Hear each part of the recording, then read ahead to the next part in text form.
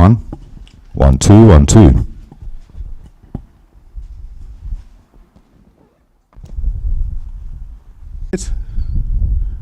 Okay, we'll bring it down a little bit.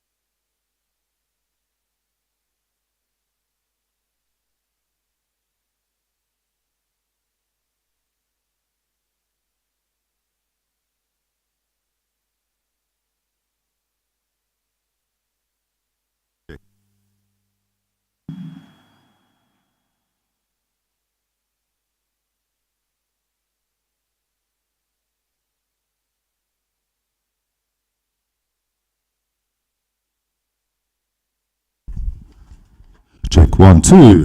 1, 2. Tom, how's that level inside? Check 1, 2. 1, 2.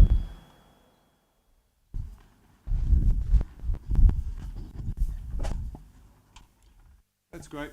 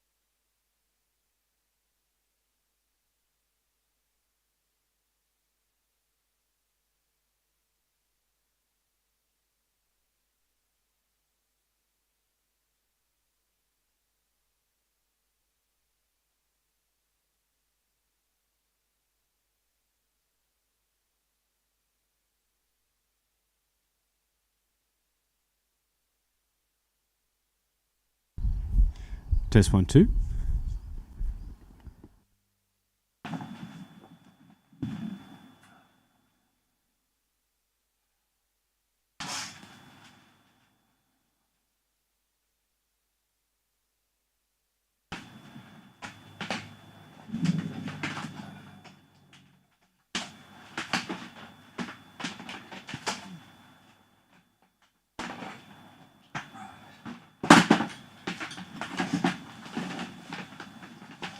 Where are you at?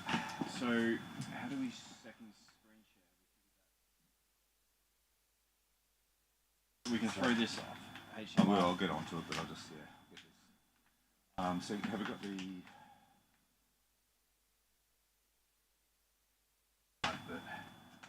one in there, but nothing over here. You got one on one side, not the other.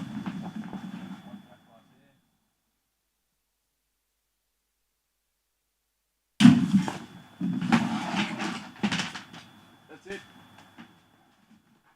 There should be a spare cut. Oh yeah, unfortunately I gave the fucking long extension course to someone yesterday. Now I need it.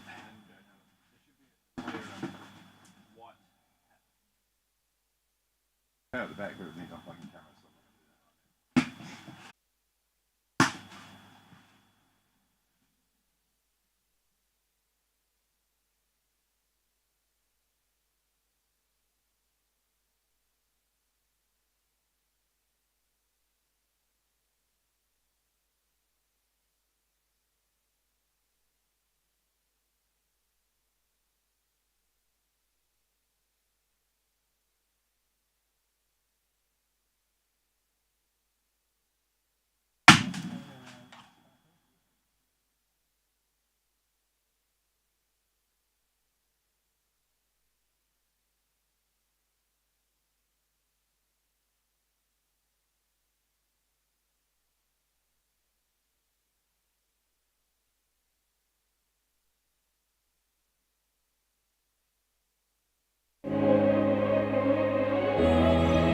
Since opening our campus 150 years ago, we have constantly evolved.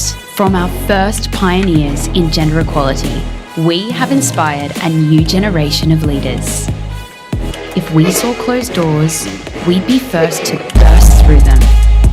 As we have evolved the world around us, helping our students reach new heights. We have given shape to the laws of nature and the nature of our laws. We have helped preserve ancient languages while breaking new ground with the written word. Although we are proud of what we have achieved, we remain resolutely focused on the future. By continually becoming the change we wanted to see, the University of Adelaide has evolved into one of the world's leading universities. Because by making history today, we will build the world we want for tomorrow.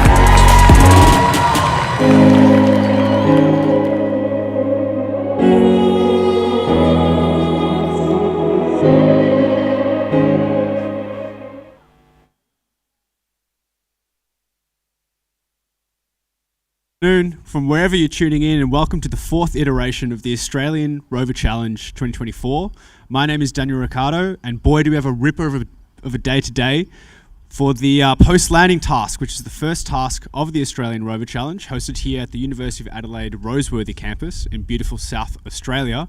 It has been absolutely perfect weather. We've had a bit of wind, a tiny splash of rain, but the conditions are wrapping up to be a sensational for these competitors from across Australia, including Bangladesh and Poland.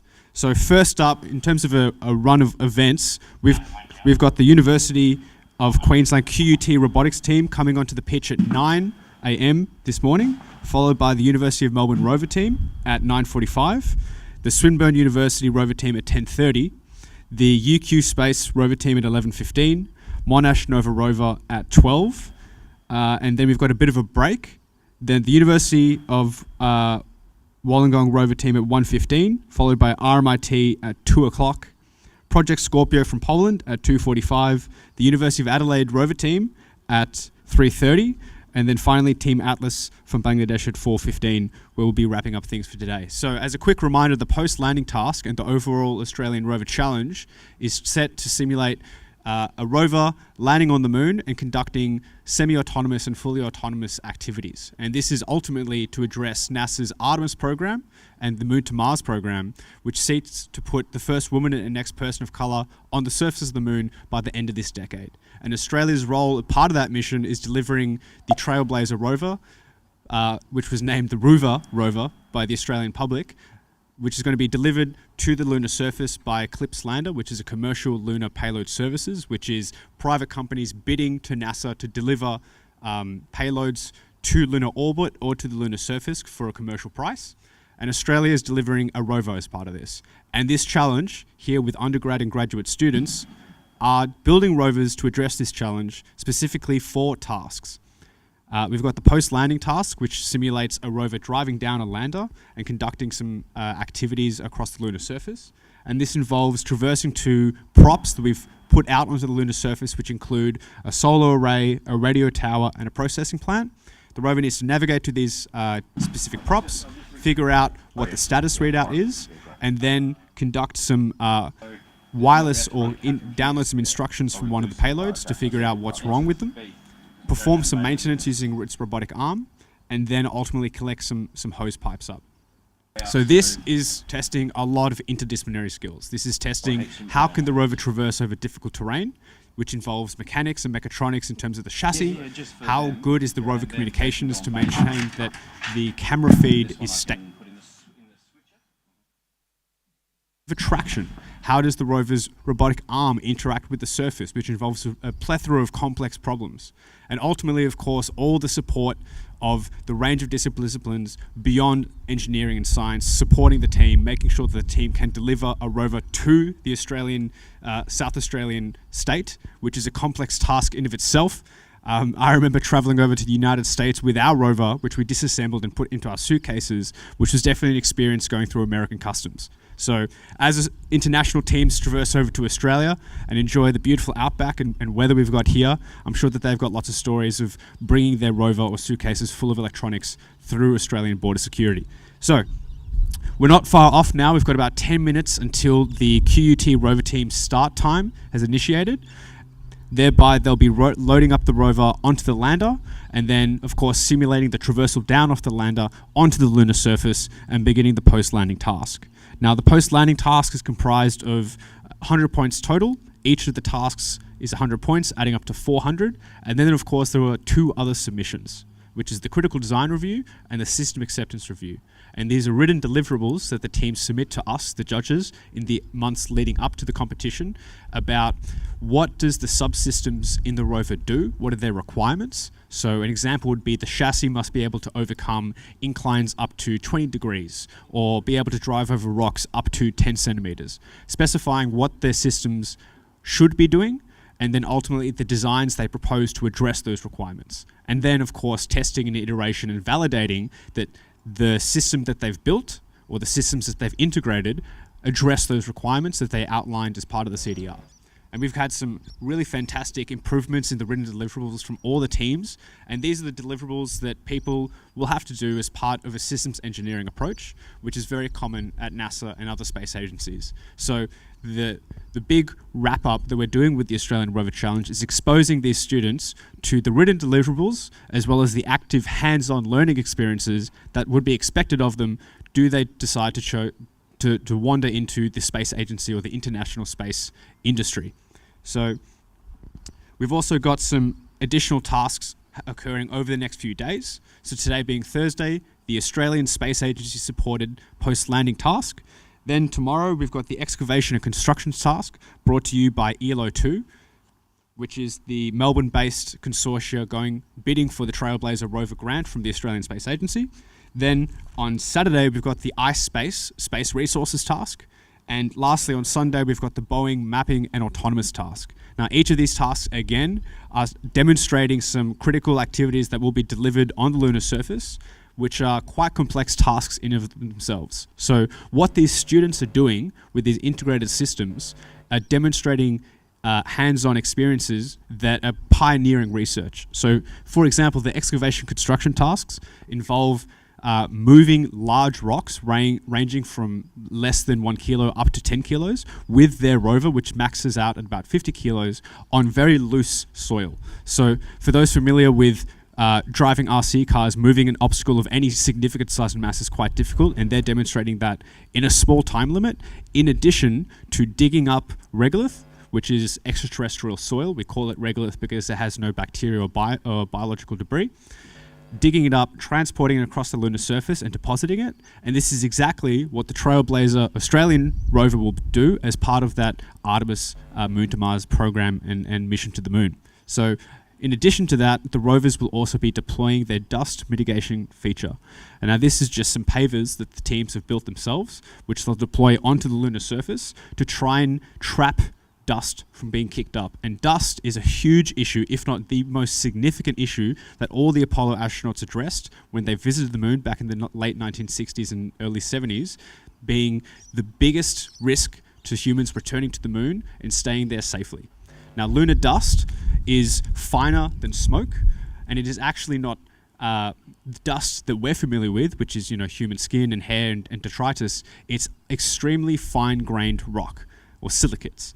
And these are so fine-grained that if you inhale them, it gives you silicosis similar to asbestosis. So dust is a huge issue, and anything we can do to mitigate it being kicked up into the lunar environment is critical. So what these teams have done, have designed their own pavers, which integrate with their lunar rover, which they'll deploy onto the lunar surface, again, in addition to all the other activities they're doing within that 40-minute time limit, and then demonstrating that their rover can do foundation services. Now, this is a really critical term, again, from the Trailblazer remit, suggesting that a rover must be able to do these baseline foundation services to help in the development of a lunar base. So digging and moving regolith is extremely critical because you can build things like berms, which are just small hills that allow, if a rocket was to come down, blast rock and dust away with its lunar plume, that berm would help protect the infrastructure and the astronauts on the lunar surface, because the lunar gravity is so low, there's no atmosphere, so any dust or debris that gets kicked out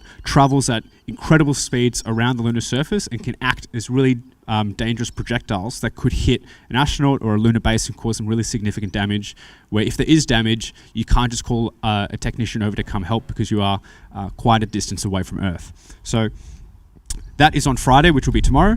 And then on Saturday, we've got the iSpace Space Resources task. Now, this is really critical because we're getting the teams to demonstrate in situ resource identification and prospecting. Now, in situ just means in place. So rather than digging up some ore, bringing it back to some sort of processing plant and processing it there, in situ means in place. So the rover drives out. So icy regolith, so icy or frozen soil, is one of the key resources on the moon, which is just frozen water. And frozen water is really critical because you can use it for processing, you can split it into hydrogen and oxygen for rocket fuel, you can use it for agriculture, for developing atmospheres for humans to breathe. And then ilmenite is a iron titanium mineral, which we can use for extraction of metals and then producing metals on the lunar surface, so we don't have to ship things over there. So again, the Space Resources task involves the rovers traveling across the lunar surface, going to each of these sites that contain space resources, identifying how much is there, and then extracting specifically the frozen regolith. Now, this is an extremely complex task that is at the forefront of the literature, and these student teams are doing it on their rover in a time frame as part of a competition. So some really incredible things that these teams are doing. And then in addition to that, they've also have to give us a presentation justifying or validating how the data that they collected is valid and why they chose specific designs. Now, again, this is really critical because engineers and scientists not only need to do pioneering research, but be able to communicate it. And science communication is a really critical skill that we're hoping that these students get to practice here as part of their space presentation, and also go take back to the universities and showcase and share the knowledge that they're generating.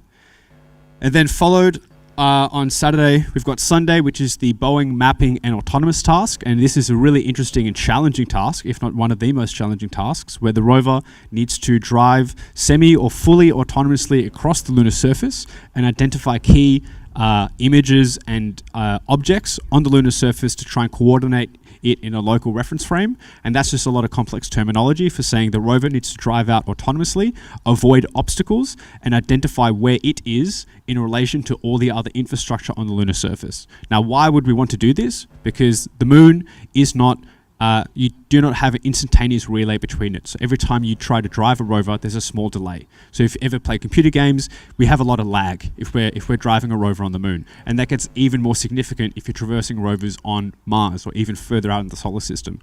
So making sure that a rover can make its own decisions, act autonomously, avoid obstacles, and do these things in a way that doesn't rely humans in the loop is really significant and a huge area of research that a lot of the space agencies are going towards. So if you're able to input specific commands, like go to that rock and figure out what type of rock it is, what is its local environment, and the rover acts out those actions in terms of I need to go over there, avoid the obstacles, approach it in the right vector, make sure that the science I'm collecting is across multiple data points, download that data, splice it up, and then send it back. So lots of autonomous processes that are really critical to ensuring that missions are quick, rapid, and sustainable. So we'll be starting the start time for the first team competing in the Australian Space Agency post-landing task. And this is really exciting because this is the 4th year bringing to you the Australian Rover Challenge. And boy, look at the lunar surface. It is absolutely monstrous. So in the past, I think we've more than doubled the dimensions of the Rover Challenge. And now we've got some really significant hills and obstacles. So the hills we've introduced are in excess of 1.2 meters tall. And these are quite small relative to the lunar surface, but quite significant in the sense that these are large obstacles that the rover probably can drive over, but you wouldn't want to get your rover stuck there and lose some points. So we've really significantly scaled up the lunar surface, scaled up the obstacles, included some quite significant challenges in terms of radio comms and lines of sight. And we've really managed to expand out what the challenge looks like, what we can do with the challenge, how we can address some of the scaling out issues that we had in the past, and making sure that we can deliver the best competition to these students who work so hard year-round to make sure that we're providing the best platform for them to demonstrate their rover and showcase it to you around the world. So the start time for QUT has officially started. They're still doing some checkouts with the rover. So again, sometimes you may not see rovers traveling around all the time, and this is a culmination of a lot of issues and very complex issues. The rovers have been designed and built by undergraduate students in their spare time, in addition to part-time work, university study load. And again, the complex issues associated with bringing a rover interstate or overseas, reassembling it, troubleshooting it, making sure that it works under extreme competition scenarios and environments is quite tricky. So at any time, I really encourage you to get along with the team, celebrate every success, minor or major, and really make sure that in attending the Rover Challenge, you're really getting the experience, not just the outcome of how many points did you score and what place did you come. And that's what the main thing we're trying to cultivate with the community, is that the sense of interdisciplinary collaboration and the sense of camaraderie.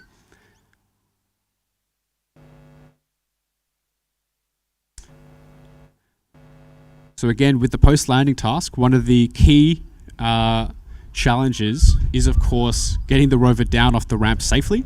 It's about, I think, almost a meter off the ground, getting it down that ramp, which is not a complex, which isn't a simple action in of itself. And this is one of the tricky things that a lot of the rovers being deployed to the lunar surface will have to do, is they travel the several-day journey over to the moon and then have to descend down the lander, cheers boys, and make sure that they can traverse down the lander ramp safely and not fall off the ramp on that last critical point or that scenario. So the lander has been, as well as all the other props, have been developed in collaboration with a theatre group, which makes them look absolutely phenomenal. And these props have been developed specifically to give the sense of scale as well as interactive objects to the teams. And right now in the live stream, you can see the QUT base station team. So the teams are split up into two. You've got the base station team operating the rover via commands from their temporarily set up base station. So that is currently inside the tent. So these are temporary tents that we pop up. And then they bring along all their monitors, computers, and electronics to interact with the rover. So you've got the base station team tele-operating the rover from their base station. And these base stations are fully sealed once the task time starts.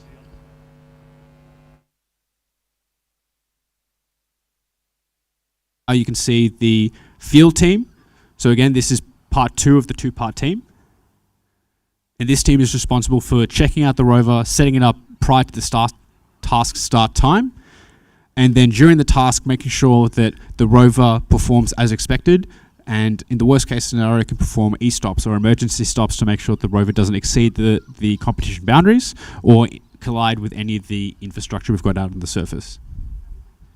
And again, these two teams, once the task time starts, we're simulating what it would be like on the lunar surface. There's no communication entering or exiting the base station once the task time starts, simulating what it would be like once you're part of a mission control team at NASA or in Australia, controlling a rover completely remotely on the lunar surface. Now, the benefit, of course, of being at a competition like this is if something goes wrong, you can just walk out onto the field and fix it. But on the moon, it's not that simple.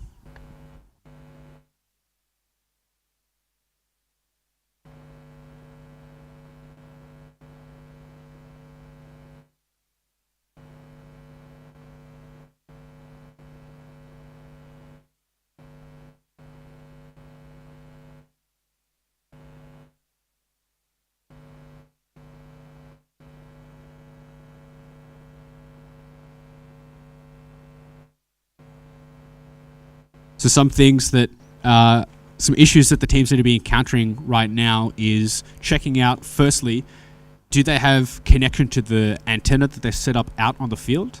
Does that connection remain stable from any orientation of the rover being out on the pitch?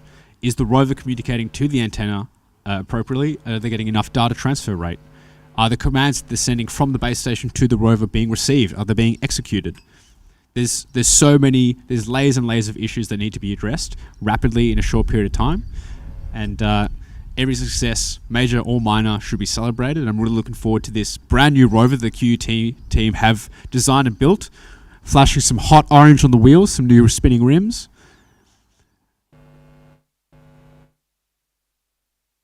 So a lot of the rovers we're seeing today, or over the next few days, have been designed and prepared specifically for this rover challenge in a new and novel way. So each year the teams come along, learn a lot of experience, and then take those experiences back to the drawing board and design and iterate upon their designs. So it's always fantastic to see how these rovers evolve each year and how they converge into new design frames, which is a long way of saying everyone comes up with new solutions to the same problem, which is phenomenal to see because we get to see a range of different ideations and novel solutions to the same complex problem. We get to see rovers with different chassis orientations, different suspensions. Some rovers have 6 wheels, some have 4. Some have a rocker bogie suspension, which is like what you would see on the NASA Perseverance rover. Sorry, the NASA Curiosity rover. The rover currently up on screen now is in a beautiful purple, I believe it's a folded sheet metal. It's got a fantastic robotic arm as well as some antennas out onto it. So QT have approached the challenge with a 4-wheel rocker system, 3D printed wheels. A lot of the teams have decided to go with 3D printing because it allows a lot of novel design space in terms of rapid prototyping. You can print out a wheel in less than a day, or sometimes some teams take 5 days to print one wheel. It's really up to you in terms of the material that you choose. Do you use a flexible TPU type material, or do you decide to go like a harder PLA? And these are 2 different plastics you can 3D print with. And then you can start combining them. So maybe you want a rigid inner wheel with a flexible outer tire. And it opens up a lot of novel solutions in terms of how do you optimize the size to weight ratio? What design do you use within the rim? And then making sure it's structurally sound so it can take load from any direction like a wheel should do. And then of course you've got the ultimate choice of color. What color do you choose? What's your brand for your rover team?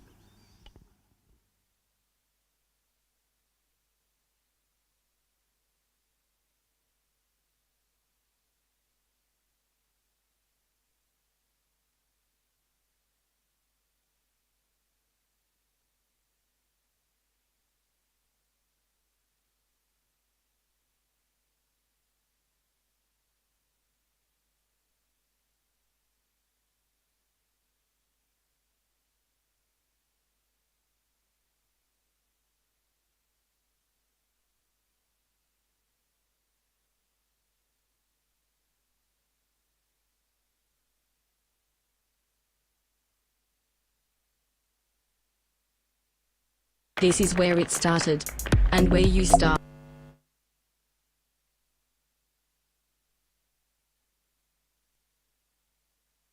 Live stream now from the base station. Again, this is live active troubleshooting, trying to make sure that the base station setup is communicating with the rover. This is live troubleshooting, the team actively trying to figure out what is wrong, diagnose the problem. Now currently, because they're still in the setup time, they haven't initiated their start time, the base station and field teams can leave and communicate with each other to help set up the rover, and we do this specifically for this reason, to help the team troubleshoot and interact with each other. And then once they initiate, they can begin their start time, and they're just about under 10 minutes into the official start time, so they've got about 30 minutes remaining on the clock. And just as a refresher, some of the points up for grabs so that those of you at home know what is going on as the rover launches itself down the ramp. In the first activity, we've got the systems check, and this is you get points for descending down the ramp, then navigating to navigating around the lander and checking it out for damage. And we do this just try and simulate what a rover would be doing, is once it descends down the ramp, trying to spec out what happened during transit and descent to make sure that the lander has taken no damage.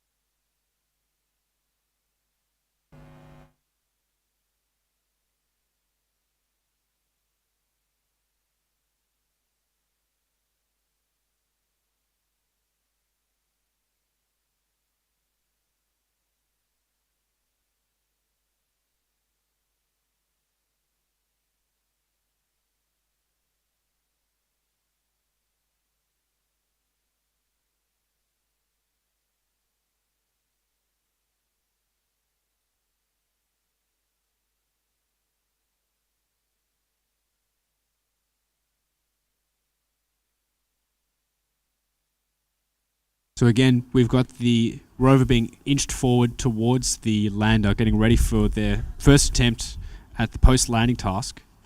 They've got about just over 39 minutes left on the clock. Sorry, 29 minutes left on the clock. And again, after the site check, after the systems check of the lander, the rover will then be traversing to each of the props that you saw out on the field. And each of these props are simulating some key infrastructure that might be on the lunar surface before the rover touches down, and definitely before humans touch down. And right now you can see one of the lovely judges setting up the propellant hose connection on the rear of the lander. Now this is simulating a key task that needs to be done on the moon. Now when you send a lander to the lunar surface, it expends a lot of fuel transiting through space, and especially during descent. Now, one of the key things is making sure that anything that we send to the moon is reusable, or at least has many purposes. And what the rover is going to be demonstrating as well is trying to connect this propellant hose from the lander and connecting it to another piece of infrastructure to make sure that we can refuel spacecraft once they descend down onto the moon, so that we can reuse them for other transit processes. Now, there's many issues involved with this action, because you've got to deal with what sort of connector do you use. There's no standard protocol. There's no USB-C on the moon. Then, of course, you've got the dust, and you can see the QU team walking out the rover, safe carrying it onto the lunar lander, preparing for their official start task time. And you can see just how soft and pliable the lunar surface is. Now, we don't have lunar regolith. We've got terrestrial soil, but it's extremely fine-grained, extremely loose. And it'll be even more so on the lunar surface, because you've got a process called space weathering. There's no rain, there's no wind on the moon, but there is a lot of radiation. There's a lot of heat. There's a lot of micrometeorites and meteorites that pulverize the lunar surface over billions of years, crushing it, grinding it down to a fine dust, which is why we see this lunar dust, these lunar silicates that just loft freely into the off the ground as the Apollo astronauts were flailing around on the lunar surface. I really recommend you check out Apollo astronauts falling over on YouTube, and you can just see just how hazardous this dust is. It gets kicked up, it stays aloft. It's so light in the lunar gravity, it just stays aloft of electrostatic forces. And these are some of the issues that, if these teams decide to progress onto into the space industry, that they will have to address, because dust gets everywhere, it clogs everything, and it's a really big risk to humans and robotic infrastructure. So it's 9:13 on the clock. We've got QUT. The rover is up on the lander. The base station has been or will be sealed very soon.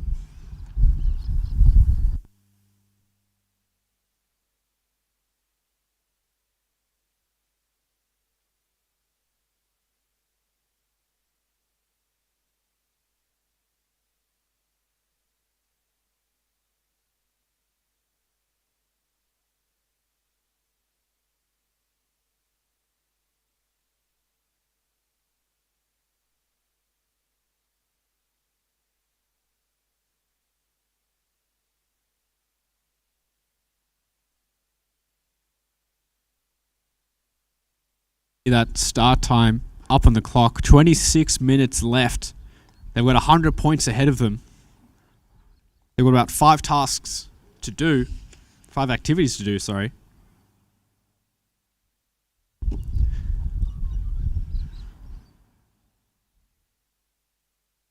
There's a lot that can be done. They've done a lot of troubleshooting. They've done a lot of live problem solving.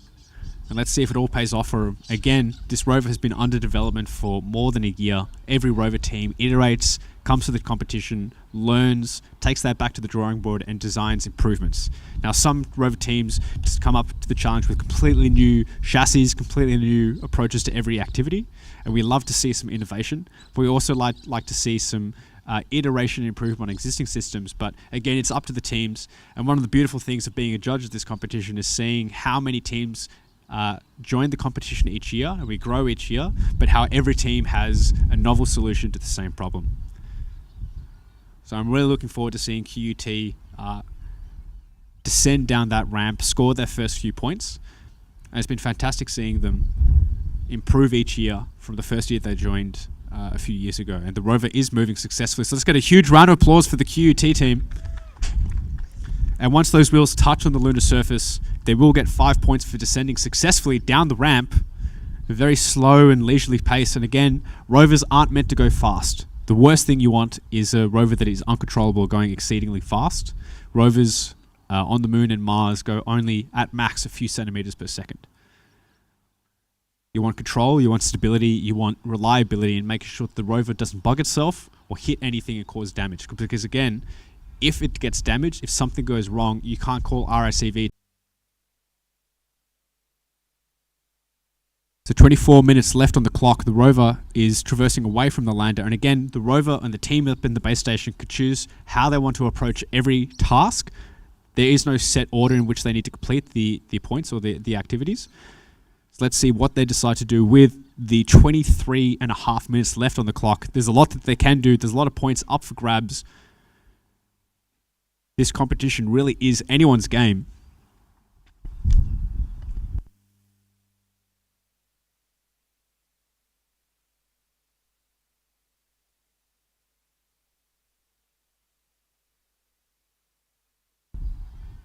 You can really see some of the lunar soil picking up around the grouses on the wheel. And the grouses is just those teeth or the fins that wrap around the wheel. And it's a really complex solution. How do you design a wheel for the lunar surface? It's not that straightforward. Tires aren't very useful because it gets no traction, so you need these grouses that allow you to dig into the surface but not bog yourself down. And it's this really interesting balance running along this knife's edge of how big the rovers, how big are the wheels, sorry, how big are the grouses, how many grouses, what are their dimensions, are they square, are they round? And one of the things I really want you to pay attention to is really looking at the detail of every rover, because every single aspect of this has been designed or built by an undergraduate student in their spare time and for a very, very tight budget.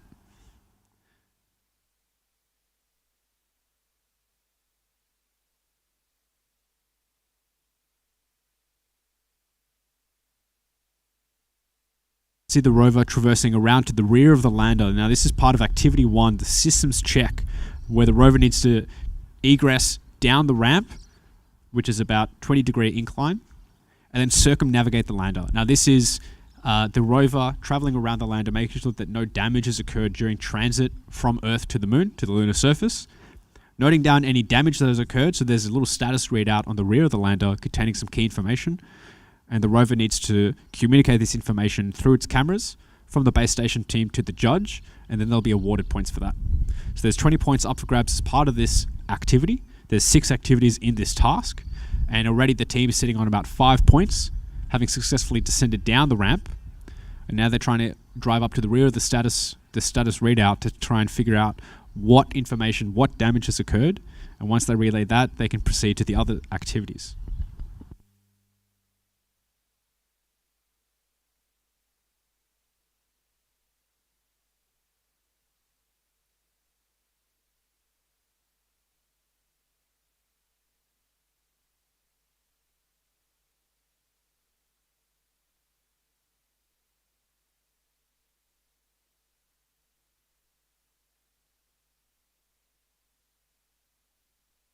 Now up on the screen you can see the QUT base station team trying to relay that information to the judge. And again, so we've got 6 activities up for grabs, 100 points for this first task. First of all, we've got the systems check, and again, just waiting for that confirmation of what is on the readout. Now, every team has a different status readout, of course, and then followed up by that is next the site evaluation. Now, you saw up on the screen the first prop or piece of infrastructure, that is the lander, the lunar lander the rover's descended down onto the lunar surface with. And now it looks like they're traversing around. Now, they get points for completely circumnavigating the lander, and after that, they'll be traversing to each of the pieces of infrastructure out on the lunar surface. So we've got the radio comms tower out on the far rear. We've got the processing plant with the other propellant hose connector and all the switches and dials that the rover needs to interact with during this task. And you can see the rover absolutely launching it across the lunar surface. So they've probably got adjustable speed, which is really important because you want high fidelity or high accuracy when interacting or driving around something careful. And then, of course, you want a little bit of speed if you're traversing across large distances on relatively flat ground. So next, it's approaching the solar array. Now, this is collecting solar power for all the other pieces of infrastructure and the lunar rover. And again, there's another status readout on this piece of infrastructure. And they get points for traversing to each of the props, relaying the unique message on its status readout, and they'll get about 6 points per prop.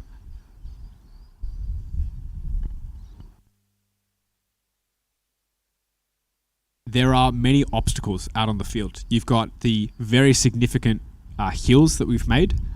Again, these pose 2 issues. One, mechanical, of can your rover physically traverse over this hill?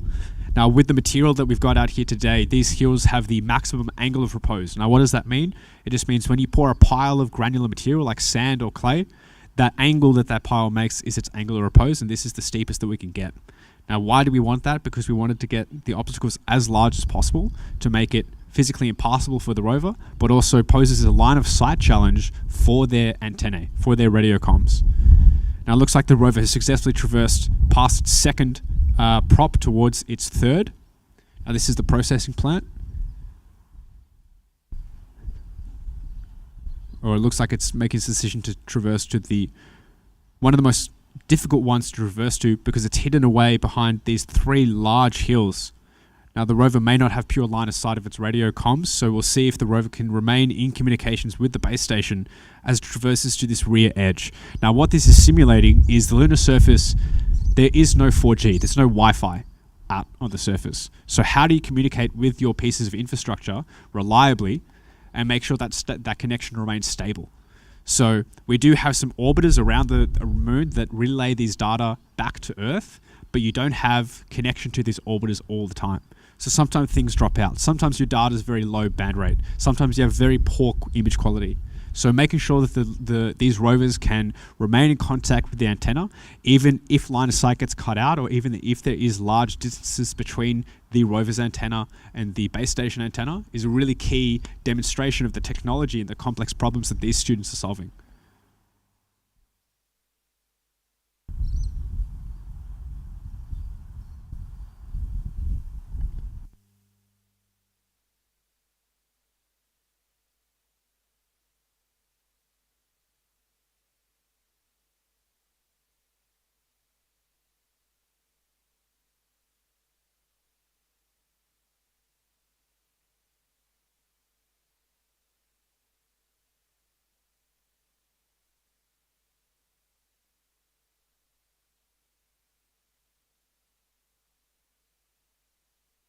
"17 minutes left on the clock, and the team is absolutely blazing their way through this task. It's phenomenal to see that they're going so well, so efficiently across this surface, even though they were started about 10 minutes late. But again, it's what you can do with the time given, not with all the time that's available. Now, it looks like they've successfully traversed to the third piece of infrastructure, which means there's one more. There is that processing plant in the rear closest towards me, and once they get the status readout on that, they'll be using the RFID scanner on their rover to download some maintenance instructions. Now, again, this is simulating what a rover may have to do on the surface. You can't plug in with the USB cable or some sort of device because there's so much dust. If you've ever had dust in any of your connectors and you try to plug it in, you've experienced firsthand a slight experience of what it would be like to plug things in on the lunar surface. And again, the dust is the main cause of this. So when the Apollo astronauts went to the moon, they tried digging, they tried lots of different mechanical tools, and they all got stuck. So there's lots of scenarios in the Apollo journal, which is the journals that the Apollo astronauts used, of them pulling their shoulders because their drills got stuck, or moon, humans interacting or interfering with the task. And we can't do that in many upcoming missions to the moon because it's all robotic. If something goes wrong, you can't just send an astronaut there to fix it.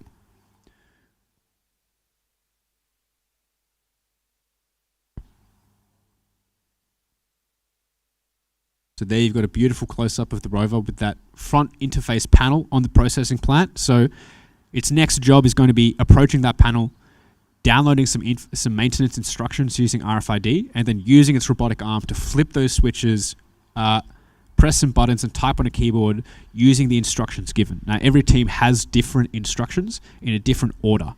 And this is one of the complex tasks of, can your robotic arm interact with this panel? And it sounds simple. It sounds simple to flip a switch or press a button. But if you're teleoping a rover with a robotic arm, it gets really complex.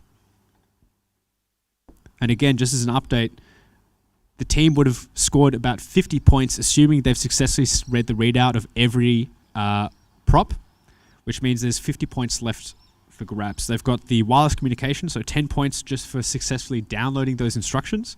If they can't download the instructions, they can opt to be given the instructions from the base station, but void those points.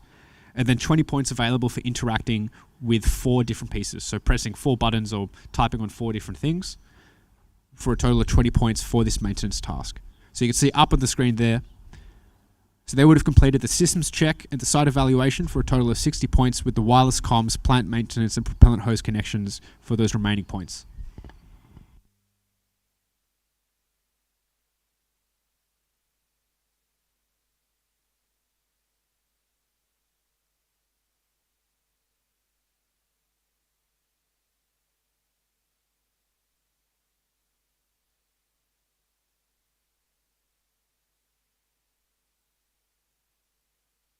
Those wheels really digging into the surface, showing just how dangerous and precarious it is. If you don't get the right traction, if your speed increases too rapidly, it is very, very easy to bog yourself down.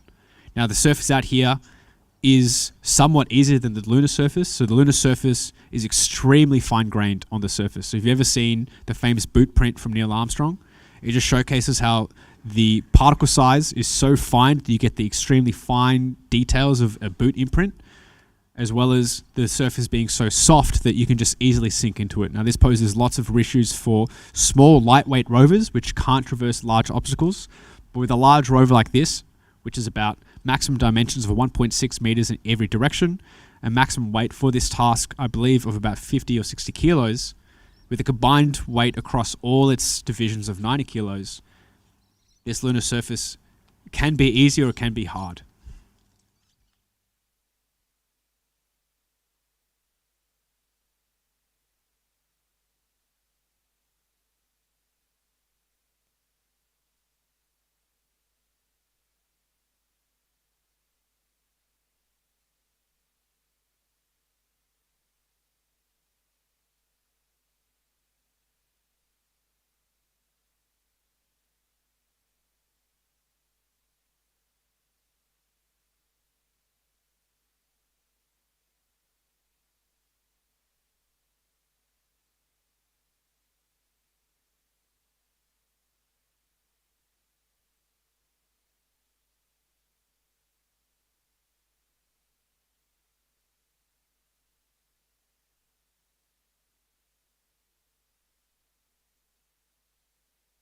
QUT team are doing a phenomenal job. In the span of less than 15 minutes, they've managed to rack up a lot of points. And there's 11 minutes left on the clock to perform the last series of tasks. So interacting with this processing plant and that panel up on the front, you could see some joysticks, some buttons, and a keyboard. And the team right now are probably trying to decide how to best orientate themselves to interact with that the RFID scanner, because you need a very close distance to get your scanner to read those instructions, download the instructions to figure out what it needs to do. Now again, the team can opt to get these instructions given to them from the base station judge, but lose 10 points. but it's up to the team to decide, is it worth that time delay? Now, this is a decision that every base station team needs to make of, is it worth sacrificing points for time or vice versa? Because time is extremely valuable, but you need to understand the limitations of your system, what you can do in a given time, and this is why practicing is so critical.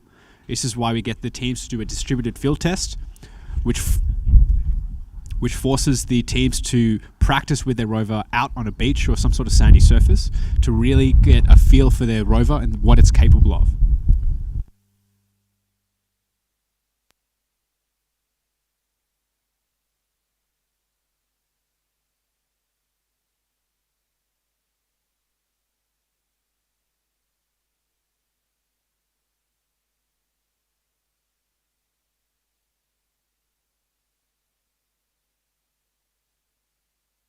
Team deliberating right now, probably deciding the orientation of how to approach this task to get the RFID, or potentially just ask the base station judge for those instructions. Now, this is the beautiful thing that we love to see every year. Interdisciplinary groups of students solving problems live, deliberating, deciding how their system can address the task to get those points. And this is ultimately what employers want to see. They want to see that you've got hands-on skills under critical, stressful environments.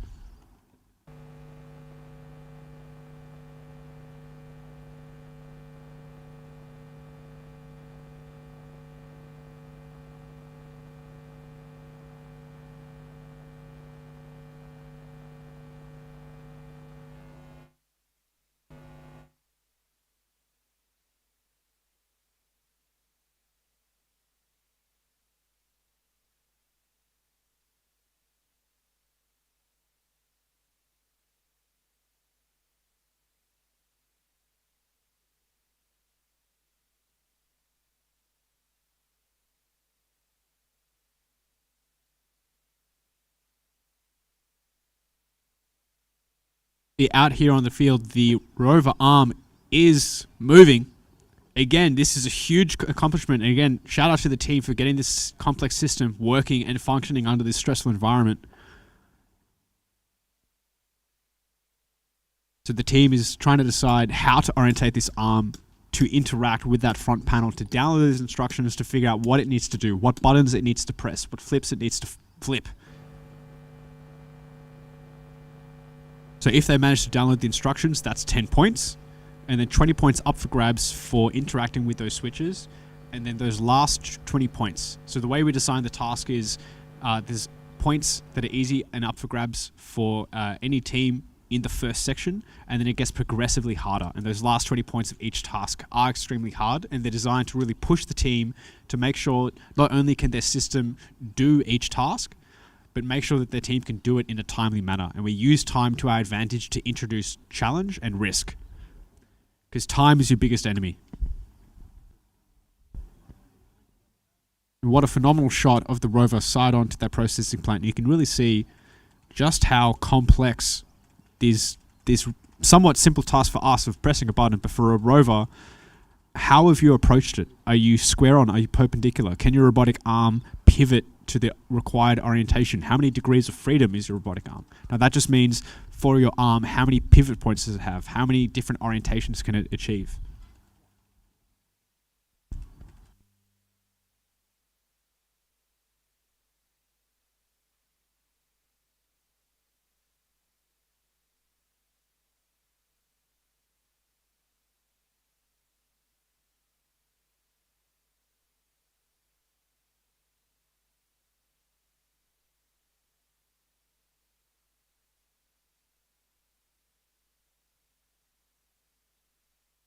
Now, just as a reminder, we've got about 6 minutes left on the clock. So every minute here counts.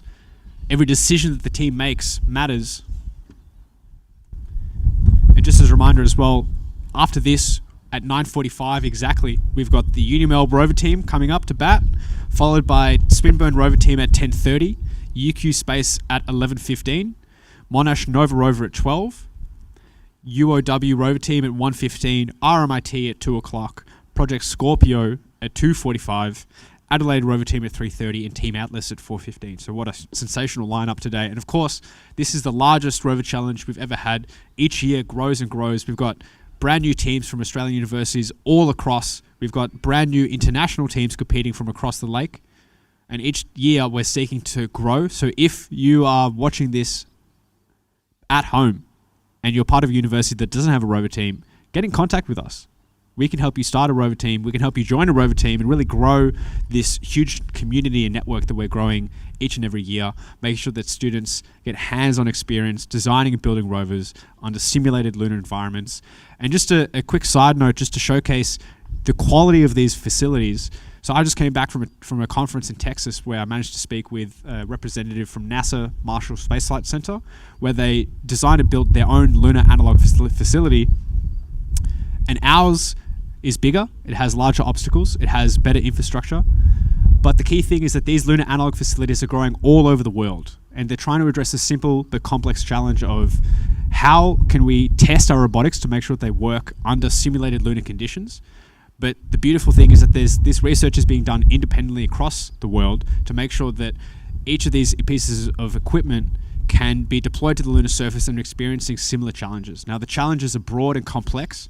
They range from how big of an obstacle, how big are the rocks, how fine-grained is the regular simulant that you're using, but also more simple things like how good is your communications under a range of different environments? What happens if you've got bandwidth dropouts? What happens if one of your antenna fails? How do you deal with UV radiation and solar radiation interfering with the code? Are your electronics radiation hardened? How does your systems deal with dust getting into the motors? How does your system deal with extreme temperatures? The lunar surface has no atmosphere, which means the surface temperature can get to about several hundred Kelvin, which is about 100 degrees in Celsius. I don't know how much it is in Fahrenheit, I'm sorry, but at night, the moment the sun sets, it gets extremely cold. So can your system withstand extremely high vacuum pressures? Can your system withstand extreme temperature ranges across a lunar day, which is about a couple weeks on Earth?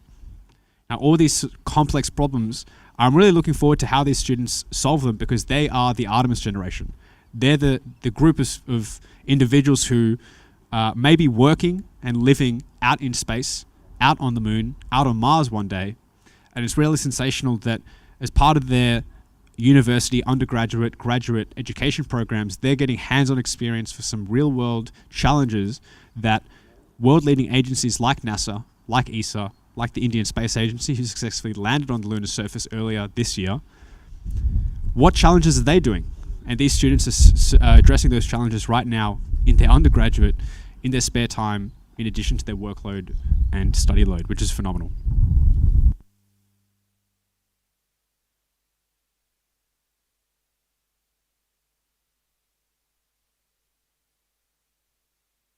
So just over 2.5 minutes left on the clock. They've burned a lot of time here trying to orientate themselves, trying to get these instructions.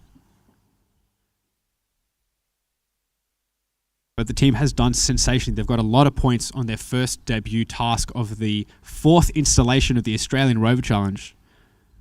Now, each and every year, we're increasing the complexity of the tasks. We're bringing up all the difficulties associated with each task to try and challenge these students to come up with novel solutions to a range of different problems. And again, the rover is slowly inching towards this RFID scanner.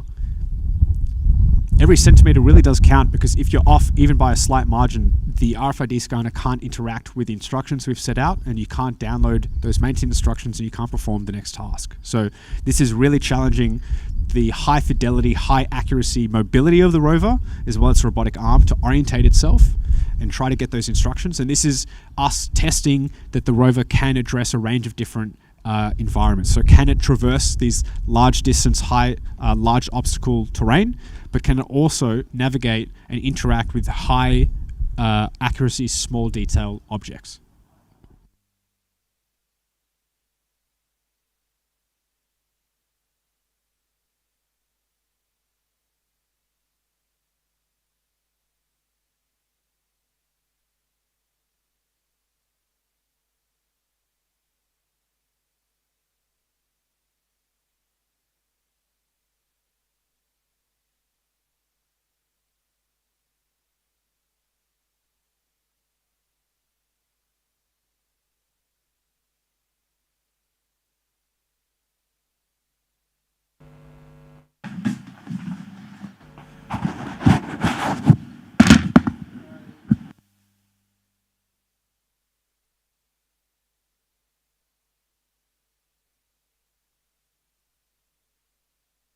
just about 40 seconds left on the clock. There's 10 points.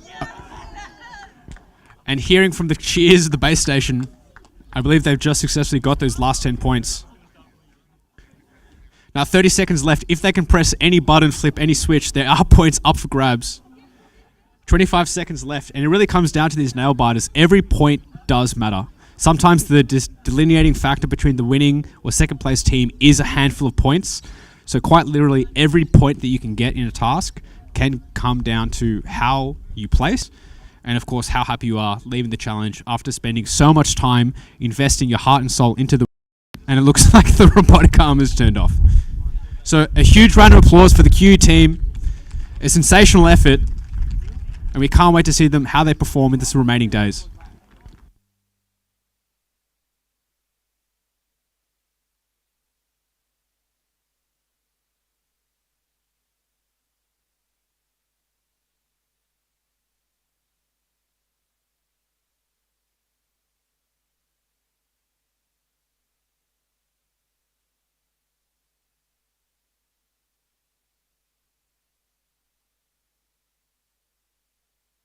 For the upcoming schedule, in just under 5 minutes, we've got the University of Melbourne Rover team coming up to bat.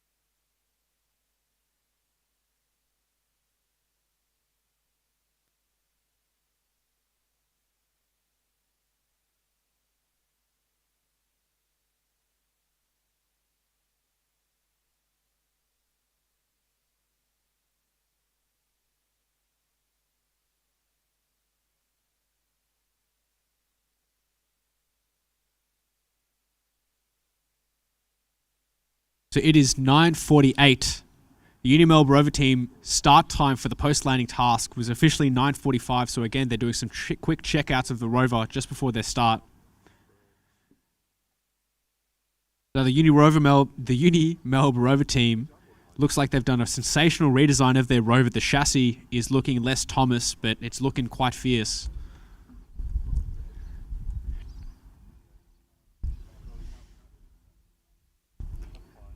Now it looks like the field has been cleared and the rover will be descending at any moment. Now again, 6 wheels for this rover compared to the previous one, which is 4. Looks like 3D printed rims and tires, rocker bogie system, which just means they've got a rocker, which is like 2 perpendicular triangles, like rocker bogie. 6 wheel, several degree of freedom robotic arm, a plethora of cameras fitted all over the rover. Now this is another simple question with a complex answer. How many cameras do you use? Where are the orientations of those cameras? What is the bandwidth required of those cameras? How much resolution do you need for those cameras? So there's so many complex solutions to very simple questions that these teams are answering.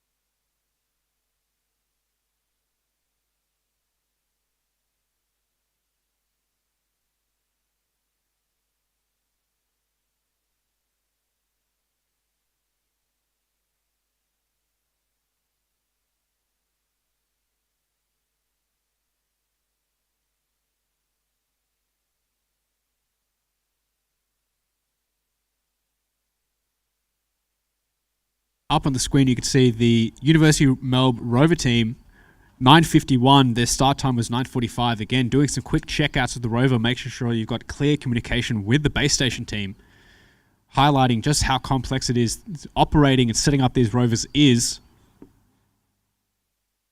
And for those back home, thank you for tuning in to the 4th iteration of the Australian Rover Challenge, our biggest and best yet, out here at the beautiful Roseworthy campus of the University of Adelaide in South Australia. Now we've got a pearler of a day, not a cloud in the sky, beautiful warm weather. We've got the galahs and kookaburras singing in the background, a beautiful Australian welcome to our international teams from Poland and Bangladesh.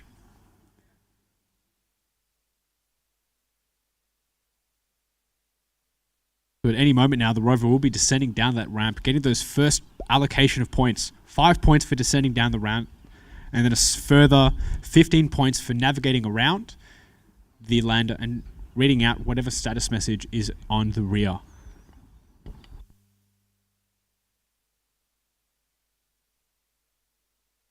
Now, if you back at home are interested in joining or starting a rover team, feel free to check out our website, Australian Rover Challenge, for further information on joining a team near you or getting in contact with either myself, Henry, or Lachlan, the head judges, of how to start a team.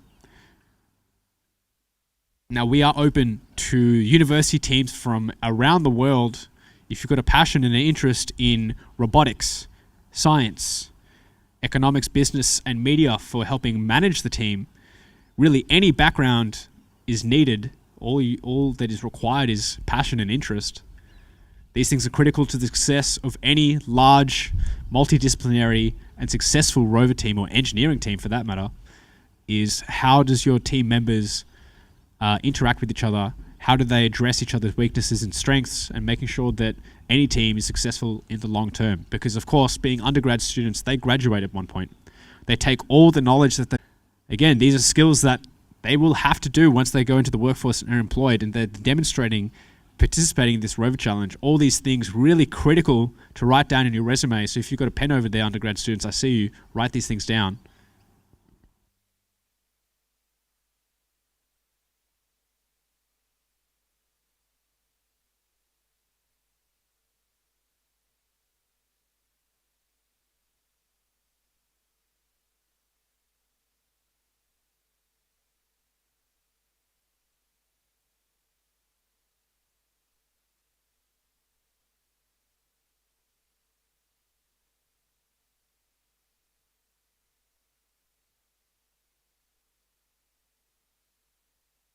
on the screen right now, you can see the Unimelb rover team, base station team, trying to operate their rover, establish that connection, and get that rover moving.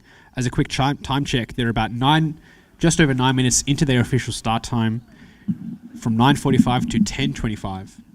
We've got about 30 minutes left on the clock.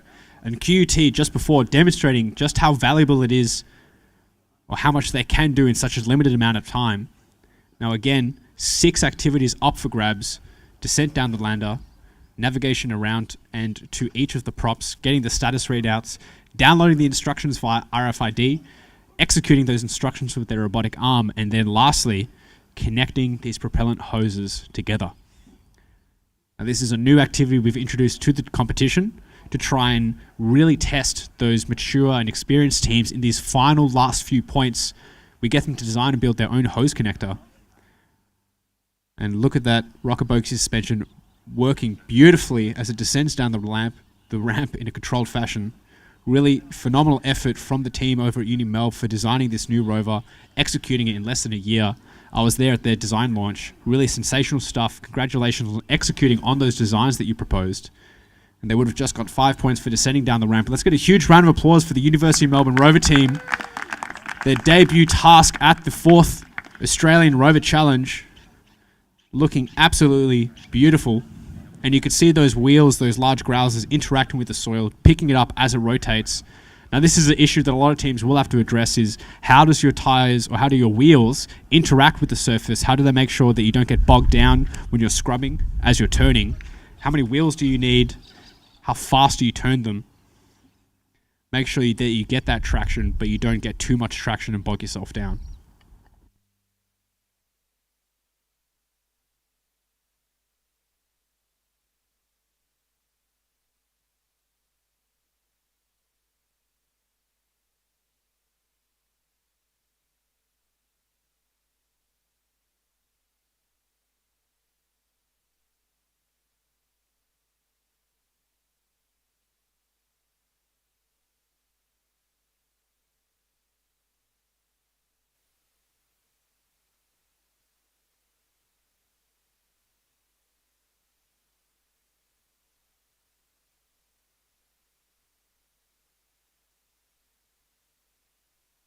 And you can see the base station team looking over the marking sheet that we give them. So this is the same marking sheet that judges use during the task to check off as they complete each of the activities. And we give this to teams so they can track what they need to do and how they need to do it so that they can get those points. You can see the rover approaching the rear of the lander, making excellent time. And you can see just in that bottom left of the screen, that green readout, the status readout containing the information, the rover getting really close and comfortable with that readout.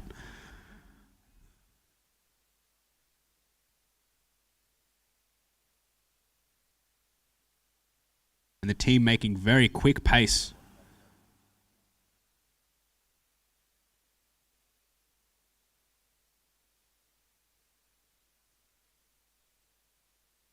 And again, just to highlight, you can really see how the soil is interacting with the wheels, and this is a really complex problem that many research groups around the world and for the last couple of decades have been trying to solve, is how does anything interact with the lunar regolith? And again, the regolith, fancy word for extraterrestrial soil, and regolith covers the lunar surface.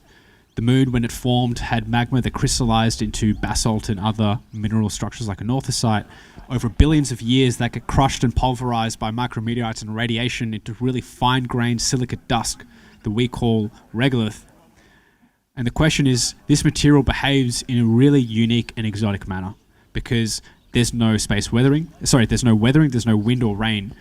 The particles that we have on Earth are rounded and smoothed from that gradual erosion, but that doesn't happen on the moon. Instead, it is extremely angular, jagged, individual grains of regolith, and how these behave mechanically is completely different to how it behaves here on Earth. In addition, you've got really significant issues with electrostatic charging, dust levitating off the lunar surface during the day. It's not a friendly place to be. And again, the rover approaching that solar array, getting that final, that second status readout, really accumulating points in short manner here, getting a lot of points in a short amount of time. They've got about 25 minutes left on the clock to complete the rest of those activities. And again, traversing to that dangerous rear comms tower in the back, hidden, obfuscated away by these three large, menacing hills.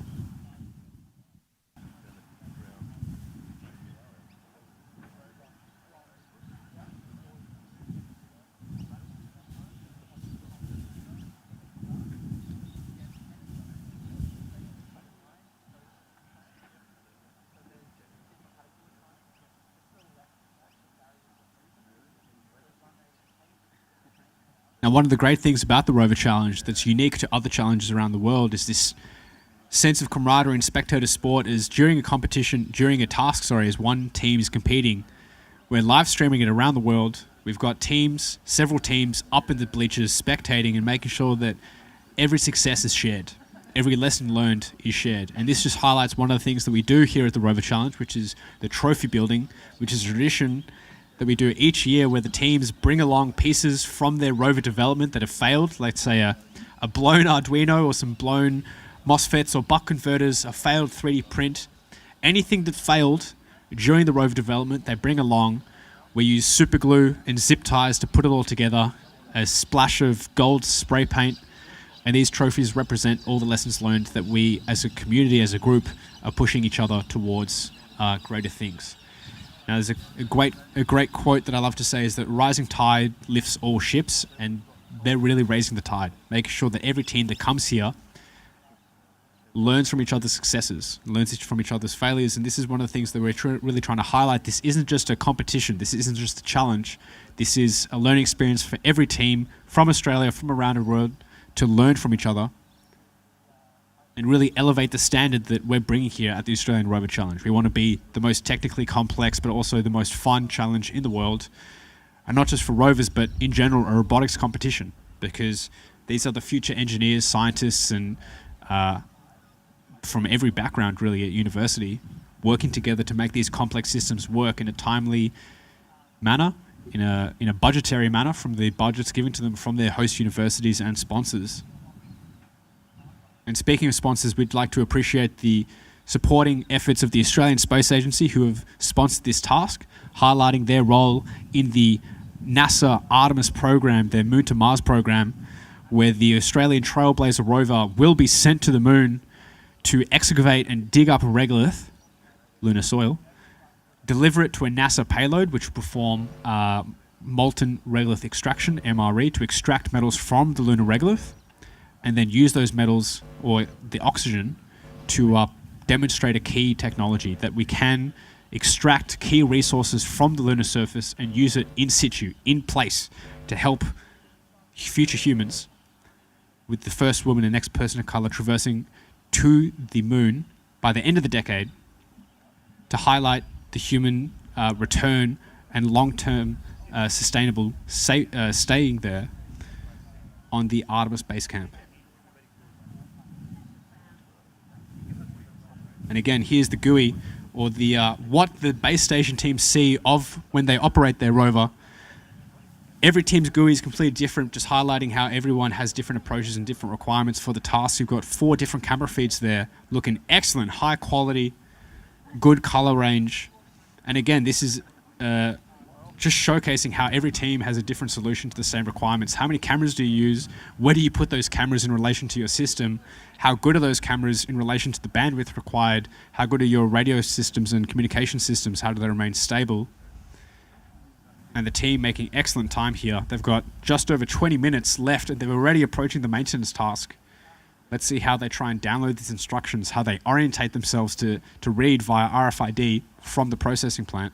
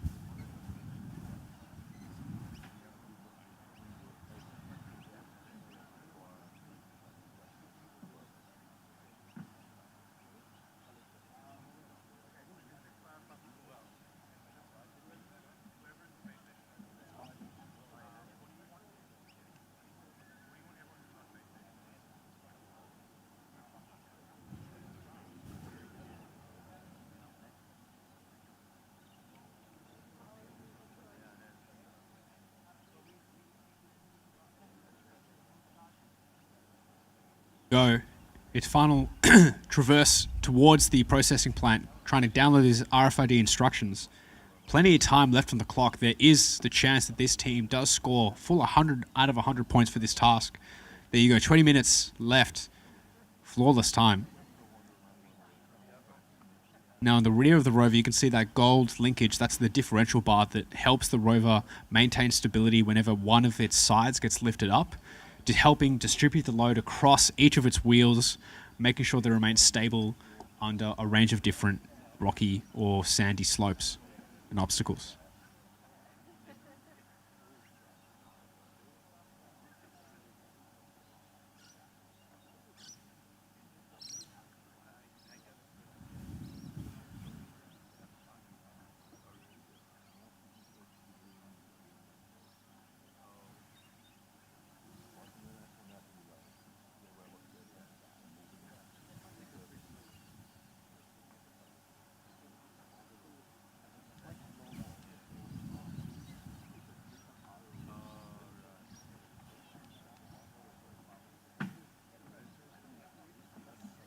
The base station team there deliberating how they're going to navigate this next little task. And just a reminder, the tasks or the activities, that no team has yet attempted are the propellant hose connections. So just underneath the rover, you can see that propellant hose snaking out of the processing plant there in space grade aluminium foil. Now these are the tasks that a rover may have to do out on the lunar surface, trying to connect pipelines to propellant hoses, trying to connect pieces of infrastructure on the moon, because it is really difficult to extract resources, but it's even more difficult to convey it from where it's being made to where it's needed. Now, this is a really complex issue because how do you make a standard connector? What connector do you use? How do you make it universal? There's several companies traversing to the moon this year alone. I think there's something like 60 missions to the lunar surface this year. Now, how do we standardize between those companies of what infrastructure, what connectors, what standard protocols, what communications protocols do we use? So this is a really complex solution. You can see the arm there unfurling itself, looking absolutely phenomenal.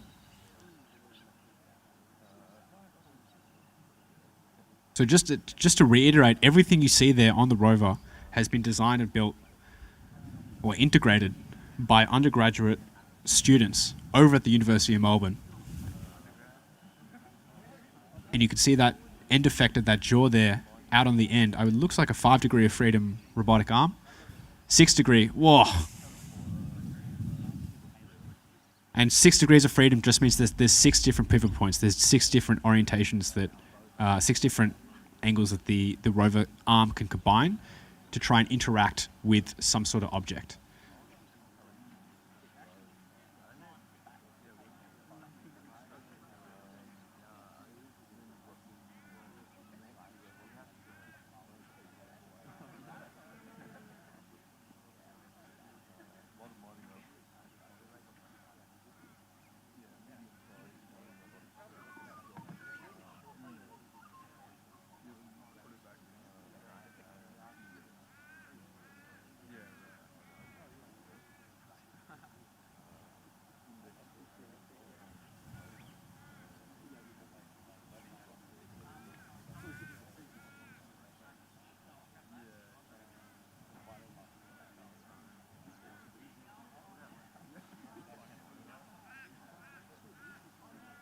Now, one thing I really want to stress is that these teams are doing all these activities in a very, very limited time, 40 minutes for this task. On the moon, missions or individual activity packets take several hours sometimes because there's no margin for error and there's no time limit because they're not in a competition. So things on extraterrestrial surfaces are very slow. It looks like the robotic arm there.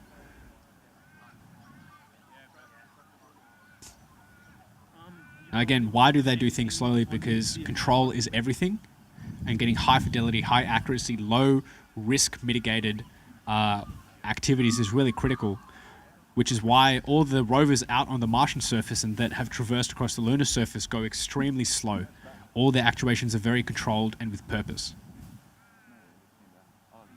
And just a quick time check, so they've got just under 15 minutes, left of the task to try and get these remaining points. And it looks like this might be one of the key cruxes that all the teams will have to overcome, is how do they orientate themselves to this processing plant and get these instructions to perform the rest of their tasks. And you can see there, up on the scoreboard, the wireless column is 10 points, the plant maintenance 20 points, and the propellant hose connection 20 points. Now these propellant hose connections may be very, very difficult because the rover needs to pick up those ends of the hoses and connect it to the appropriate connector. And they've actually designed and built their own connectors for this. And this is one of the unique things that we get the teams to do, is design their own solutions for the tasks. And it's not just us giving them something to do with our own design. So we're really opening up the design space for them and getting them to test their skills in engineering to try and solve these problems. And again, just for reference, that little white square on the bottom left of the processing plant, that is the RFID card we've loaded with instructions.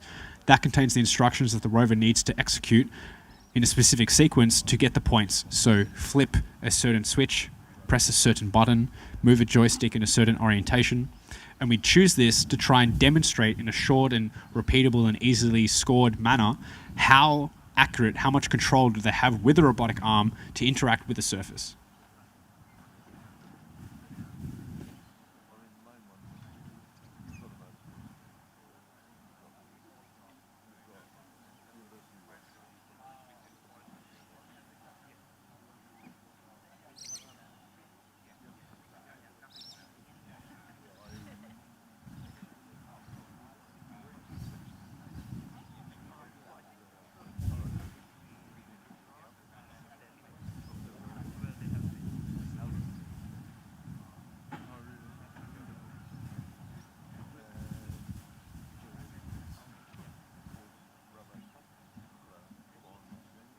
And you can see it using sort of the back of its wrist to try and interact with that RFID scanner, and getting the orientation and sort of positioning of their scanner onto the card is really critical.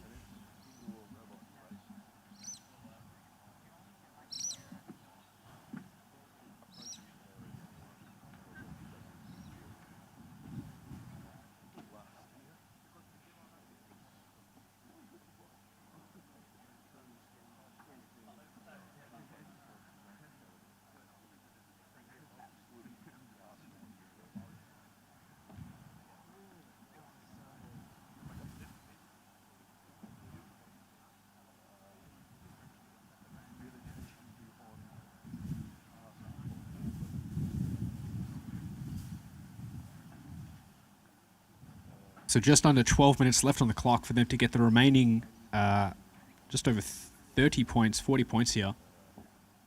50 points, sorry. Now, every decision they make is critical. How do they orientate themselves for the processing plant maintenance? How do they orientate themselves for the propellant hose connections? Which route do they take? Which route do they take? How fast do they go?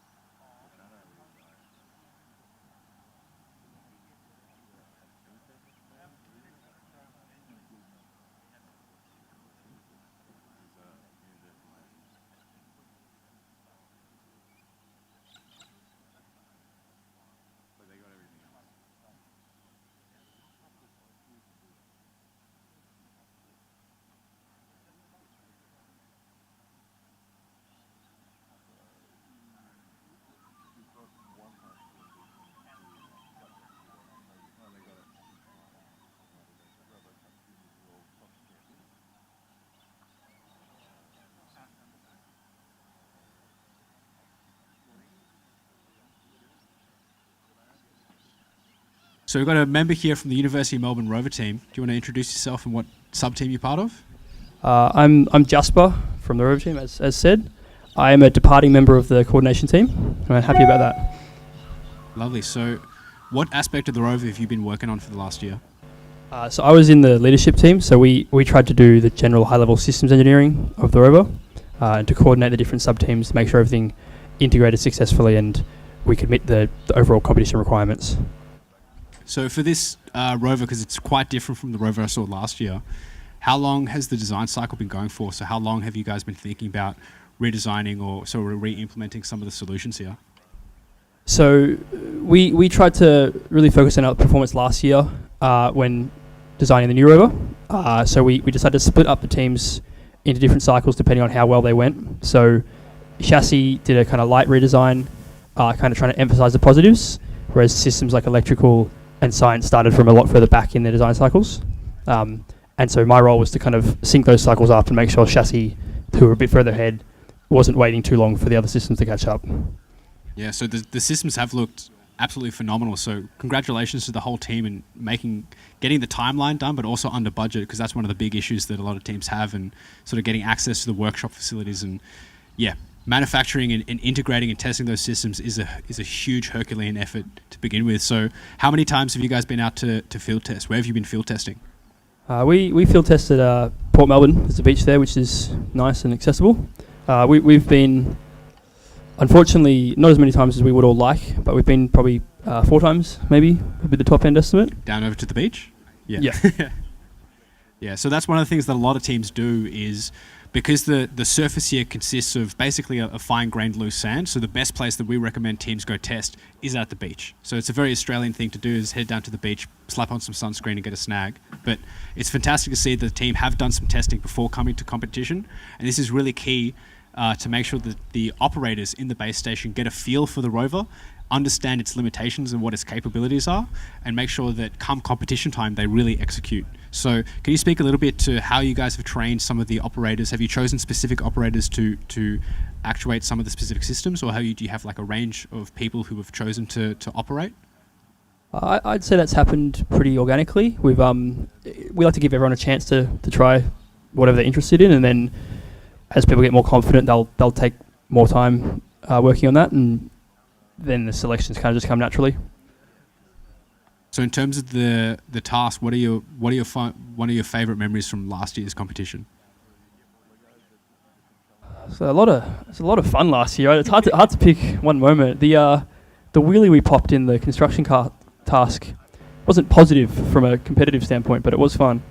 I think the general sense of collaboration within the team and with the other teams was the highlight. I think I didn't really know what it would be like coming into it, and it was really positive and supportive from all the teams. That was the highlight.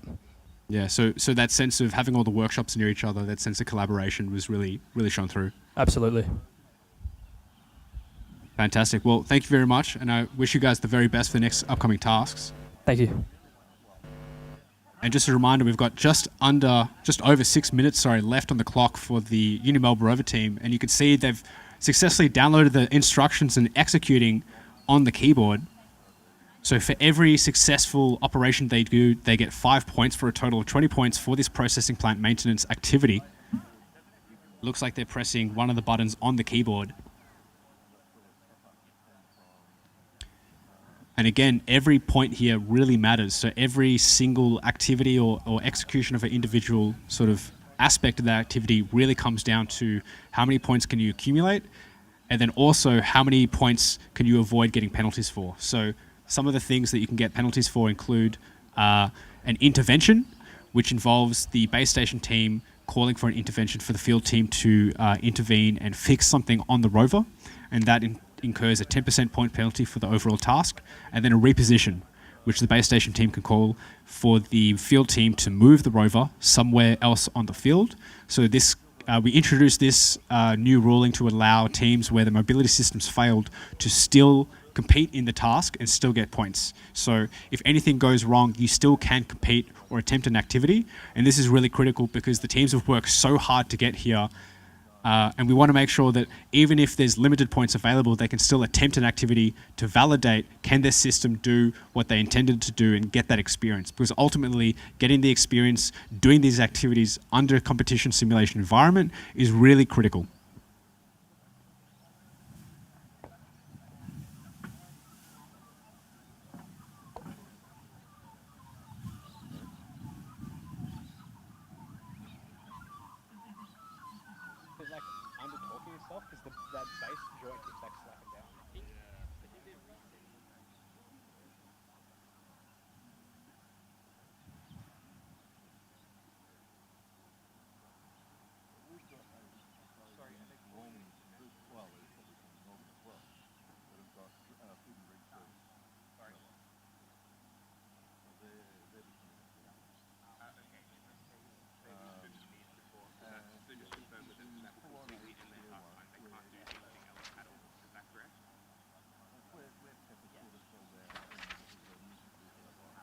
Yeah, okay. In which case,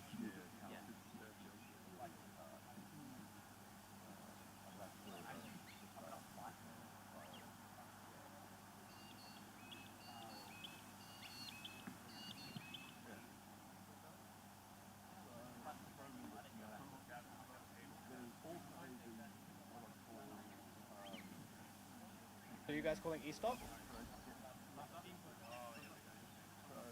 Just confirming the base station team have called for e-stop, and that is the end of the Unimelb Rover team task time for the post-landing task. Let's give them a huge round of applause for attempting a Herculean effort, getting a huge amount of points up on the scoreboard.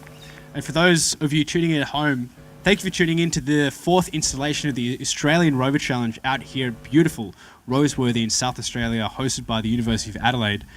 Now, coming up next, up to block, we've got the Swinburne Rover team at 10:30, so just under 8 minutes, followed by the UQ Space Rover team at 11:15, the Monash Nova Rover team at 12, a lunch break followed by the UOW Rover team at 1:15, RMIT at 2 o'clock, Project Scorpio at 2:45, the Adelaide Rover team at 3:30, Team Atlas at 4:15, and that will be the end of the post-landing task on the first day of the Australian Rover Challenge, Friday. Beautiful sunny day, beautiful weather, not a cloud in the sky. The Galahs and Kookaburras singing beautifully, welcoming the international teams to Australia, to the wildlife here. And just as a reminder, tomorrow we've got the ELO 2 excavation and construction task, ELO 2 being one of the consortiums vying for the Trailblazer bid hosted by the Australian Space Agency, where the rover will be executing a series of activities including rock clearing, excavation, transport of regolith, and then paver construction, followed by the ice space resources task on Saturday, where the teams will be doing in situ, in place, resource prospecting and ice extraction, followed by, on Sunday, the Boeing mapping and autonomous task, where the rover will be traversing semi or fully autonomously across the lunar surface, trying to identify and localize the piece of infrastructure, as well as itself, demonstrating that the rover can operate autonomously. Now, all these tasks are extremely complex and extremely detailed, and we're getting undergraduate students to compete in each of them in a very restricted time, under very restrictive environment. And this is really showcasing hands-on learning experience. Now, going to university is one thing and getting a degree is another, but really coming together in interdisciplinary student teams, designing, integrating, testing, and deploying these complex systems and overall team operations is another. Now, this is exactly what employers look for when hiring, and what people look for when looking at the identity and the character of people is what skills and experiences do they have beyond university. Now, this is the reason why we did the Australian Rover Challenge. Firstly, to provide a platform for students to experience this and to get these hands-on learning skills, which are so critical for the future generation seeking jobs in the space industry, or even more broadly just in any industry.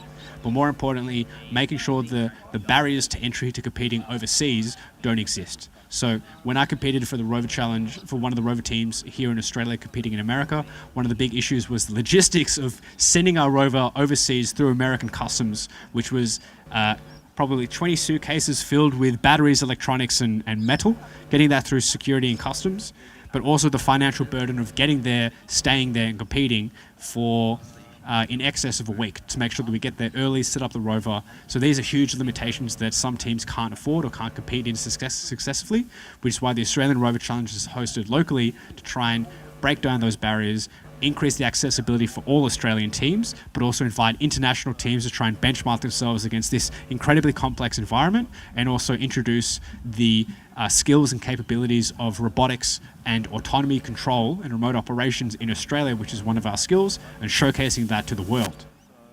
Now, just as a reminder, the time is 10:25, so the official end time for the University of Melbourne Rover team. We've got a 5-minute intermission or an interchange as we reset the field. For the Swinburne Rover team, their debut task at their first Australian Rover Challenge. A huge shout out to the Swinburne Rover team. I'm doing my PhD over at Swinburne at the moment, looking at the geotechnical properties of dry and icy regoliths. So shout out to my research group, the Extraterrestrial Resource Processor group, and my supervisors, Jeffrey Brooks, Akbar Ramdani, and Jane Hodgkinson. But also, big shout out to the Swinburne Rover team, having started only a handful of months ago, and then not only designing but assembling, integrating, and testing their rover in such a short time frame, very short time frame in terms of getting the budget, the workshop organized, all the logistical back end. So a phenomenal effort to them, not only for being here, but also for competing in their debut task, the Australian Space Agency post-landing task. So I wish them the very best.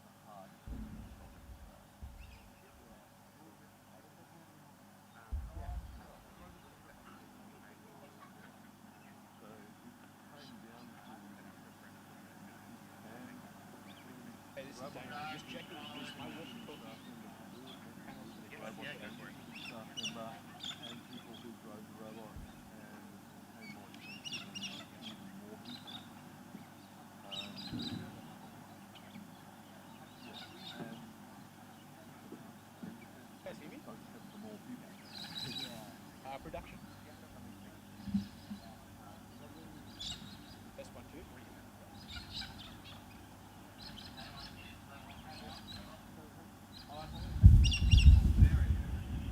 Yeah, well, that's the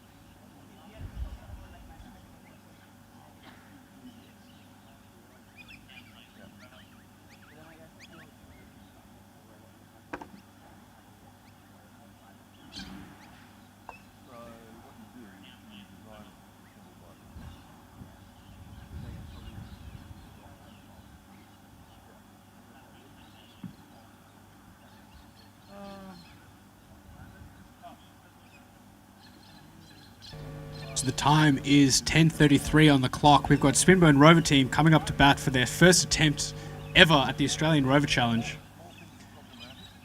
So the official start time for Swinburne was 10:30. They're eating into their time by 3 minutes, setting up the rover. As we've seen with all the teams so far, setting up the rover, making sure it's operational just at the start time is quite a complex task, and we really commend the teams for managing to get their rover working during the task time and really highlighting just how complex these integrated systems are. They're not simply just RC cars that you can turn on and drive. They are fully designed and built, integrated and tested by undergraduate students in their spare time, in addition to their part-time work and study. So just as a reminder, in terms of schedule, we've got UQ Space coming up at 11:15, Monash Nova over at 12 o'clock, UOW at 1:15, RMIT at 2 o'clock, Project Scorpio from Poland at 2:45, the Adelaide Rover team at 3:30, and Team Atlas from Bangladesh at 4:15. And just some of the points that are up for grabs for the Swinburne Rover team for their debut task include the descent down the ramp and the systems check around the lander for a total of 20 points. The site evaluation, which just involves the rover traversing to each of the props out on the lunar surface, looking at the status readout and conveying that information to the base station judge for a total of 30 points. The wireless communication, which is that RFID task we've seen the QUT and UniMel rover team really struggle with, trying to download this information in a short period of time. And then performing the processing plant maintenance, which is from those instructions interacting with the processing plant front panel, interacting with some switch, some buttons and a joystick. And then lastly, the task which no one has attempted yet, the propellant hose task, which involves connecting propellant hoses that we've laid out on the lunar surface to the cognate receptors that they've built, trying to showcase and demonstrate how to connect propellant hoses on the lunar surface using a universal connector that the team have designed and built, not just us. So some really complex tasks, 40-minute time total for this task, really complex, not only in individual activities, but putting it all together within a short time frame, really showcasing the quick problem-solving skills that the teams need to demonstrate in the base station as they're operating, but also the culmination of sometimes several years of design and development towards these rover systems to complete this task at the Australian Rover Challenge. Now, up on the screen, you can see the base station view of the team just setting up and trying to integrate with their field team, getting the rover up and running.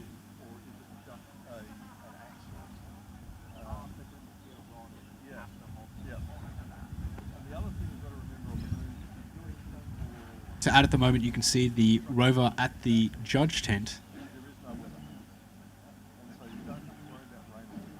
Now the rover you can see there is a rocker system using beach wheels. So these are inflatable tires that you can use for towing boats across beach surfaces or sandy terrain. And this has the benefit of having a wide contact area, so you can see just how wide and large those wheels are. And they're really driving the rover over to the start side. So it's great to see the rover operational and moving during this start time. And you can see that fantastic robotic arm mounted to the surface, stowed in its transport position, the rover being safe carried. Now this is a critical aspect that we mandate is a part of every rover, that it can be safe carried by two people across a large distance, and this is just to ensure that the students are safe when traversing their rover under stressful environments, but also some other key things that we mandate that are critical towards the rover, otherwise they can't compete, is an e-stop or emergency stop button which ceases all power to the rover systems.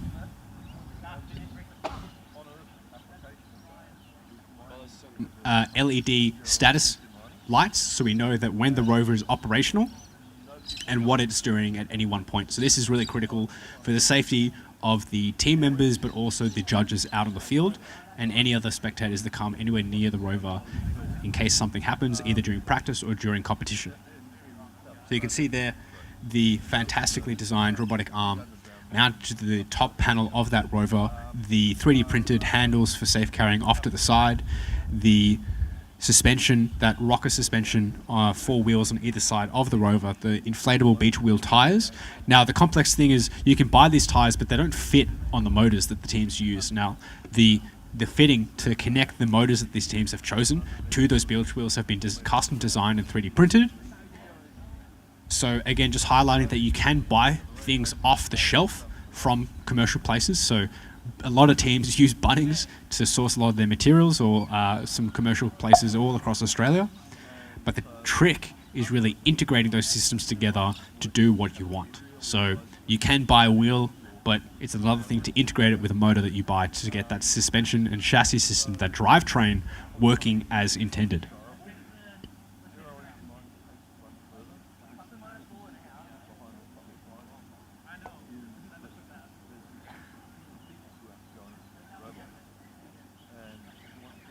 So right now you can see the Rover team over near the judge tent out on that flat surface, firstly weighing in. So this is one thing that all teams have to do immediately before the task time, is weigh in to confirm that the Rover and their systems are under the weight limit specified for that task. And then also doing some quick checkouts that the Rover is functional right before their task time. Now, I just want to really highlight and reiterate that getting the Rover functional before their task, and this being the first task of the competition, is a complex feat, and sometimes it may eat into your time, but to remain level-headed and balanced during this time, because it is stressful. It is very tricky bringing your Rover interstate or overseas, reassembling it and making sure it works on time every time is a Herculean effort.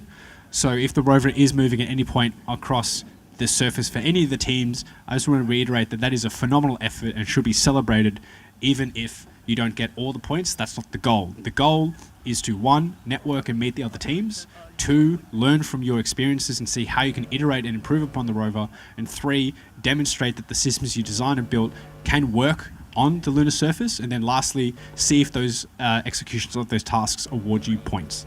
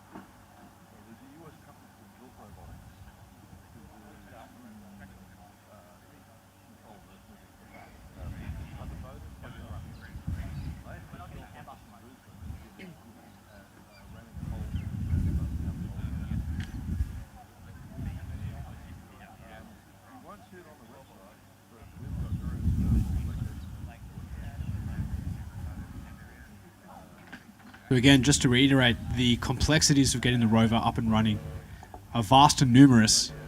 So some of the issues that can happen is the communication of the base station antenna to the rover, or back and forth. Sometimes it's the integrated code of, are all the motors communicating to each other effectively? Are commands being received and executed on board the rover?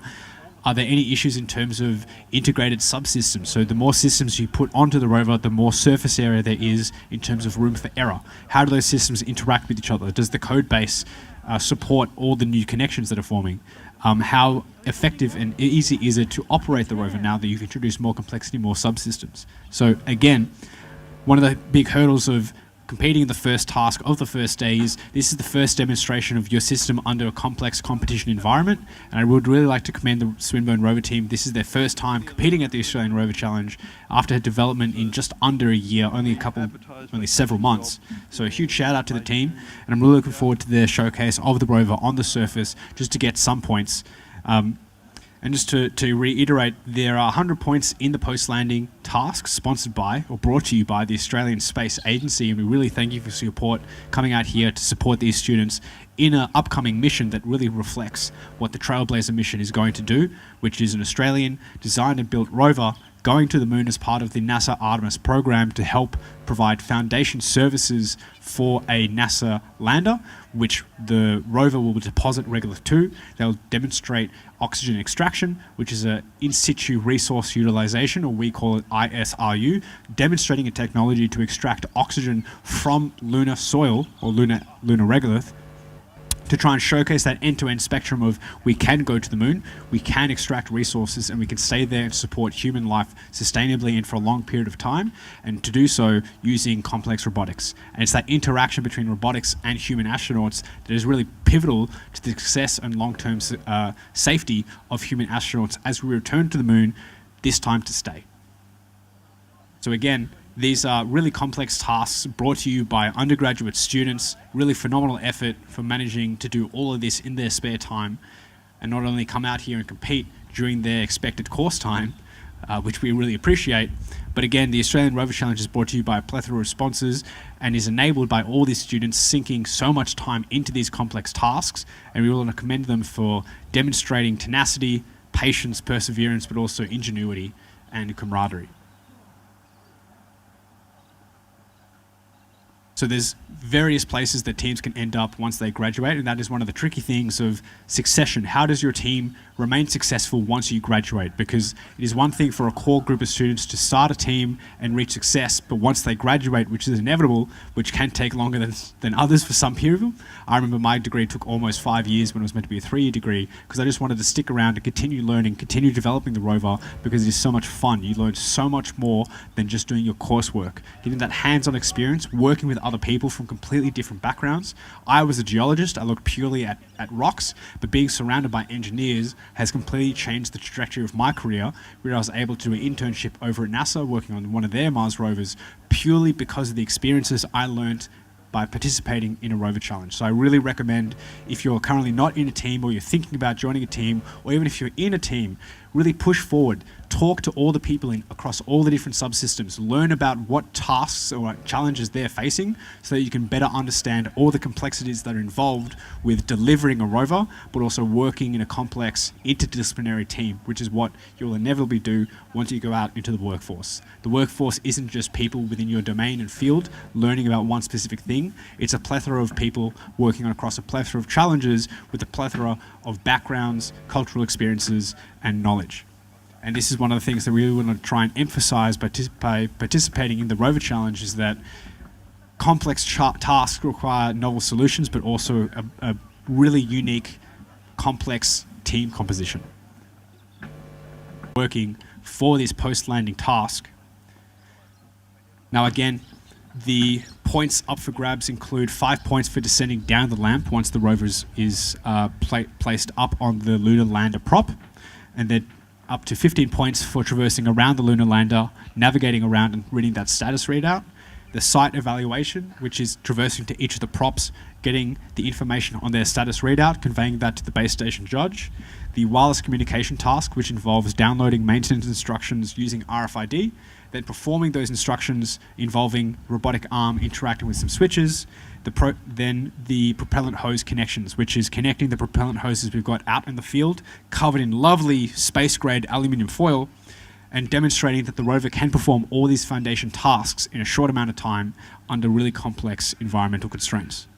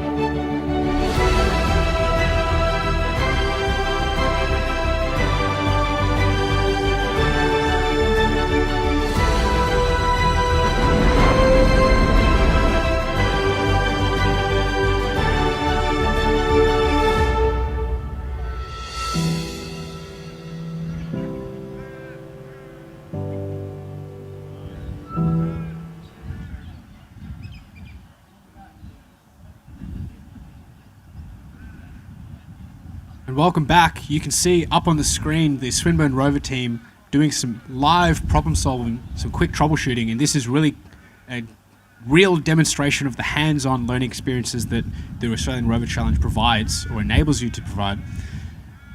And we're trying to see if the rover can communicate to the base station. Is it receiving commands? Can it execute those commands by driving the motors to the wheels, and the integrated solutions required to get this rover up and running? And with the end of the task time at 11:10, they've got just about 20 minutes left on the clock. And any points is important, but the most important thing is the lessons learned taken away from this first attempt at their first task of their debut at the Australian Rover Challenge. And it's really important that with this first task that they see what goes wrong, what is some possible solution going forward, and implementing those solutions for the remaining 3 tasks. And it's really a reminder that even though you don't get some points at some tasks, it's really important that you take those lessons forward to the others and take it back to the drawing board, because there's 4 tasks total up for grabs for 100 points each. We've got the post-landing task today, brought to you by the Australian Space Agency. The excavation and construction task tomorrow, on Friday the 22nd of March, brought to you by ELO2, which is one of the consortium building or trying to build a rover for the Trailblazer, the Australian Space Agency Trailblazer bid, which is delivering a lunar rover to the surface as part of the NASA Artemis program. Then on Saturday the 23rd, we've got the iSpace Space Resources task, which will involve the team traversing to several different sites to conduct in situ resource prospecting and ice extraction.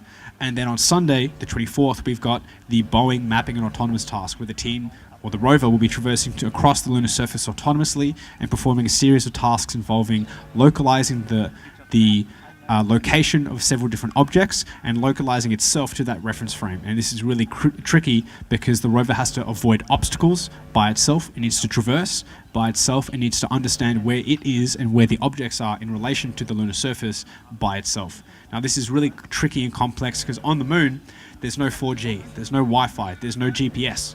because although we do have some lunar orbiters orbiting around the moon, trying to understand how the lunar surface is in relation to the lunar rover and getting that network deployed is really key. So an upcoming mission to the lunar surface trying to solve this issue is by the Lunar Outpost group, who are working with Nokia to deploy for the first time 4G on the lunar surface, which will help with those communication issues, which will help with the key pieces of infrastructure, understanding where it is and communicating to each other to deploy that safe network, that base camp, which will need to support human astronauts by the end of the decade as NASA sends the first woman and next person of color to the surface.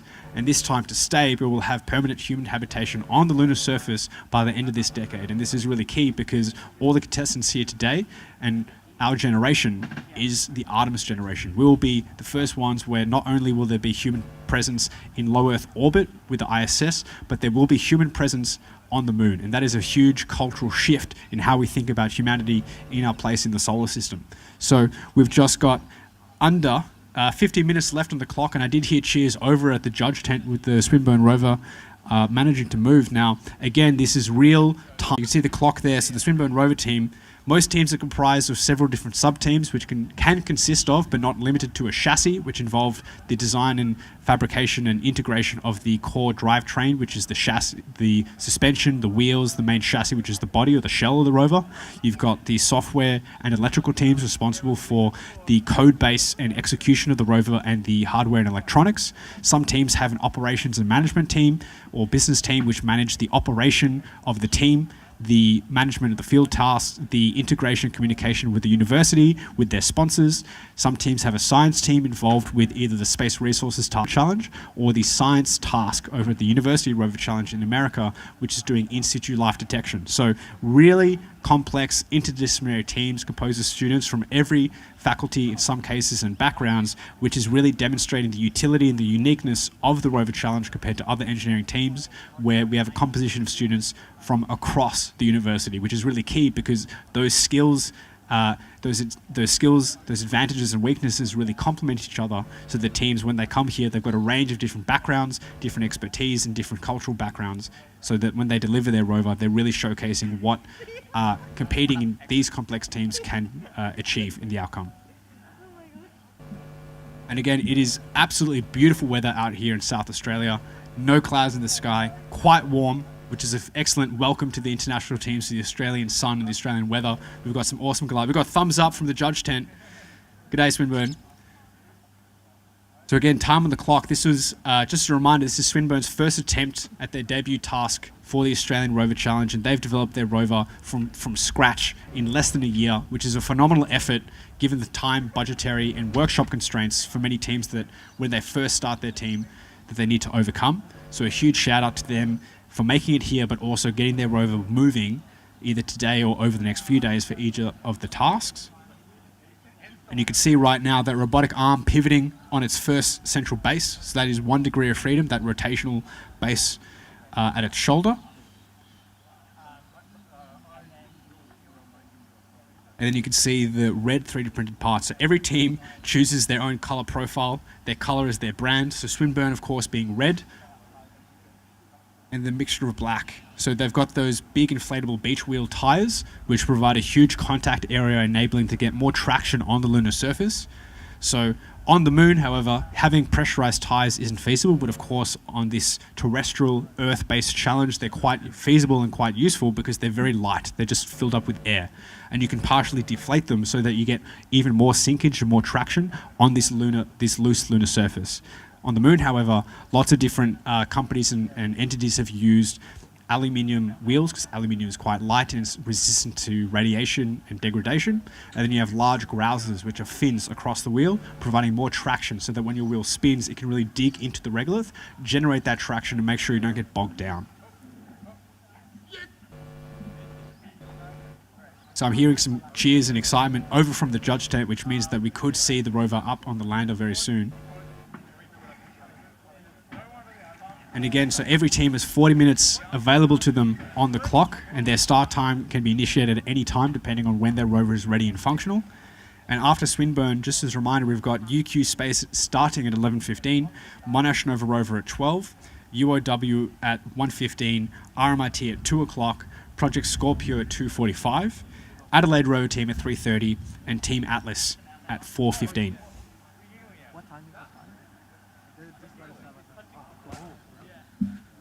Have they time started?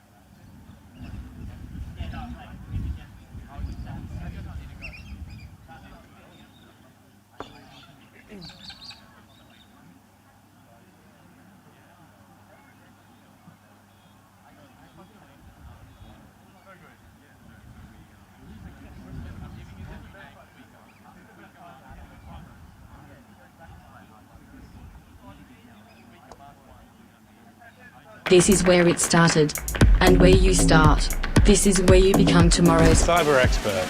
Physiotherapist. CEO. Or musician. This is where your time begins. Make history at the University of Adelaide.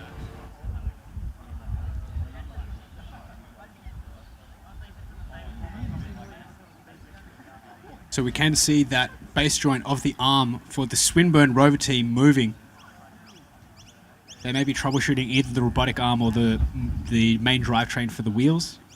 There's a plethora of problems that could be live troubleshooting right now with just under 10 minutes left on the clock. Their finish time is 11:10. Get it moving under this complex competition environment. And one of the tricky things of designing a rover, is not only designing the rover so that it is functional, but taking into account how do you perform operation and maintenance. Although it is one thing to implement a robotic arm and the internal subsystems and electronics, is how easy is it, how efficient is it to perform maintenance during these critical time issues. And this is one of the things that really come into play of the hands-on experience you get when you're designing and using a rover or complex system like this, is these learning experiences of sometimes accessing a specific connector or a specific board isn't that easy when you've got all the systems deployed.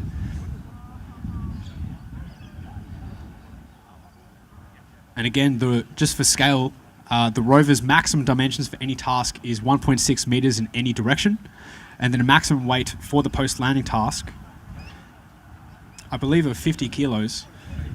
Now, this maximum weight limit does change for each of the tasks as we try to get the task to range in terms of complexity and the specificity of what is involved in each task. Now, for the post-landing task we have on today, that involves primarily the use of a robotic arm to interact with the processing plant, which has that front panel of switches and a keyboard and a joystick. And this is really demonstrating the high fidelity accuracy of using that robotic arm to interact with the panel, which is what will be performed by rovers out on the lunar surface. It maybe have to interact with one of the pieces of infrastructure. Let's say there's a default on the lander, or maybe one of the payloads need to be deployed manually by the rover, or as simple as moving rocks, moving regolith. So multi-purpose, multi-utility systems on a rover, or any payload for that matter, are really critical to make sure that any mass you launch to the lunar surface has multiple uses, has multiple use cases, also has redundancies. If something breaks down or gets stuck, you need to make sure that it isn't mission critical, and it also has redundant systems so the your mission doesn't fail.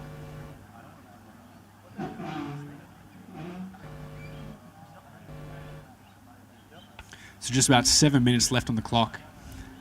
And you can see the team hurriedly trying to get these solutions worked out. And as a reminder, there's 3 more days of them available to compete in the excavation and construction task tomorrow, brought to you by ELO2, the ice space resources task on Saturday, and then the Boeing mapping and autonomous task on Sunday. So there's plenty of opportunities for them to make up time, get some points under the belt, and then demonstrate that in a very short time they can develop a rover and score points at the Australian Rover Challenge.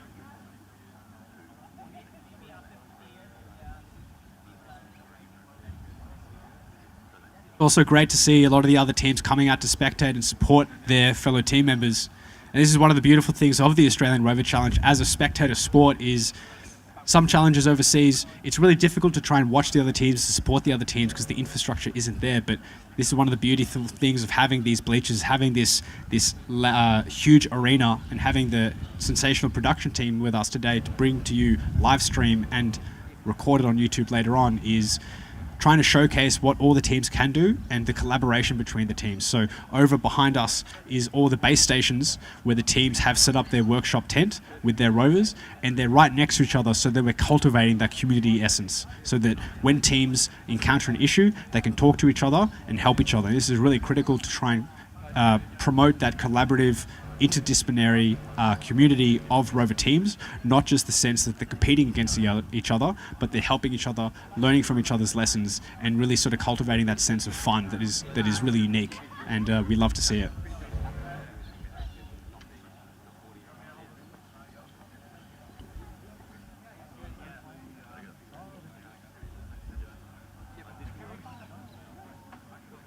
So it looks like the Swinburne rover is being loaded up on the lander, and there's a few points. Let's get a huge round of applause for them. Getting it functioning under this time-critical, stressful environment is a phenomenal effort, so big shout out to the team, solving through all those problems, remaining level-headed and getting it done. So there is 5 points up for grabs for simply descending down the ramp. 5 minutes left. There's a lot of points up available, so in total, 20 points for simply going down the ramp and circumnavigating the lander.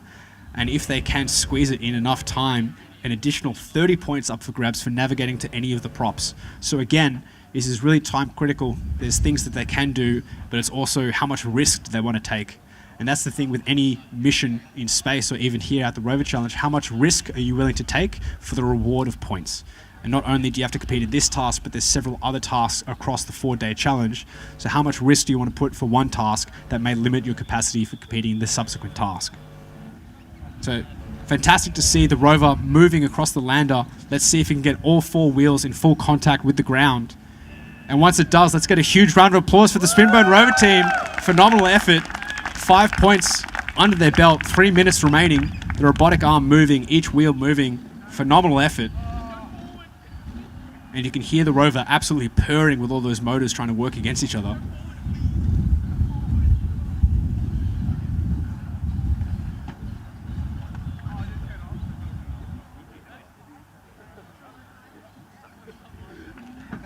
So on the screen now, you can get a sense of the scale of this competition surface.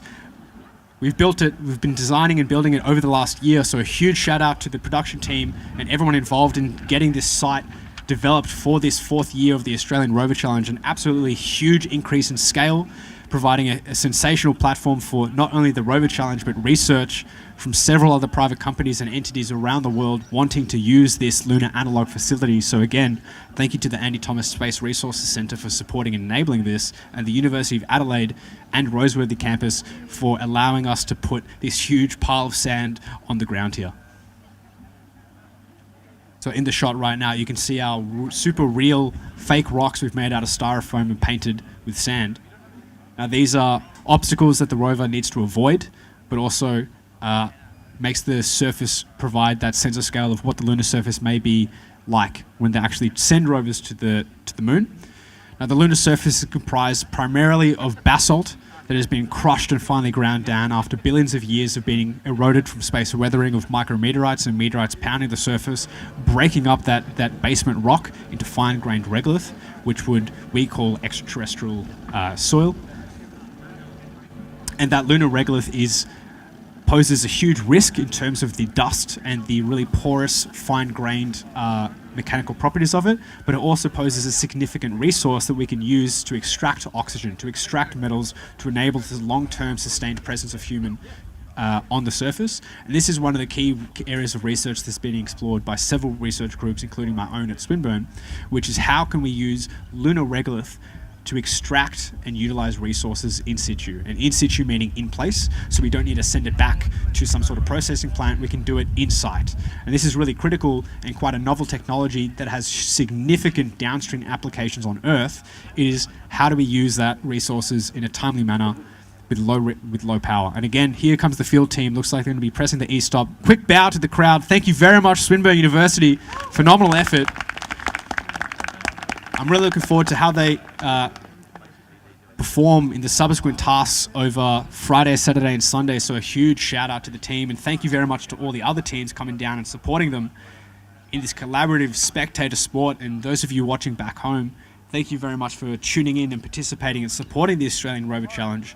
And coming up next at 11:15, we've got the UQ Space team. So in just over 5 minutes up on the clock. And again, I just want to reiterate the utility of that lunar regolith and space resource extraction, the downstream benefits it has in terms of space technology, space research. It has significant benefits for us down here on Earth in terms of increasing the efficiency of how much power solar panels can generate, how much water we can reduce in being used in processing in terms of in situ manufacturing of concrete, in situ manufacturing of houses and structures. How do we extract metal from sand and dirt? How do we extract water and oxygen? So significant benefits down here as we continue to develop these robust, space-hardened, lightweight systems for space in terms of how they can benefit us in terms of combating things like climate change here on Earth. And I really want to reiterate that as it's a really novel area of research that can be overlooked. Now, we've got some sensational lineup here again. I'll just reiterate the schedule if you're new to tuning in. So right now we've got UQ Space setting up in the base station and having completed their weigh-in and check-in with the judges. Looks like they're just about to load the rover on the lander. Very good use of their time available. So we've got UQ Space from 11:15 to 11:55 with a 40-minute time slot available for their post-landing task. At 12 o'clock we've got Monash Nova Rover. Then at 1:15 we've got the UOW Rover team. 2 o'clock, the RMIT Rover team. 2:45, the Project Scorpio team from Poland. So welcome to them for their second year coming back after their debut at the Australian Rover Challenge last year. We've got the 3:30 Adelaide Rover team, which is the host university for this competition. So very much looking forward to them and their new rover design and approach. And then lastly at 4:15, we've got Team Atlas from Bangladesh. So a sensational lineup in a sensational brand new facility that I'm proud to brought to you as part of the University of Adelaide's 150th anniversary, and as we scale up the Australian Rover Challenge each and every year to accommodate more teams and to really push the benchmark of the difficult and complex challenges that we're getting these teams to compete in.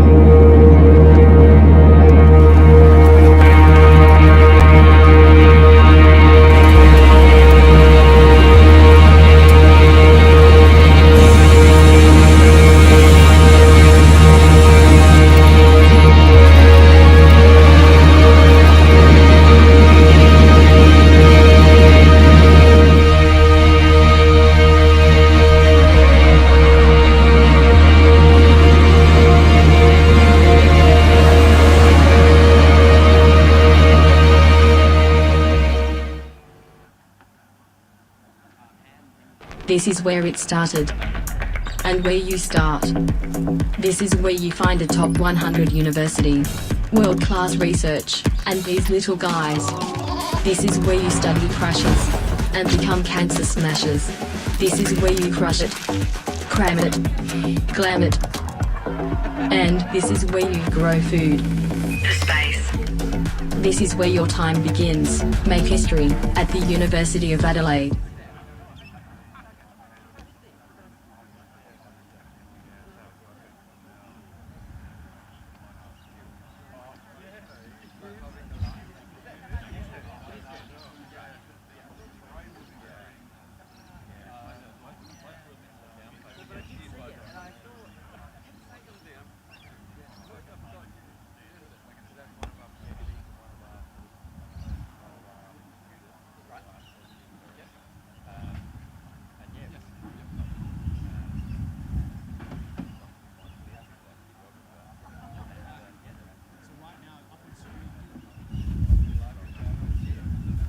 guys hear me? Yep. So welcome back. Right now, up on screen, you've got the UQ Space Rover team making excellent time. So their official start time is 11:15. It is currently 11:30, and you can see their newly designed Rover chassis, significantly smaller than last year, taking a lot of the lessons learned that they took from last year's performance, keeping that beautiful purple color scheme. And it looks like they'll be starting right on time, giving themselves maximum opportunity to score potentially the largest amount of points.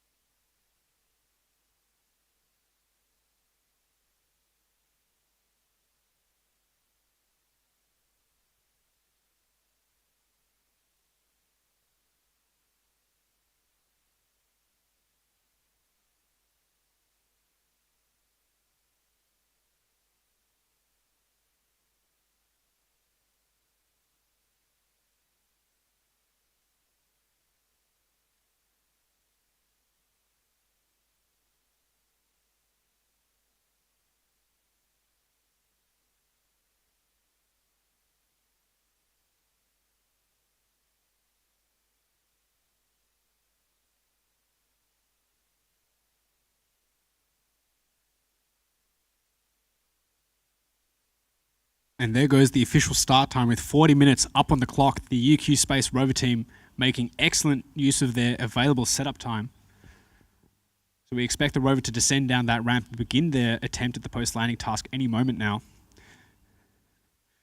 So the score to beat currently is, can they attempt all the activities, including descending down the ramp, circumnavigating the lander, traversing to and imaging each of the status readouts on each of the props, downloading the instruction from the processing plant using RFID, executing those instructions, and then lastly, which no team has attempted yet, connecting those propellant hoses. So lots of points up for grabs. Can they smash into that upper bracket, exceeding the 70-point threshold currently?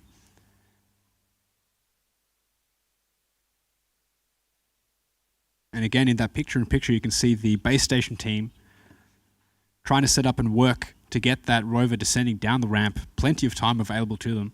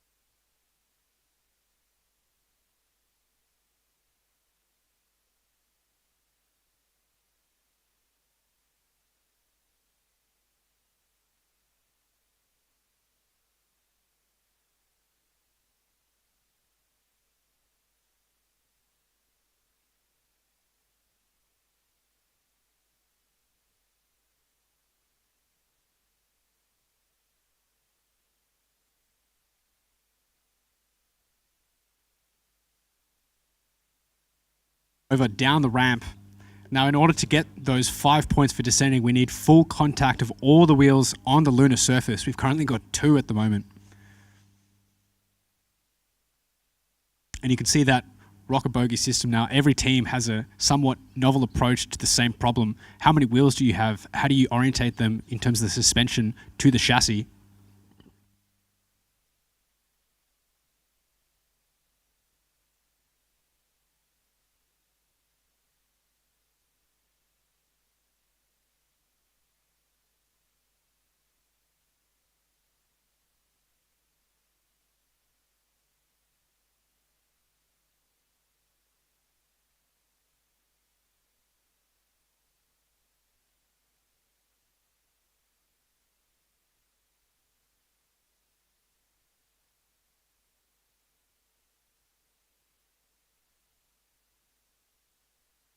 And it looks like the field team have performed a reposition.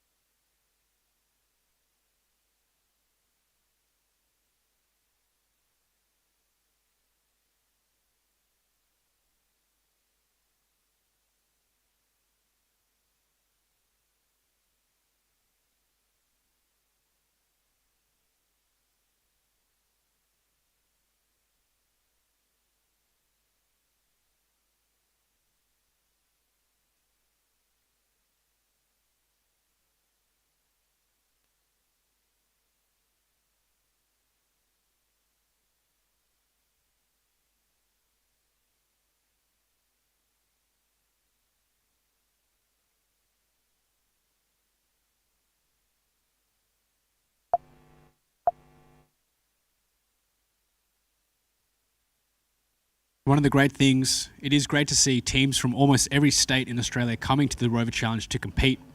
And a quick shout out to the Queensland teams for making their way all the way from Queensland, probably packing up the Rover in their suitcases, bringing it across on the plane, which is no easy feat considering there are huge 24-volt LiPo batteries, huge amounts of electronics and metal that they need to put in their suitcase. And I remember going to America, going through border security and looking at the face of the people checking our suitcases as we're passing through with about 20 different LiPo batteries. So again, it's great to see the UQ Space really optimize the design of their Rover chassis, minimizing its size and mass quite significantly from the Rover from last year. And at the moment, you can see the leaderboard right now. Now, keeping in mind, those scores don't reflect the true scores as many teams haven't competed in today's task yet. So there's many points up for grabs to try and shuffle up that leaderboard and see who filters out in the top 3 spot for the first day of the Australian Rover Challenge and part of the Australian Space Agency's post-landing task. Now, 10 minutes into the UQ Space Rover team's attempt at this post-landing task, we're still waiting to see that rover descend down the ramp to grab those first 5 points up for grabs as they descend down the lander as part of the first activity, that systems check, which is 20 points for traversing down and then around the lander, trying to identify what's the status readout on the back, and then up to 30 points available for doing that at each of the at each of the caches, supply caches across the lunar surface. And then traversing to the processing plant using RFID to download instructions to figure out what they need to do to interact with that front panel, what buttons they need to press and what sequence. And that has been one of the key cruxes that many teams have been struggling with, getting those instructions in a timely manner, executing those instructions. And then the last 2 activities, which no team has attempted yet, is connecting those propellant hoses we've got out on the field at the moment, which you've seen wrapped up in aluminium foil, reflecting the space radiation hardening that we would have to have for any infrastructure on the moon.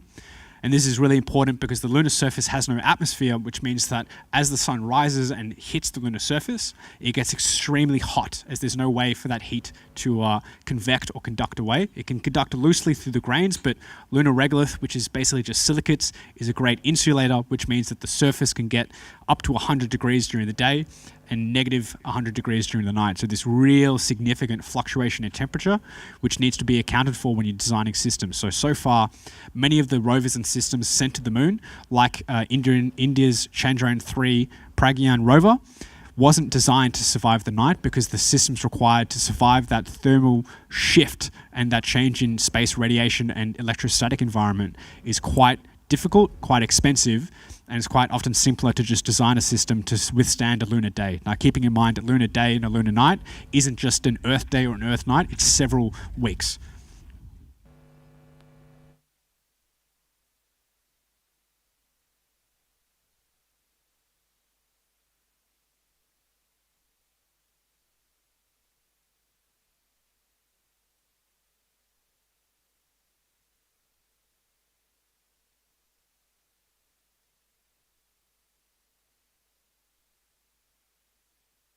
So you can see some of the sponsors of the Australian Rover Challenge just on the rear there of the current screen. So thank you again to the sponsors sponsoring each of the tasks, including the Space Agency post-landing task, the ELO 2 excavation and construction task, the iSpace space resources task, and the Boeing mapping and autonomous task. And then, of course, Caterpillar Mini Mammoth Games, and the Australian Space Agency's South Australian Space Institute, and several other sponsors that have made this competition possible, and in providing this platform for these students to compete in this sensational challenge on a beautiful ripper of an Australian South Australia state day. Not a cloud in the sky, perfect mid-20 degrees. We've got the Galahs and Kookaburras singing, welcoming the international students all the way from Poland and Bangladesh. And again, the sense of scale of this competition surface, it's about 45 meters in either direction. Those hills there you can see in excess of 1.2 meters tall with a significant angular repose. And that just means the maximum angle when you pour a pile of sand onto the surface, what is that angle that it reaches with the lunar surface. Now, these hills are quite small relative to the real lunar surface, where that sense of scale that you have really diminishes because there's no atmosphere, the horizon's really close. So this meant there was a huge amount of issues with Apollo astronauts getting disorientated, not knowing how far away a rock or a hill was or how big it was. Now, this is a huge issue that Artemis astronauts will need to face as they traverse and return to the lunar surface, is managing how to operate in this complex environment. Not only will they be in a rigid spacesuit with low gravity, navigating across that surface, but also mentally orientating themselves in terms of how far away things are. And also, the lunar surface has a very monotone color, so trying to understand where key areas of interest are. Now, interesting fun fact, the moon rotates nearly perpendicularly on its axis, so you can imagine spinning a basketball on your finger. That's how it almost rotates, which means that the sun, being on an equatorial plane, so the planets and the moon orbit around the sun on a flat plane, which means that sunlight hits the flat surface of the ball almost perpendicularly, which means that any craters at the surface from a big meteorite impact can remain in permanent shadow, which just means that sunlight can never directly enter those craters for billions of years, which means that the temperatures remain persistently cold, on the order of 25 Kelvin for the lowest temperature, which just means that the coldest surface temperature we've ever recorded in the solar system is inside the base of a crater on the moon. Now, switching back to the rover, we can see almost all 6 wheels touching the lunar surface in a full success. Let's get a round of applause as they get those first 5 points. 11:26 on the clock with a finish time of 11:55, so just about 30 minutes available to them to score a huge amount of points, and a huge congratulations for getting that rover moving and functioning in such a critical amount of time and under complex environmental constraints.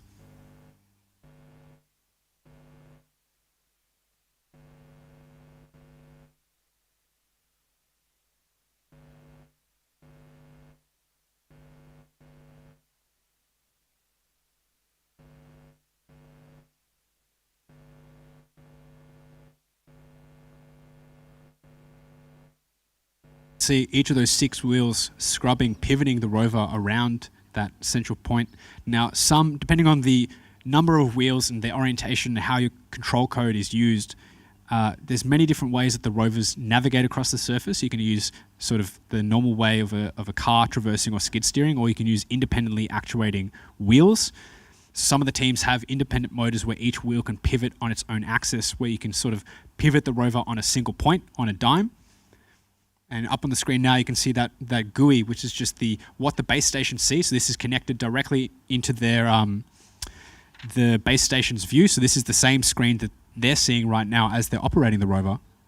And you can see the lovely sort of color gradient and the scale and the sense of resolution that these rover operators are working with, because they're fully sealed. So once this task starts, they're inside the base station. There's no other information allowed to enter or leave. The only information they're getting is from that GUI, from their antenna.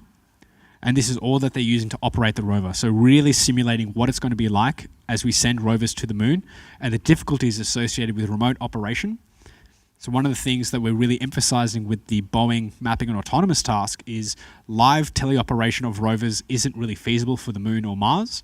So there's a significant delay because there's quite a distance between us on Earth and moon or Mars. So making sure the rover can navigate by itself and perform tasks by itself is really critical to make sure that there's not always a human in the loop, and the rover can save itself if it's about to hit an obstacle. The rover now circumnavigating the lander, trying to go around to the rear where that status readout is, where they'll be able to get the remaining 15 points for this first activity in the post-landing task.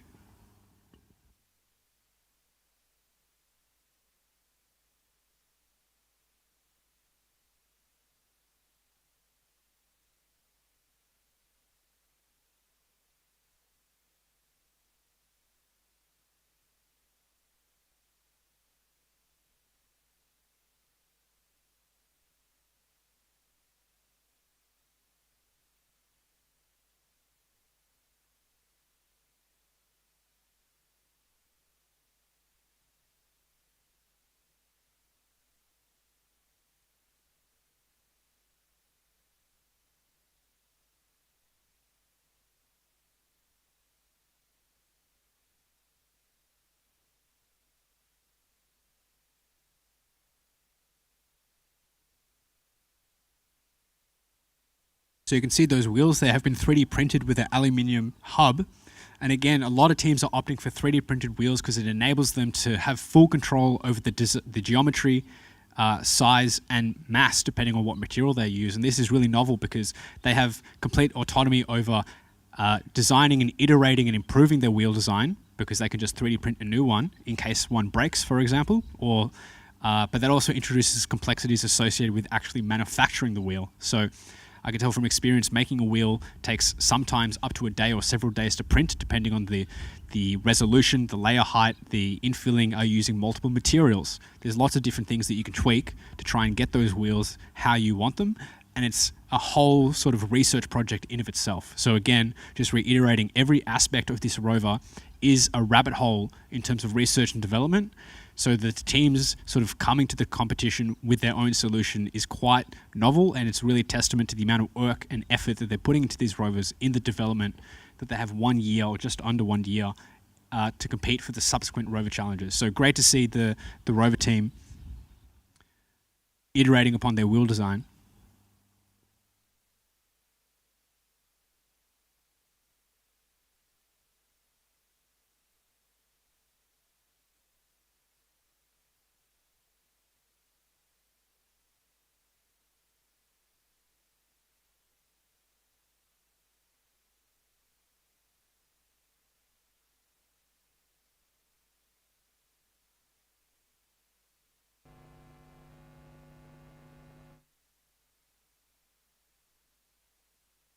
Now it looks like the rover's having some difficulty traversing. Let's see if the base station team can figure out what's going on. Now, keeping in mind that the base station team are fully sealed from the field, so they cannot get any information beyond what is coming to them through their feed on the GUI, which is coming from the rover's telemetry. All the cameras connected to the rover through their base station antenna, connected to their monitors.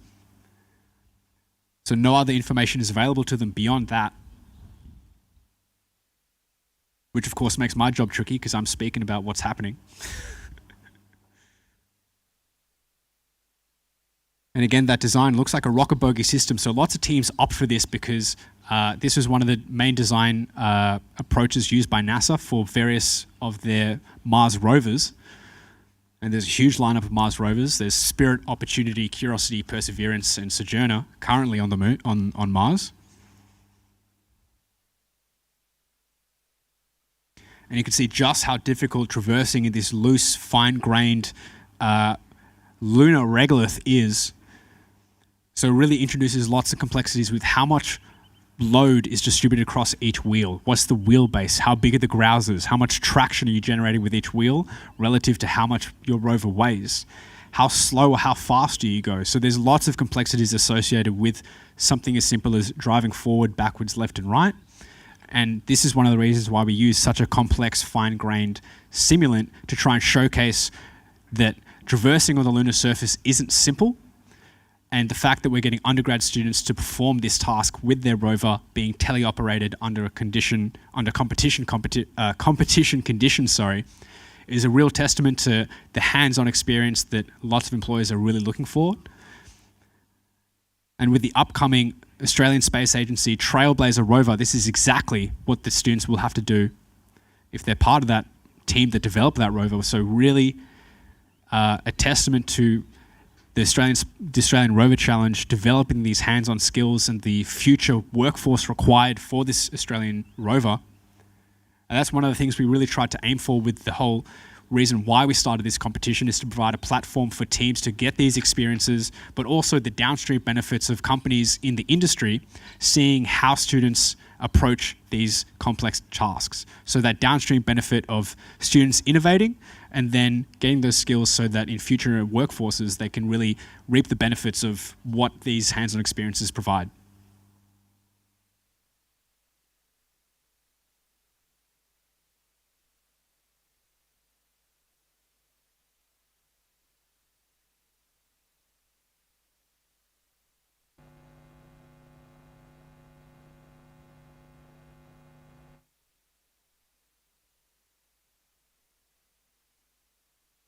Right now performing an intervention which was called by the base station. So the base station called it intervention, allowing the field team to intervene and provide the base station with information with what just happened. And what just happened was one of the wheels fell off, and they're currently in a F1 pit stop, putting the wheel back on. Now, in terms of time, their time finishes at 11:55, so still 20 minutes available to them, plenty of time to perform a lot of the tasks. Some of the previous teams did showcase that they can perform a lot of the remaining activities to get those points. So let's see how much the UQ team can bring back given these huge challenges and hurdles. And this is one of the beautiful things of the competition, is seeing what happens to the rover, how quickly the team can problem solve and troubleshoot, overcome those challenges, and then keep pushing forward to get those points and perform, but also showcase their tenacity and collaboration as a team. And that's what we're really focusing on. It's a team that makes these rovers do what they do. It's not any individual person. So again, huge shout out to the team for overcoming that hurdle, and let's see if they can get those remaining points in the available time.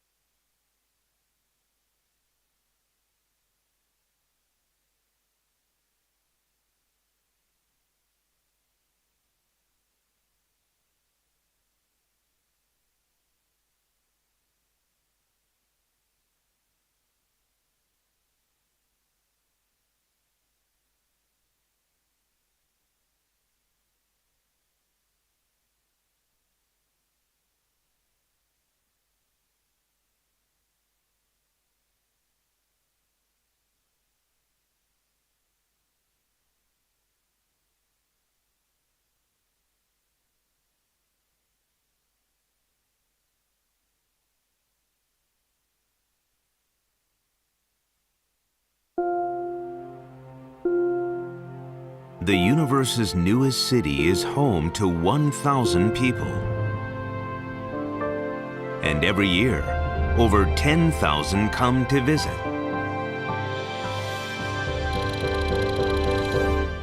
Only 20 years ago, this city didn't exist. It's the result of pioneers sending rovers, then discovering water. The hydrogen and oxygen separated from water becomes energy, creating the foundation for a fuel station.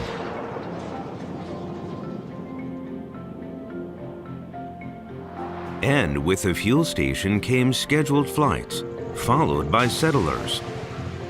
Soon, settlers required more diverse skills, attracting new specialists for construction, steel, communications, energy, transit, agriculture, medicine, and more.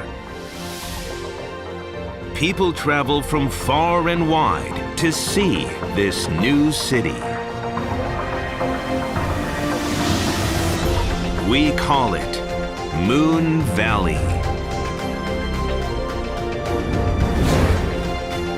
The moon is the new staging ground for your next level business. Expand our planet. Expand our future. iSpace.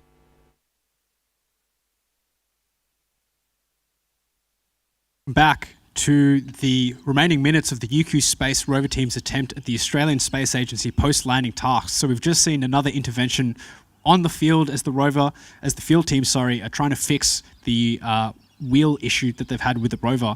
And again, thank you to iSpace and that sensational ad showcasing the need for skills that the teams are showcasing right now as we live and breathe and we speak, that the Artemis generation will have to overcome as we return to the moon, but this time to stay. And we'll be looking at the iSpace Space Resources task on Saturday as teams perform in situ resource prospecting and extraction. And this is part of the demonstrating the supply chain of how do we live and survive on the lunar surface using the materials that are there. Now, this has, again, huge downstream benefits for technologies that we can use to extract water and oxygen and live in really harsh environments for here on Earth. And it's great to see the UQ Space rover team launching itself down the field towards its next destination.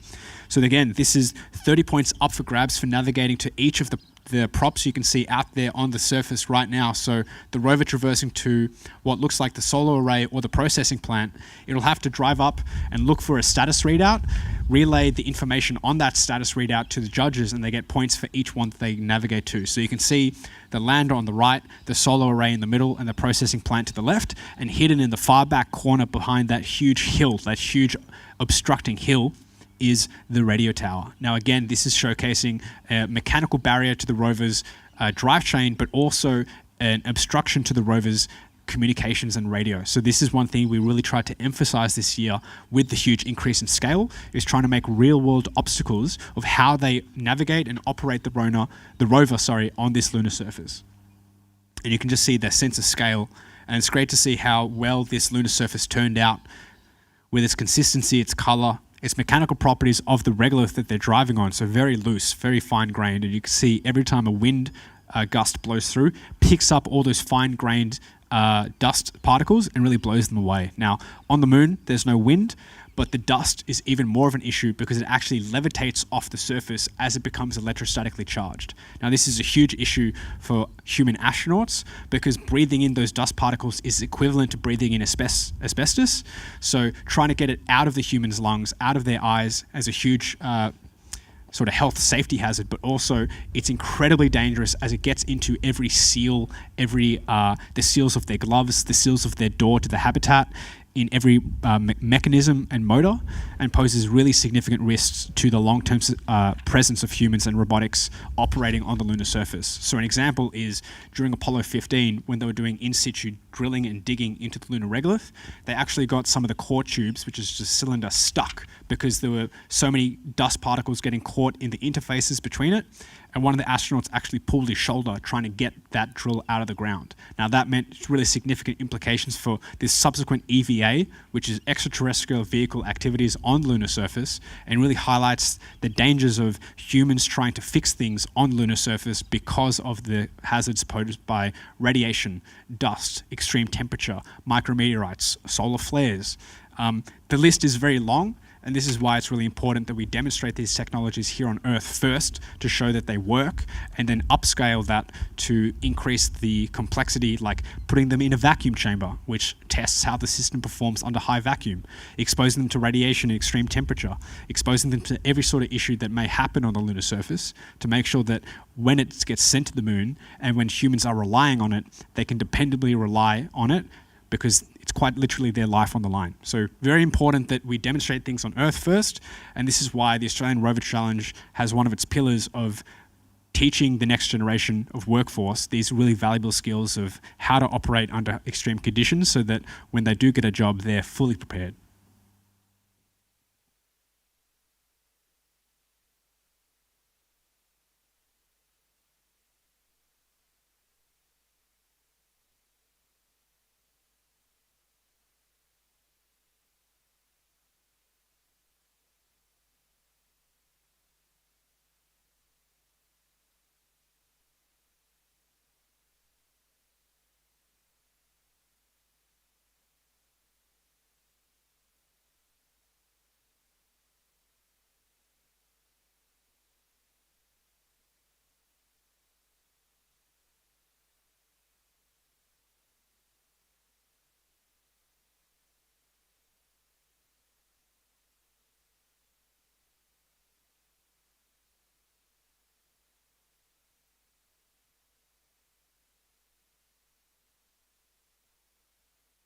So just over 10 minutes left on the clock as the rover's attempting to try and read that status readout on the rear of the lander, it looks like. And again, there's points up for grabs, 15 points for circumnavigating and getting that status readout, which will mean a total of 20 points for this initial aspect of this task. 30 points next for traversing to each of the other props. 10 points for downloading those instructions via RFID off the processing plant, which is the prop to the far left with those joysticks and buttons on the front panel. And then 20 points for reading from those instructions which buttons to press and in what sequence. And again, we do this to demonstrate, or try to get the team to demonstrate how to use the robotic arm in high accuracy, high fidelity movements. And then some teams will also use this robotic arm for the subsequent tasks like moving rocks as part of the excavation and construction tasks, or even extracting regolith from frozen samples as part of the space resources task on Saturday. And you can see right now that status readout on the solar panel. And for every status readout they relay to the judges, that is, I believe, 6 points.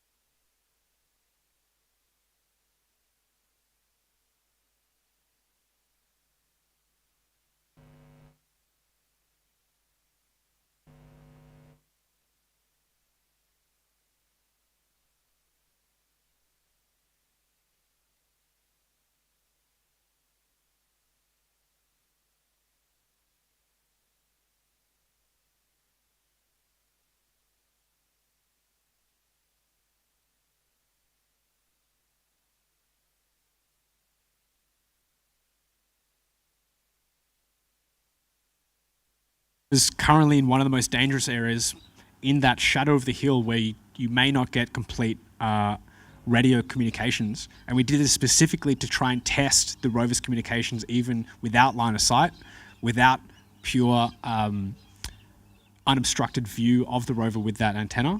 And this is one of the things that we get to do now that we have such a large scale of the arena, is really play around with the distance, the size of the obstacles, the orientation of the obstacles, how we place the props out across the surface, so we're utilizing the whole surface area available. And as we increase each year, we get more sand, more rocks, and we're going to get it to a much more complex, traversable arena as the skill of each team gets more and more progressively better and better each year. And this is one of the benefits of growing the challenge as well as the teams are growing, is we get to lift that baseline complexity and really demonstrate the strength and capabilities of these Australian international teams in building rovers that can traverse a variety of environments and perform a variety of complex tasks. And speaking of, currently up on the leaderboard right now, you can see the teams that have competed in the task having a lot more points. And as by the end of the day, as all teams complete in this post-landing task, you'll see that scoreboard shuffle around a little bit. And the UQ rover currently traversing around the rear of that processing plant, looking for that status readout, making pretty good time. So the task time, they've got about 7 minutes left on the clock.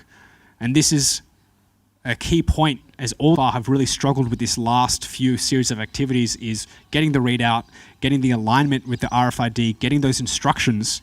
Now it's up to the team to either try and risk the time to orientate themselves to get the RFID instructions to get 10 points, or potentially get more points by foregoing the RFID task, getting the instructions given to them by the base station judge, and then trying to perform the maintenance task with their robotic arm that is currently stowed away. So really key decisions that the team needs to make, and this is one of the beautiful things of the Rover Challenge, is getting those teams, the students, to live problem solve, troubleshoot, game theory out what they do and how they do it.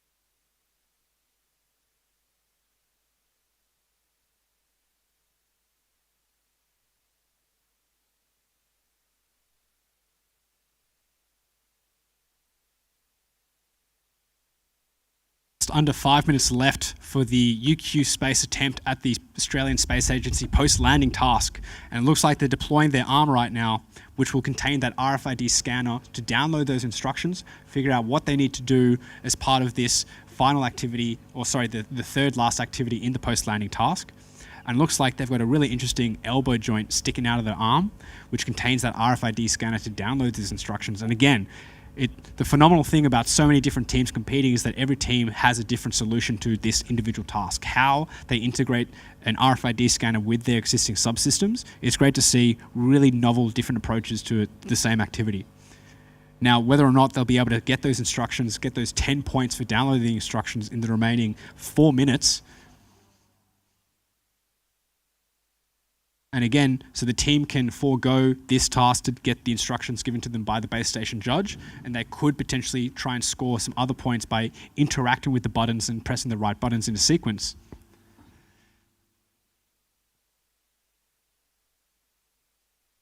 And just as a reminder, following this UQ space attempt, we've got Monash Nova Rover, and then a short brief lunch intermission. So Monash Nova Rover starting at 12 to 12:40, followed by the University of Wollongong starting at 1:15, the RMIT Rover team at 2 o'clock, Project Scorpio at 2:45, Adelaide Rover team at 3:30, and then Team Atlas from Bangladesh at 4:15.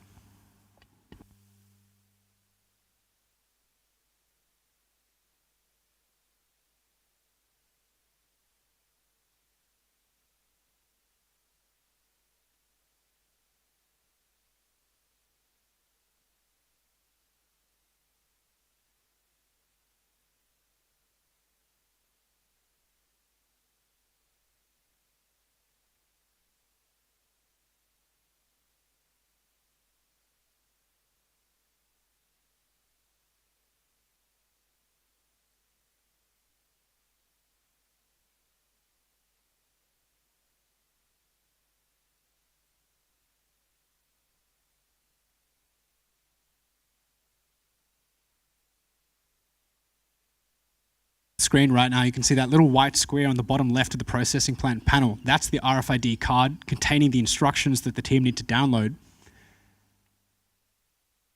And it's all the difficulty of aligning that small RFID scanner with that card.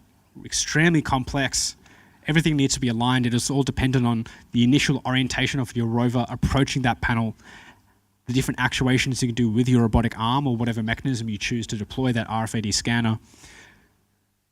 And this is one of the things we really wanted to try and emphasize when we're getting the teams to really think about how to interact in high fidelity, high control requirements, as well as traversing long distances and interacting with the environment, which is really testing a range of different capabilities of their rover in a short time frame, in a highly repeatable and easily judgeable series of activities. So if they can just get that scanner to meet up with that RFID that card, they'll get 10 points, which may really push them and cement them in that upper group of teams who have managed to get the points available for this task. And with 1.5 minutes left, there could be a lot done.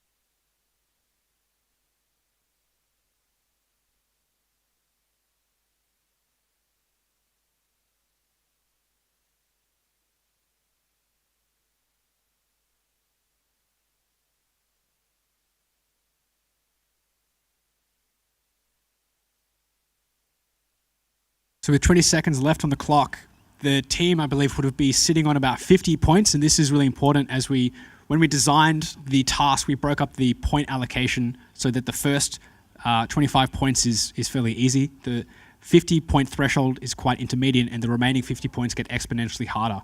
And we do this so that we can really separate out the mature teams and the new teams so that everything is accessible, but whilst remaining challenging. So it's great to see the UQ Space Rover team on their first task of this year's Australian Rover Challenge, and I believe that is the end of their task, their attempt. Phenomenal effort from everyone.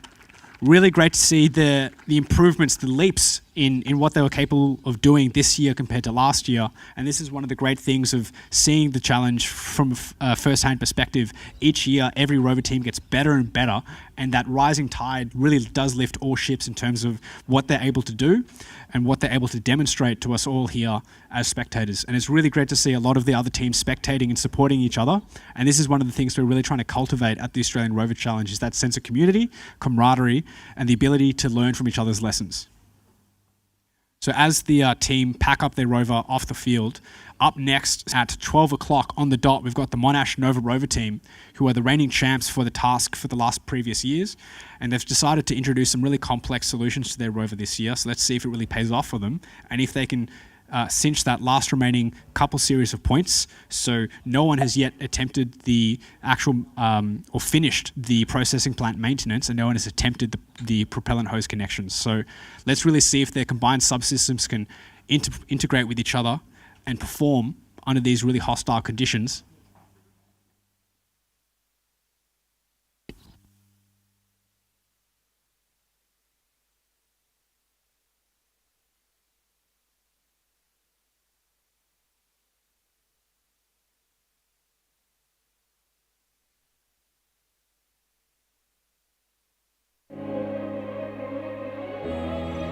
Since opening our campus 150 years ago, we have constantly evolved. From our first pioneers in gender equality, we have inspired a new generation of leaders. If we saw closed doors, we'd be first to burst through them. As we have evolved the world around us, helping our students reach new heights. We have given shape to the laws of nature and the nature of our laws. We have helped preserve ancient languages while breaking new ground with the written word. Although we are proud of what we have achieved, we remain resolutely focused on the future. By continually becoming the change we wanted to see, the University of Adelaide has evolved into one of the world's leading universities. Because by making history today, we will build the world we want for tomorrow.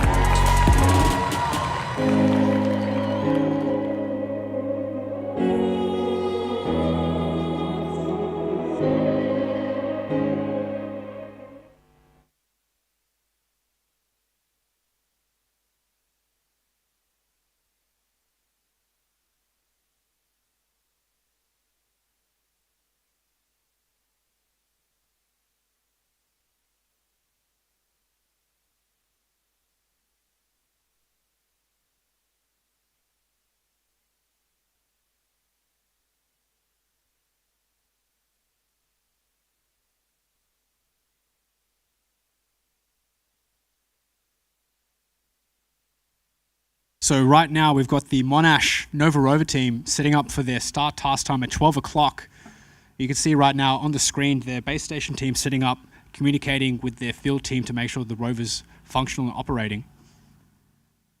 And again, every minute is really, really valuable to try and set up for this task. So every minute you save during this setup time so that it doesn't eat into your task time could pay extreme dividends for completing those last series of activities. In the past, we've seen teams score really critical points that really define where they place on the leaderboard in the last 30 or 20 seconds of a task. So again, every second counts.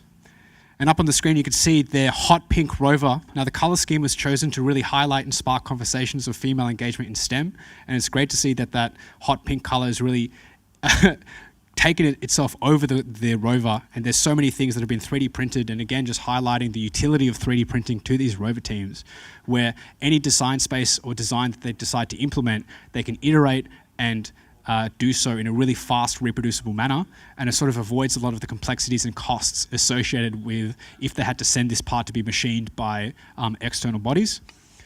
So some of the systems you can see there they've decided to opt for a 4-wheel system where currently each wheel can independently actuate, which offers a lot of advantages in terms of how they can orientate themselves and approach some of the activities. So each wheel can pivot, allowing it to pivot on a single dime. It can move laterally, sort of like a tower in chess, up, down in the X and Y axis. And then it can also do scrub steering. So quite a lot of solutions that it enables in terms of their drivetrain system. So a huge testament to the design and development of this rover, the culmination of several years of experience and iteration. And I remember when I first joined the team many years ago, when we started, it was just a box we made out of aluminium parts we got from Bunnings, welded together with door hinges and some acrylic we found in a bin. So great to see that the rover's come a long way since that, which we call the Fast Cabinet. And this year they've got the Waratah Rover. And again, they're just doing some troubleshooting, confirming that each wheel is actuating as intended. So the field team communicating with the base station team that the operations being sent to the rover are doing what they expect to do. And again, it's 12:01, so technically their start time has initiated. And you can just see right now the independently actuating wheels. There's some lateral movement to the left and right. Really phenomenal to see this team demonstrating something that's been in the work for several years.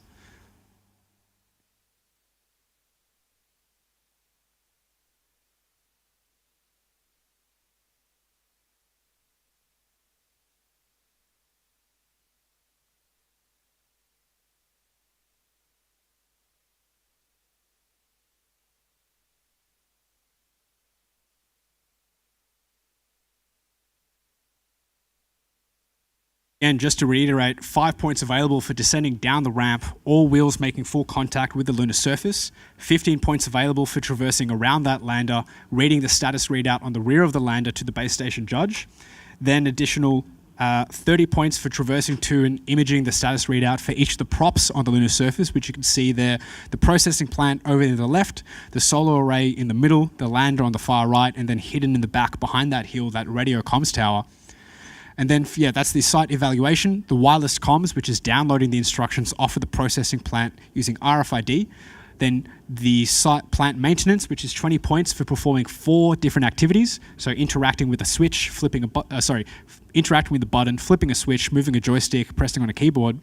And then lastly, 20 points for the propellant hose connection. Now, these are connections that the team have designed and built themselves. So 3D printed, and you can see maybe just on the bottom left there, that coiled propellant hose made in beautiful space grade aluminum foil. Now they've got their custom built propellant hose connector fitted to the end of that. And then also there's one behind the lander. So there's lots of different individual complex tasks scattered across the lunar surface. And you can see that propellant hose connection right now. So this was designed and built by the team, trying to figure out how every team can design their own custom solution for a hose connection that we made. And every team has a different solution, which is trying to open up the design space and introduce new engineering challenges for the team, making it more fun rather than just simply designing for just simple tasks that we do. So really opening up the design space for them. And the rover's beginning to cinch forward. And you can really hear the 3D printed plastic interacting with that aluminium foil, the aluminium sheet of the lander ramp.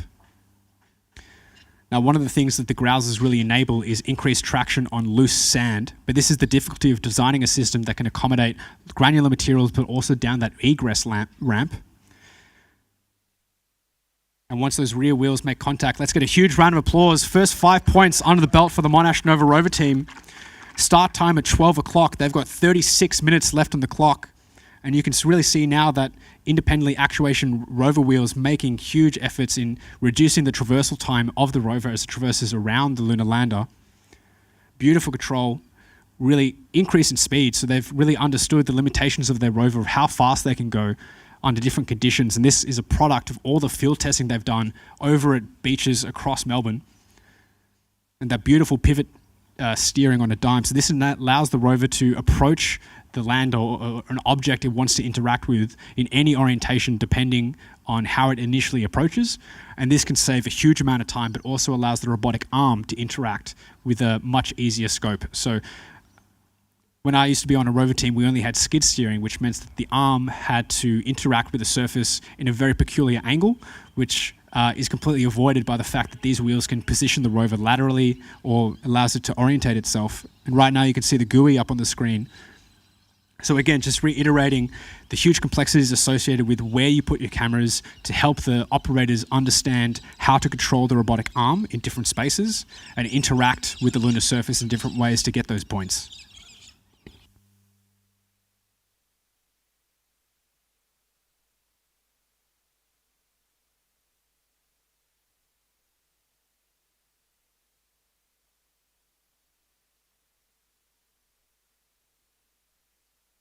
That 3D printed gimbal camera designed and built by the team, offering a huge amount of dexterity in adjusting the camera view of seeing that end effector, which is just the end part of the robotic arm. So several cameras mounted across that arm, providing operators with full control and understanding of where they are in relation to the lunar surface.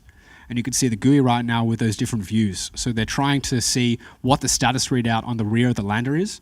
And once they get that readout, they'll get the remaining 15 points for a total of 20 points for this initial activity.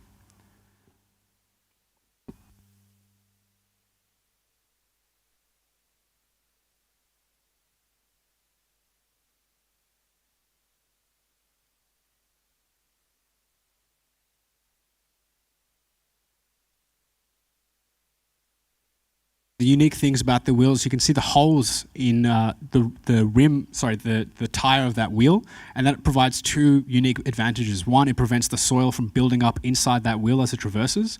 So if you've paid attention to the Curiosity or Perseverance rover as it traverses across Mars, it picks up little hitchhikers of rock and soil hanging out inside of its wheels. Now this is cute, but it's really dangerous because it adds additional weight and adds a huge amount of wear and abrasion to the wheels, causing the rim to actually break down. So if you've seen photos of the Curiosity rover's wheels, they're completely, some of the rim is completely shattered as rocks penetrate through the material of it, reducing the amount of traction and producing a lot of risk in terms of how it navigates across the surface. So right now, the rover's successfully read out the status readout of that lander and is now traversing to each of the props across the lunar surface. So 7 minutes in, they're making excellent time of what's available, and you can see that status readout on the screen right now. The rover trying to orientate itself to get the cameras in view of that status readout. One of the tricky things is, and what we try to intentionally do, is use really complex text in terms of how good are your cameras in resolving different text, font, and color in such a range of different illumination conditions.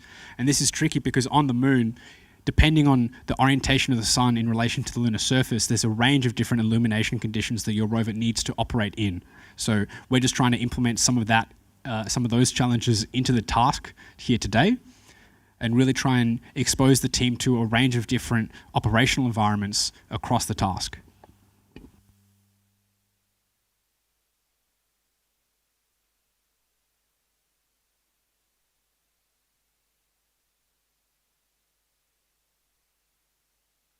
Looks like they've read the status readout on that solar array and now traversing over to the processing plant.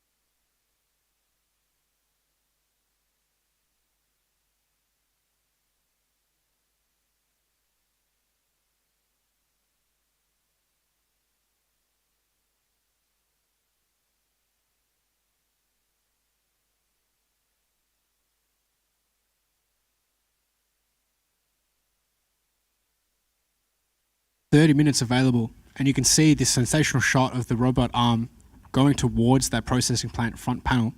So again, they'll be looking for the status readout on that front panel or somewhere on the processing plant.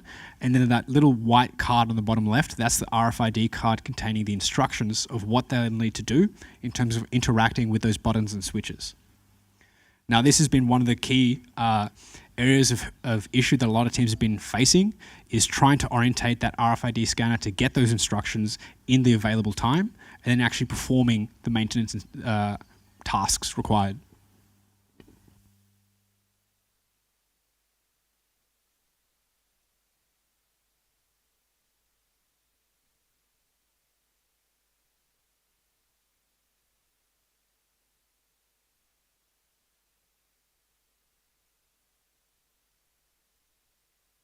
in that previous view, you could see just how tricky it is with the cameras available and the field of view and some of the distortion you have based on the depth perception of those cameras. Interacting with stuff on the lunar surface through your rover is actually quite tricky. And this is why field testing is so critical, so your base station operators really get a feel for how the rover traverses, gets a feel for the sense of scale and depth through the cameras. And this is really important for training operators for future missions where the assets on the lunar surface cost millions of dollars, and anything that goes wrong, you can't call RSAV to go fix the rover. That's the end of mission potentially. So this is why having astronauts in the loop is really valuable, but poses a lot of issues in terms of, is their time well spent better doing other things other than repairing rovers that may get stuck. So this is why it's really critical that the teams get really familiar with their systems to understand the limitations and the operational constraints of their system under a range of different environments.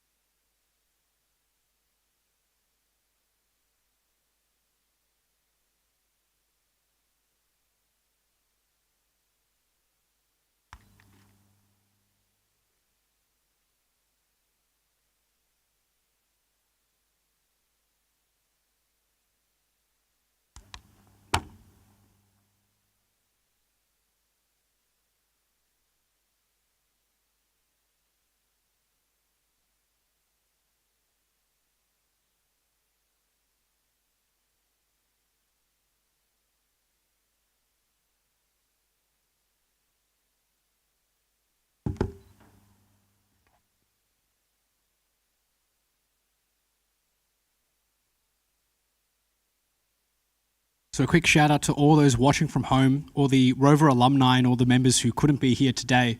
A big shout out to all the hard work you've spent now that you've graduated and working out in the workforce, but also all the hard work you've spent in developing the Rover. All the work that is being demonstrated here today is the culmination of not just the people present, but the people back home. And after years of development, it involves a lot of hard work and a lot of dedication and a lot of stress, because building these rovers, they're doing it concurrently to full-time study as well as part-time work. So just to reiterate that when things go wrong, it involves a lot of hard work in terms of troubleshooting, getting things to work, but also maintaining a steady head, and then writing down the lessons learned and taking those forward to subsequent rover challenges, and also implementing strict protocols so that when you're stressed, when you're under time constraint, you don't make simple mistakes.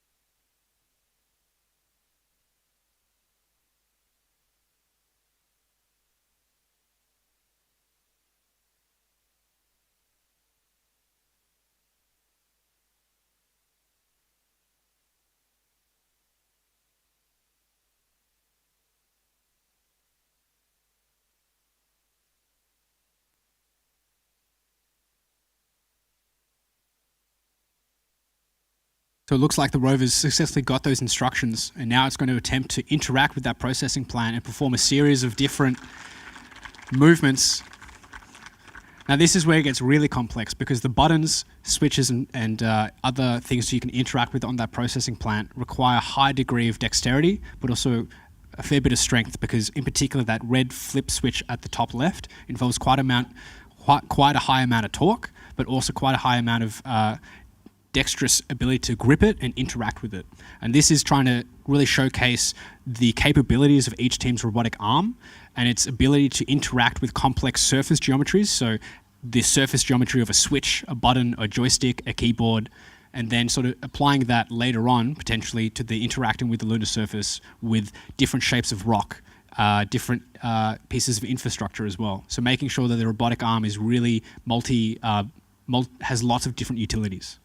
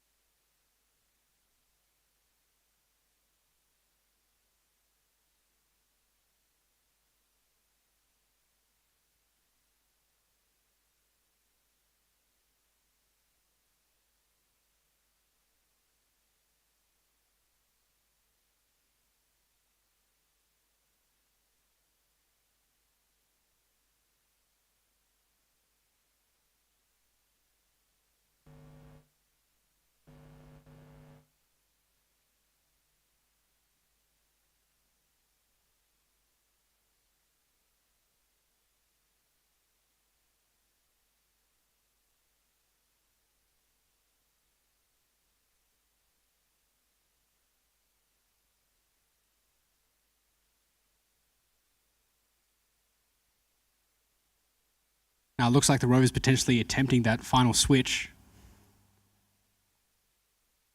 Now the rover's making excellent time, and keeping in mind their task time finishes at 12:40, so they've just got over 20 minutes to finish the remainder of the activities of the task and potentially attempting some activities which no one has attempted yet, which are the propellant hose connections. And I do believe they still need to reach that final radio tower in the back left, but they've opted to attempt this task first to get those points, really showcasing the game theory analysis of what activities do we do and in what sequence to maximize the time and points that we can achieve based on the capabilities of our rover. So quick shout out to the whole team in terms of thinking about that and the strategy involved.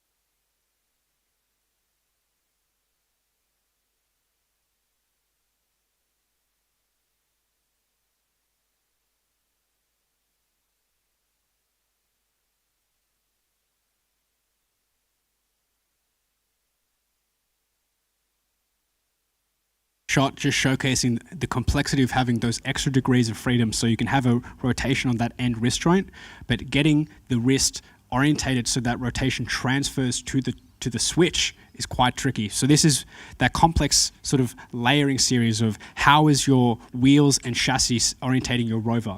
What's the orientation of your arm relative to your rover and the processing plant? What's the orientation of each of the linkages in your arm relative to the thing you're trying to interact with? So it's this layering of complexities which needs to be sort of disassembled by the operator to really interact with this processing plant and trying to really understand how the different things that they can do in terms of moving the rover, moving the arm to get the maximum amount of operational functionality of this arm. And they're making quite good time, so we'll see if they manage to finish off this first half of the activities available to them to try and get those top scoring points for this first task of the competition, keeping in mind there are 3 other tasks across the 3 next days. So we've got the excavation and construction task brought to you by ELO 2, the iSpace space resources task, then the Boeing mapping and autonomous task.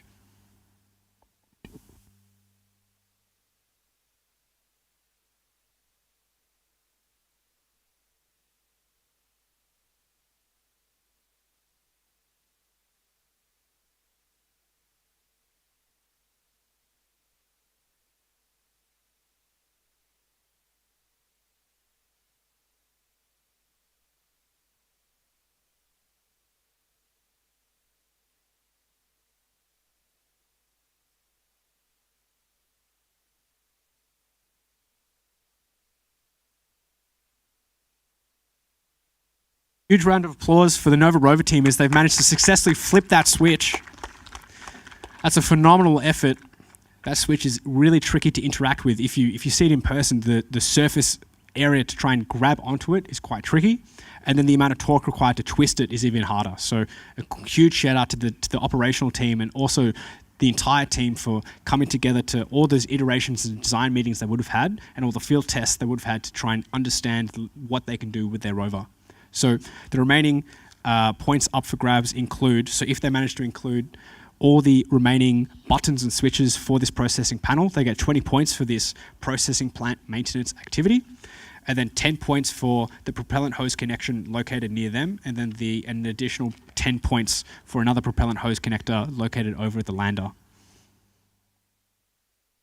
And they've got 20 minutes left, so a huge amount of time potentially to score full points, but time will tell.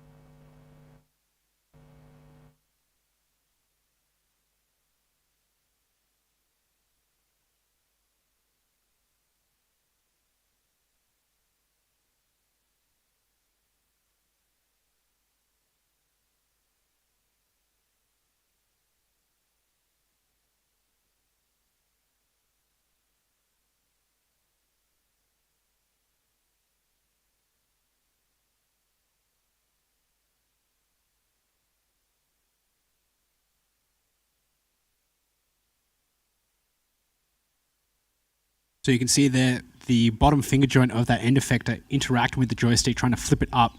Now, to perform this, one of the sub-activities of this processing plant activity is to try and move the joystick in a specific direction, in 2 different directions, and then they get 5 points for performing that, as well as 5 additional points for pressing other buttons and other switches.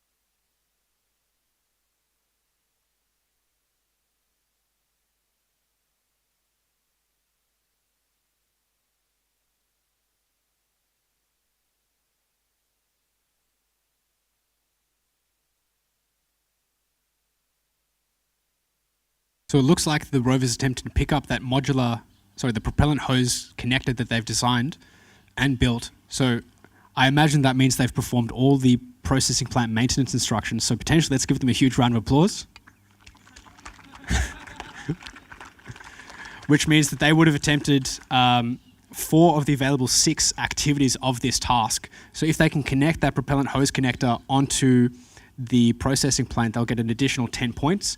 And then that final propellant hose connector over at the rear of the lander, they've got about 16 minutes left, so there's really a chance for them to score 100 points here. There's still a few activities left for them to do. I believe they still need to go out to the radio comms tower and get that status readout. But again, this is just a demonstration of the game theory and strategy that they've included in their attempt at this task of optimizing which activity they do and in what sequence to try and maximize the time based on the complexity and the limitations of their rover. So huge shout out to them for thinking about that.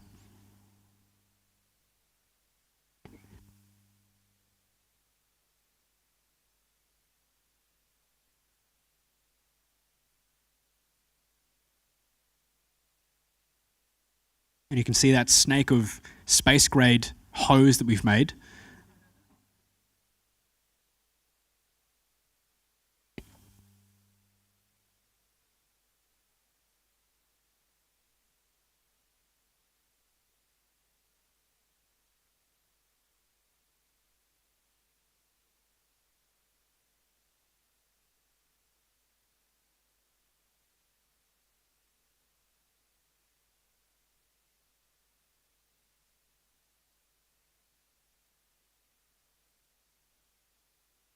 Can you hear me? Yes. So do you want to introduce yourself and what your role is on the team? Hey, I'm DeLuca, and I'm the CTO of Monash Nova Rover. Can you guys hear him? Yeah. Hell yeah. So the Rover's actually done a phenomenal effort on today's attempt at the task. How much work have you guys as a team done in terms of doing field tests and prep specifically for this activity? Yeah, so we do weekly field tests starting in about January, and about a month before comp, we do full competition simulations where we try and just simulate every task as we would operate in a competition. That's phenomenal. So how much time have you spent specifically in terms of developing this propellant hose connector? Because that's a new or modified activity from last year's competition, and it may be extremely tricky. I can't exactly see that connection from my view, but do you want to speak to a little bit on some of the design challenges you've had in terms of implementing these new activities for the Rover? Yeah, so we took our last year's design, found all the problems we had with it, and brainstormed a new design. After our recruitment period, we gave one of our new recruits the task of developing this entire hose connector system. I looked away for about 2 weeks, and when I came back to a design review, he just made an entire hose connector that just worked really well. So amazing job, John. Huge shout out. So again, that's phenomenal. That's just showcasing some of the things of giving off responsibilities to new recruits and letting them flourish and demonstrate what they're capable of. So it looks like the hose connector might be secure, and it's just fallen off. So this is just highlighting the difficulty of connecting things on the lunar surface. So this is exactly what a foundation services rover is going to have to do. And even though the universal connectors could be simply applied by a human, getting that right orientation is really tricky. So DeLuca, how long have you been on the team for? I've been on the team for about 3 years now. Awesome. And what's one of your favorite things that you've seen sort of in the Rover development over the last 3 years that you're really proud of? I think a bit biased because I was head of the chassis team, but our new chassis with our pivot steering system has been amazing. We used to basically not be able to turn on the spot, and we've gone from that to just being able to move in any direction. It's really helped our operators, makes it a lot easier to navigate the field. Yeah, that independent steering is really paying dividends. It's amazing to see the Rover orientate itself laterally and on a dime. Yeah. So it's great to see over the last couple of years the team really coming together, designing, implementing, and sort of demonstrating here today. And it looks like the Rover's traversing over to the radio tower to get those final few points as part of the site evaluation check, trying to risk evaluate how much time do they spend on any specific task. So it's great to see. And DeLuca, thank you for coming by, and I wish you for the very best. Thank you. Cheers.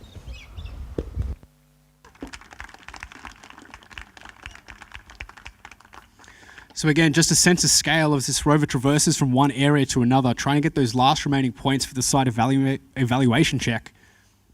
Points up for grabs. So if they're successful in attempting these last few points, that may put them up in number one position for this task. But keep in mind, we're only halfway through. There's still 5 other rover teams up to bat. So it's been a sensational Herculean effort of the rover interacting with each of those switches, attempting to put the propellant hose connector on the processing plant.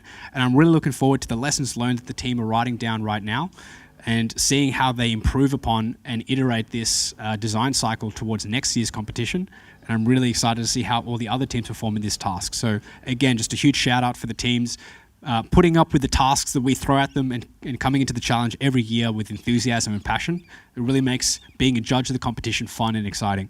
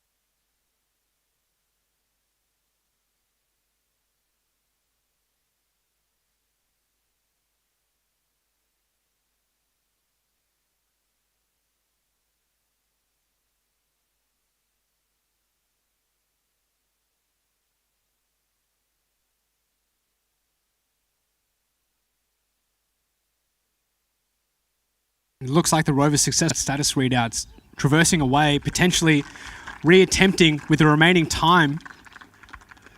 Just about 8 minutes left on the clock. Can they connect this hose connector? Can they get these last remaining 10 points, or 20 points, I should say? Rover blazing across the surface right now. Complete disregard. Now attempting this hose connection over at the lander. And again, you can see that little pink 3D printed hose connector that they've made themselves. If they can successfully connect that, they'll get 10 points.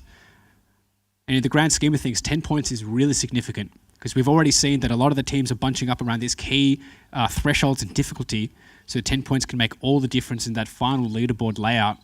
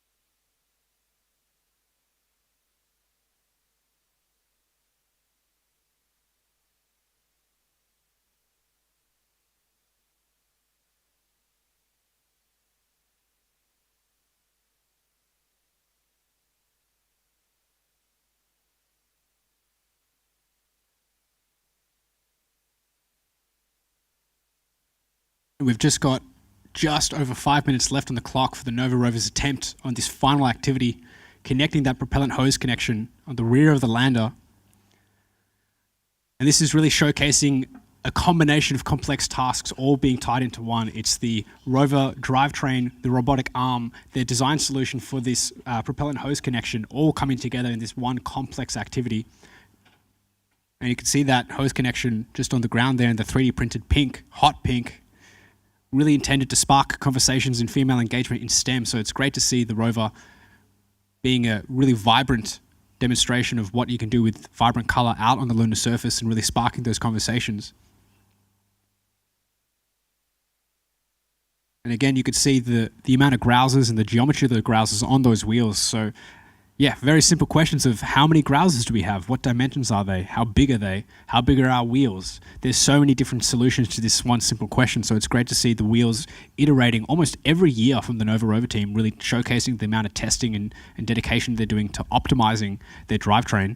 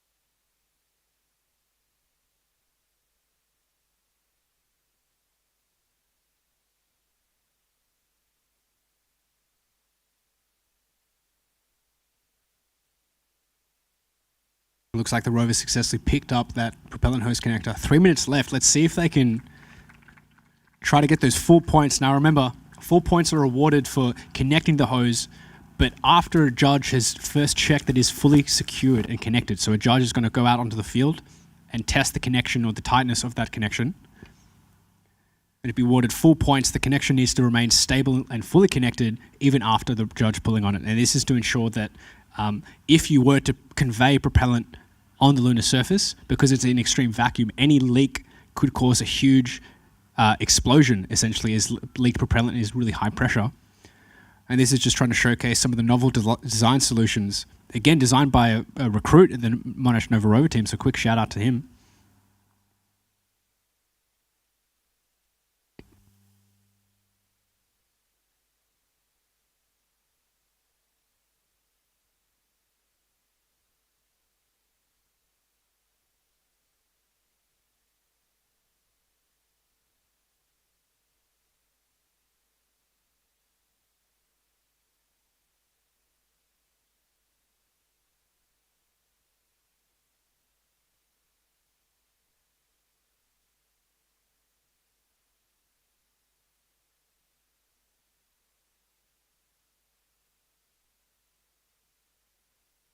With 2 minutes left on the clock, there's no time for caution as the Nova Rover team is trying to match up that connector onto the lander, trying to match that orientation.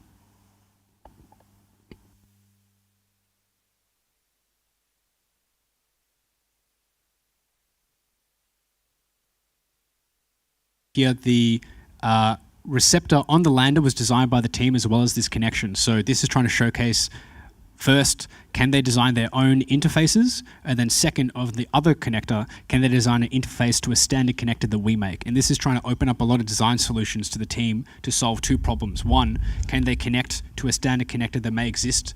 Let's say there's a standard lunar protocol on the lunar surface. And two, can they make their own receptors that sort of best fit their own subsystem or their own solution space for their rover? 50 seconds left. Can they get these last 10 points? And 10 points could be huge.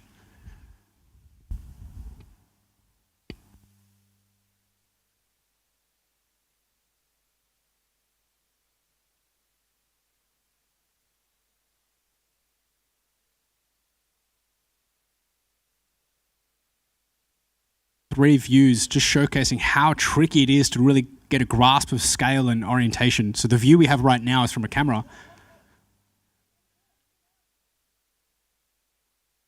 20 seconds left. Every moment here, critical. It's like watching heart surgery.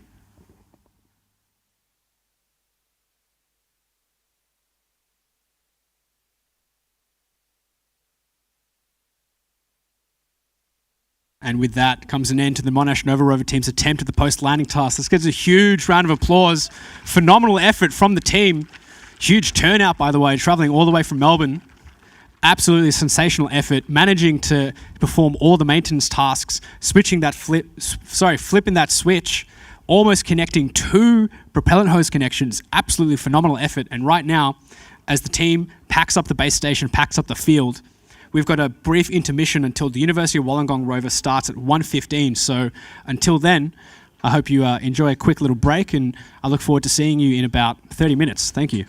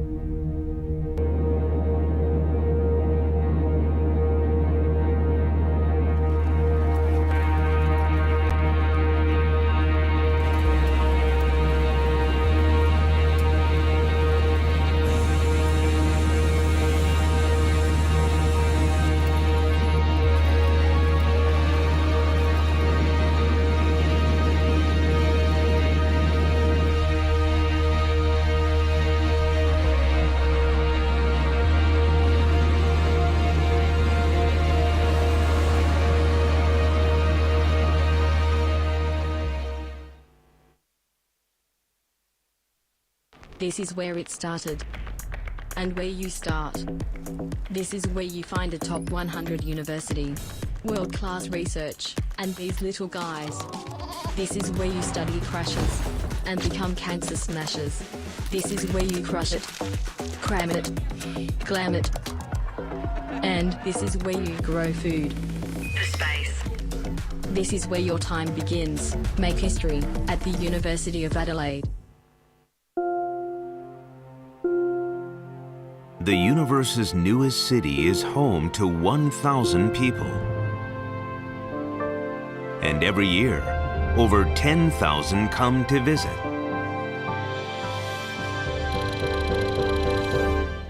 Only 20 years ago, this city didn't exist. It's the result of pioneers sending rovers, then discovering water. The hydrogen and oxygen separated from water becomes energy, creating the foundation for a fuel station.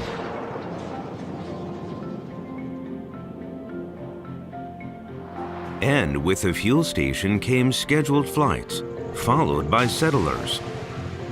Soon, settlers required more diverse skills, attracting new specialists for construction, steel, communications, energy, transit, agriculture, medicine, and more. People travel from far and wide to see this new city. We call it Moon Valley. The moon is the new staging ground for your next level business. Expand our planet. Expand our future. iSpace.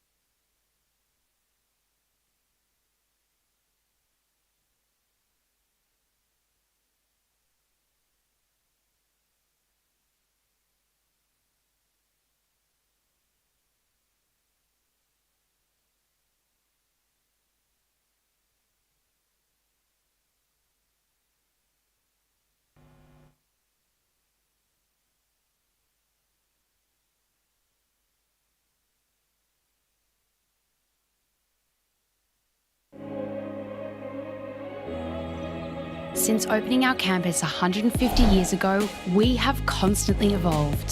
From our first pioneers in gender equality, we have inspired a new generation of leaders.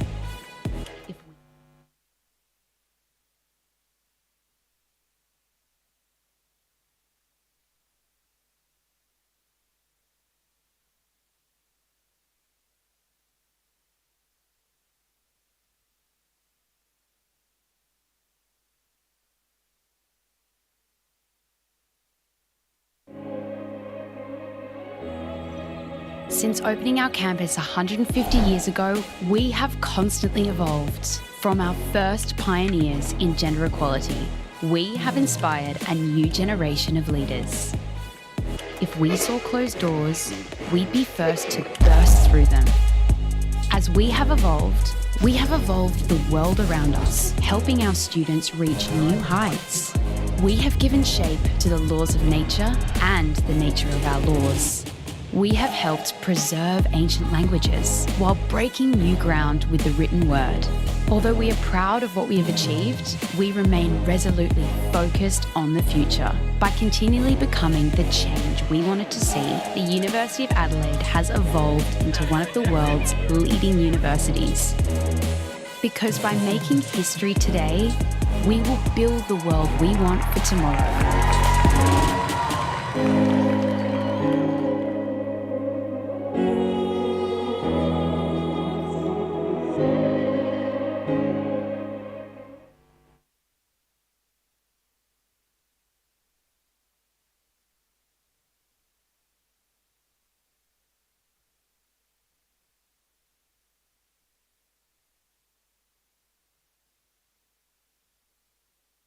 And welcome back to the second half of the post-landing task here at the 2024 Australian Rover Challenge in beautiful Roseworthy, South Australia, brought to you by the University of Adelaide. And now, setting up at the moment, we've got the University of Wollongong Rover team.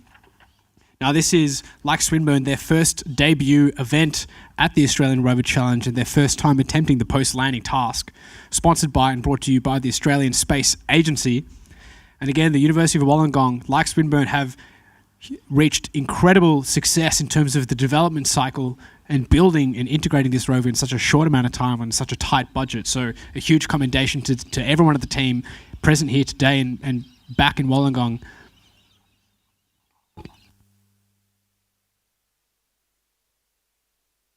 The local time is 1:12. Their official start time is 1:15. And again, it would be phenomenal to see the rover moving, but just highlighting some of the issues associated with getting a rover moving. There's a huge amount of complex issues.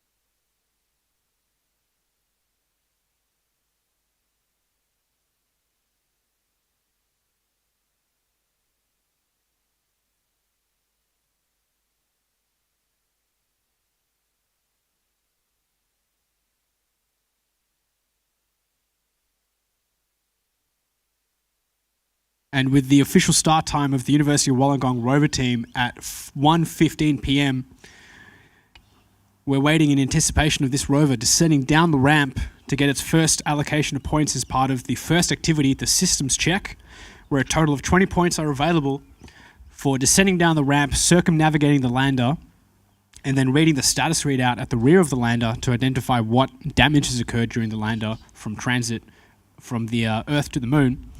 Activity number 2, for a total of 30 points, is the site evaluation, where the rover will have to navigate to each of those payloads you can see out on the lunar surface today. On the far right, you've got the lander. In the middle, you've got the solar array. On the far left, you've got the processing plant. And hidden to the back right, you've got that communications tower hidden behind that large hill feature. And the rover needs to traverse to each of these, read out the status readouts, and then relay that information to the judges to get points.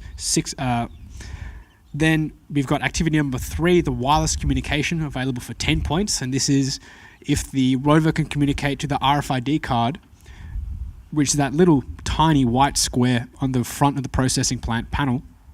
If they can download the maintenance instructions and relay them to the base station judge, they get an additional 10 points. And then 20 points available for executing the instructions. So there's 4 different sub-activities they need to do, like flipping a switch, pressing a button, moving a joystick. And then finally, 20 points available for connecting some propellant hose connections that they've made themselves. And they've often 3D printed these. So the start time has officially started for the task. However, the team can nominate when they would like to officially begin the task themselves, as they're currently checking out the rover. The screen up, you can see currently, is the base station team communicating with the field team. And it looks like any moment now will begin.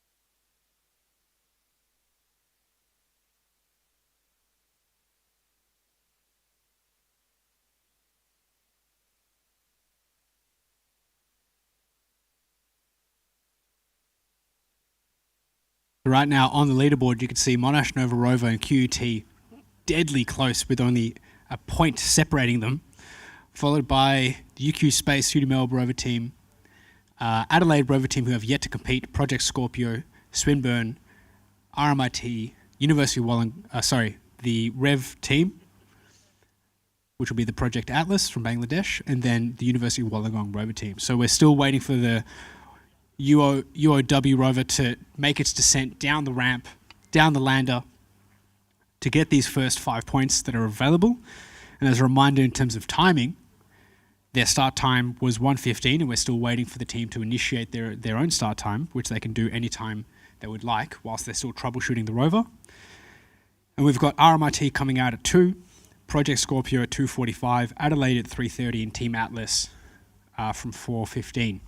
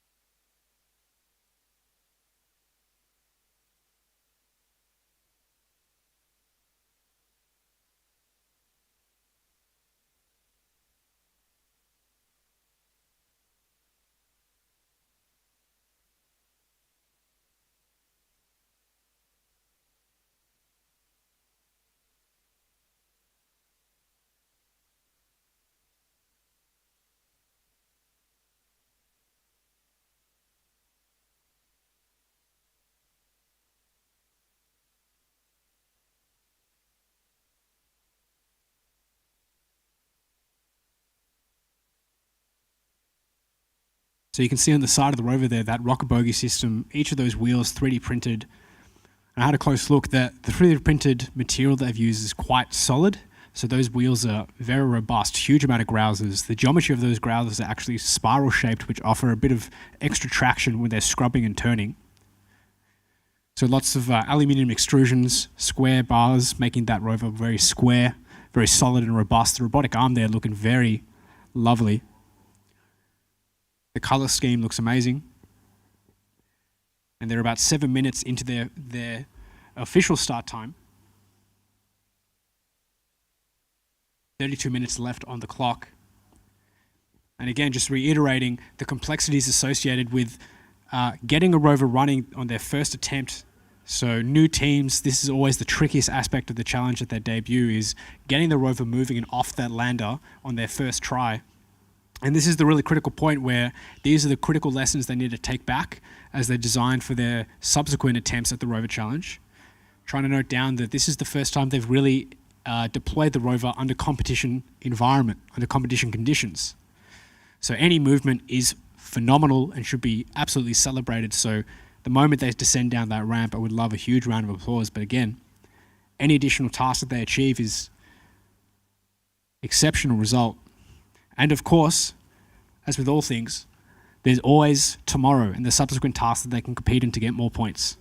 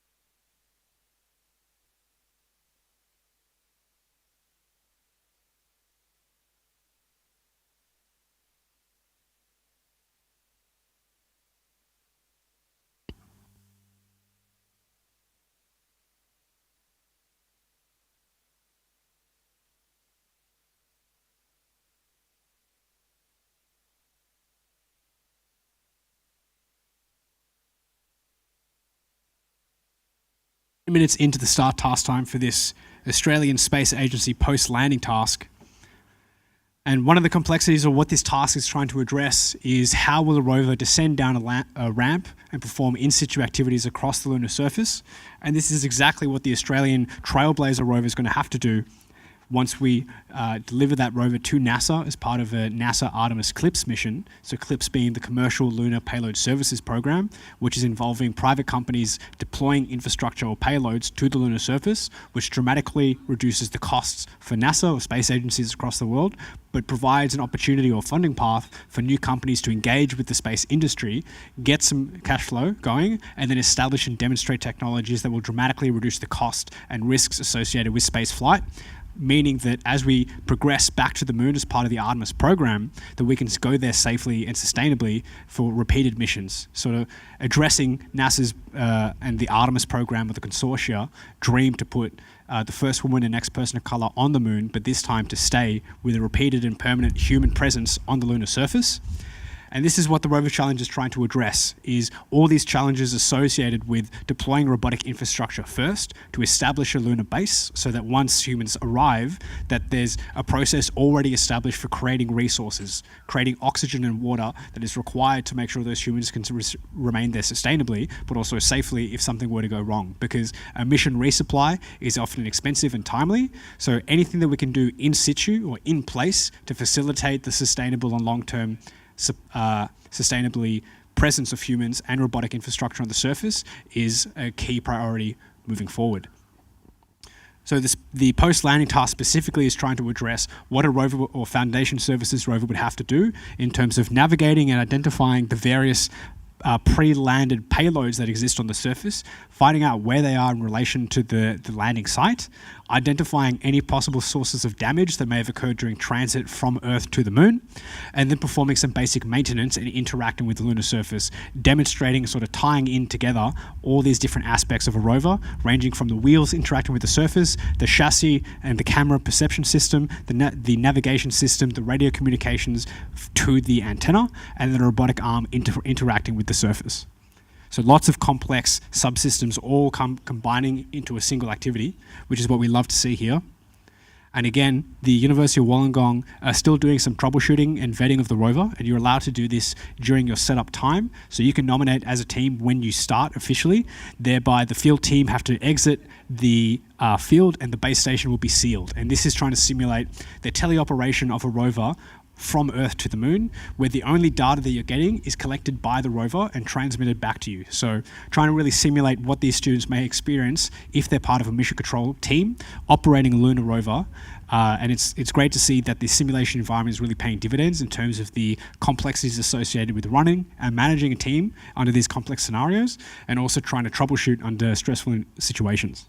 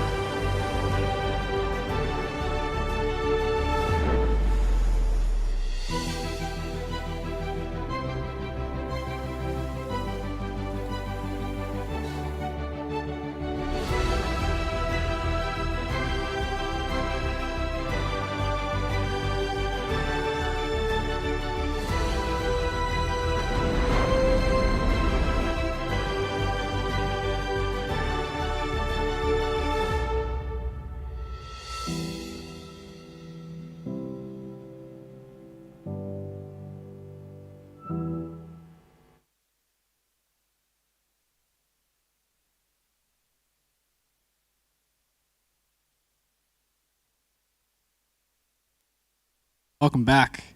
The rover has just accidentally reversed itself off the lander. So we're trying to see if the field team can fix this issue. Now, luckily, it didn't seem like the rover fell back onto its robotic arm, so minimal damage has occurred, but let's see the team bounce back from this challenge. And again, these are the trials and tribulations of competing in the Rover Challenge. It's seeing what challenges occur and how can you rapidly and calmly bounce back and continue to compete. And again, huge shout out to the University of Wollongong, keeping their composure, still having fun. And that's what it's all about. There's nothing wrong with a little bit of sand in your system.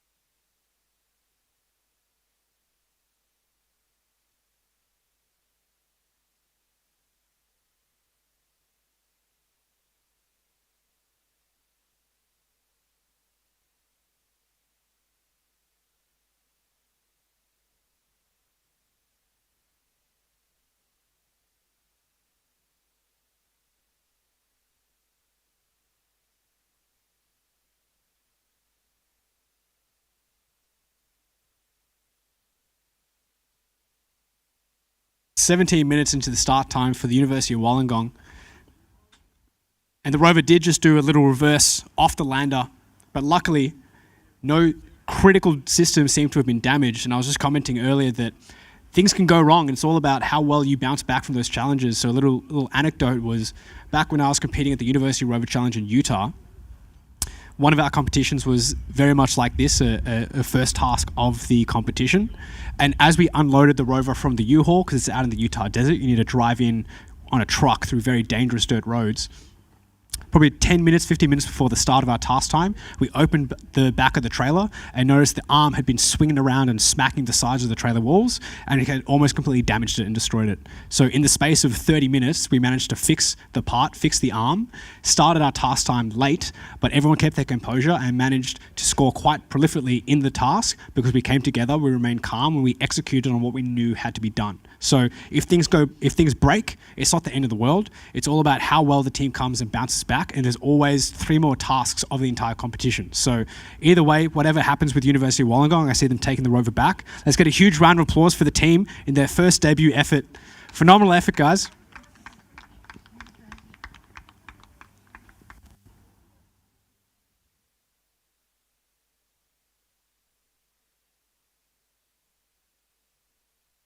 So just as a reminder, starting at 2 o'clock, we've got the RMIT rover team for the post-landing task. And we'll see you in a brief intermission.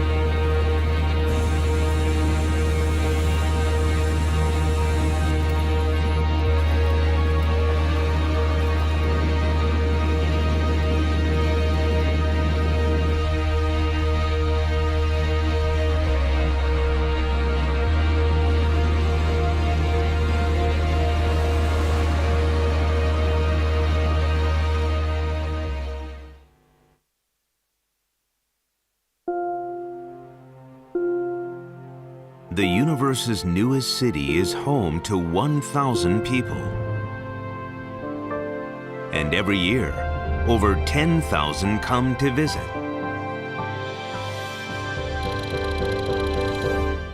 Only 20 years ago, this city didn't exist. It's the result of pioneers sending rovers, then discovering water. The hydrogen and oxygen separated from water becomes energy, creating the foundation for a fuel station.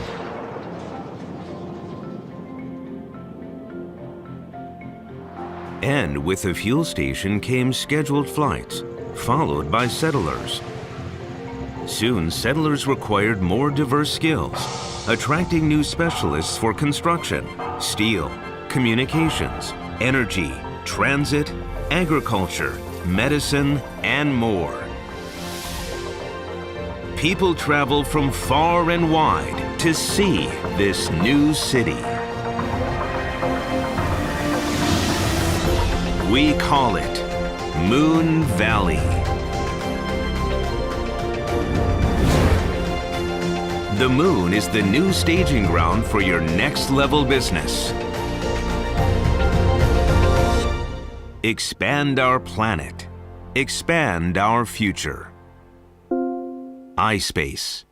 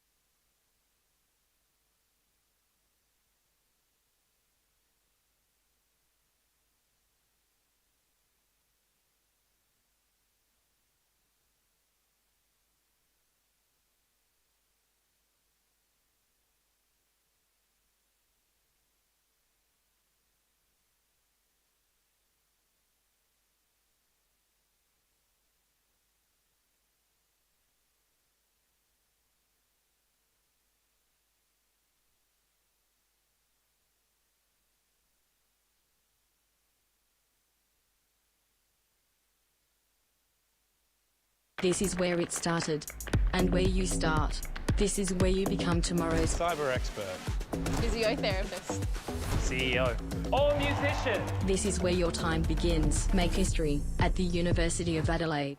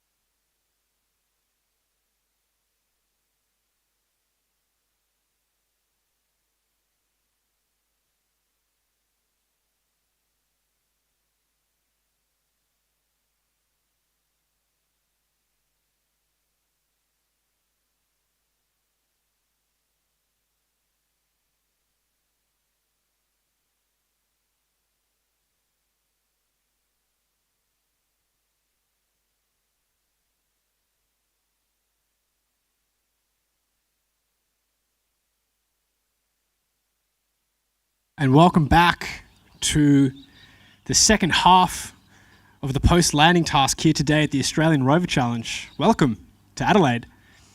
So right now we've got the RMIT Rover team setting up their rover for a start time at 2 o'clock, so in about 4 minutes. Right now you can see the rover being loaded up onto the lander.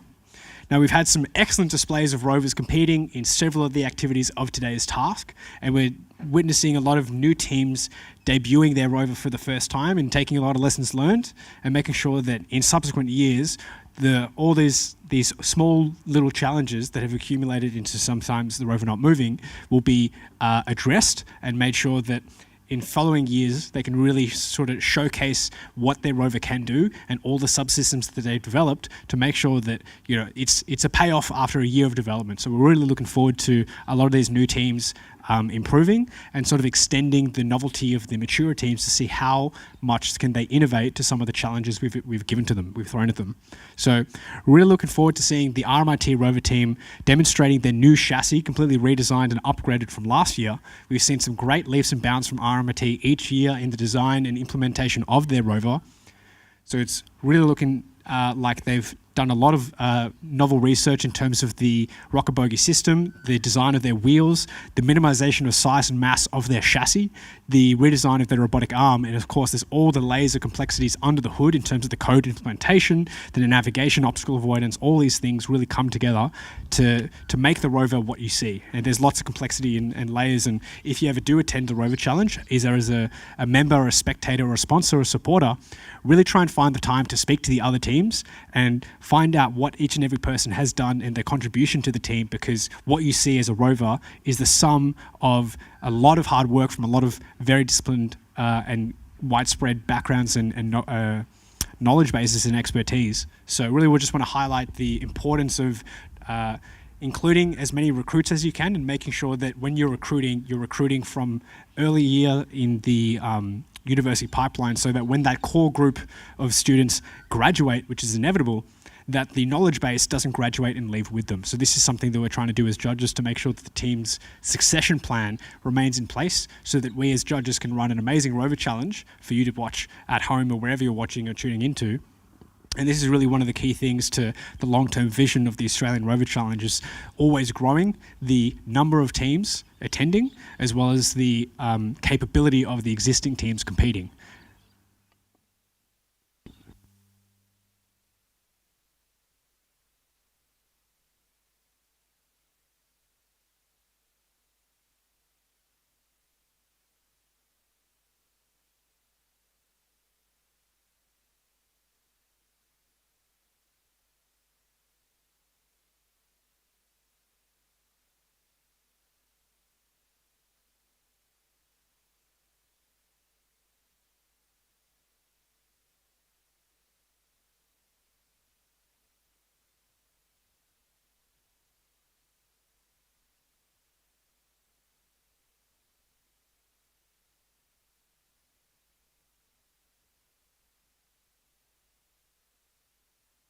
Just a little bit of time now to the official start time for the RMIT Rover team, starting their first attempt at the post-landing task at 2 o'clock today in beautiful sunny South Australia, here at the Roseworthy campus, hosted by the University of Adelaide and brought to you today by the Australian Space Agency. And we're also looking forward to the excavation and construction task brought to you by ELO 2, which is one of the consortium vying to build the Trailblazer rover as part of the Australian Space Agency's contribution to the NASA's Artemis program, which seeks to demonstrate oxygen extraction from lunar regolith. And the Australian rover will be a foundation services rover performing the extraction, transport and deposition of lunar regolith to the NASA payload, which will be demonstrating oxygen extraction for the purpose of supporting humans on the surface of the moon. So very much akin to the activities that these students are developing right here and demonstrating as part of the Australian Rover Challenge, where tomorrow they'll be tasked with excavating, digging and transporting regolith, exactly like the remit detailed by the Trailblazer program, as well as moving a whole bunch of rocks of varying size and weight, as well as constructing a dust mitigation feature using pavers they've designed and built themselves, all within 40 minutes. So quite a lot of complexity and quite a wide gamut of capabilities that need to be demonstrated by these teams. And hopefully the companies that are developing rovers all across the world are taking some lessons learned from these students here today who are working technically for free.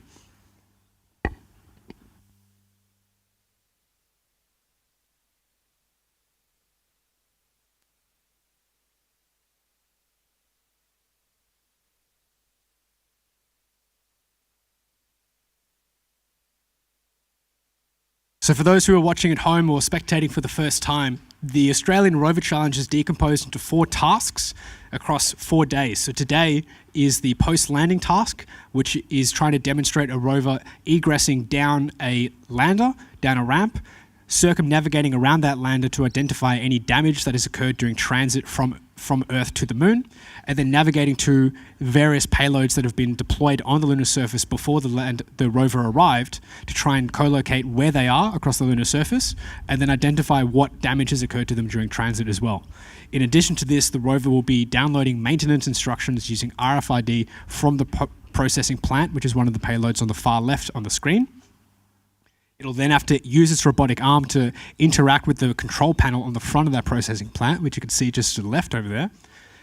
This involves pressing buttons, flipping switches, typing on a keyboard. So all very complex maneuvers that need to be used need to be performed by the robotic arm. And then in addition to that, within the 40-minute time limit, connect some propellant hose connections that the team have designed and built themselves to demonstrate the connection of a propellant hose system from the processing plant, which is extracting oxygen and hydrogen and other volatiles from the lunar regolith, to refuel the lander. And this is demonstrating an end-to-end mission whereby the development of a autonomous mining base camp before the arrival of humans to the lunar surface is critical to establishing that the in-situ resource utilization, ISRU, demonstrating an end-to-end sustainable supply chain that can support humans for a long period and sustained time. So this is really critical to demonstrate these technologies on the Moon first before we go to Mars and put humans on Mars for the first time, which may occur in the next 2 decades, hopefully. And of course, all the competitors here today are part of the Artemis generation, where they'll be alive and working in part of the future workforce that will see humans return to the Moon,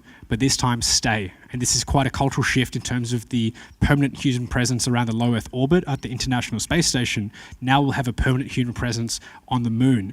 Now, what that means in terms of cultural significance and the perception of humanity in the solar system is quite significant and quite a big question. And I'll leave that question with you.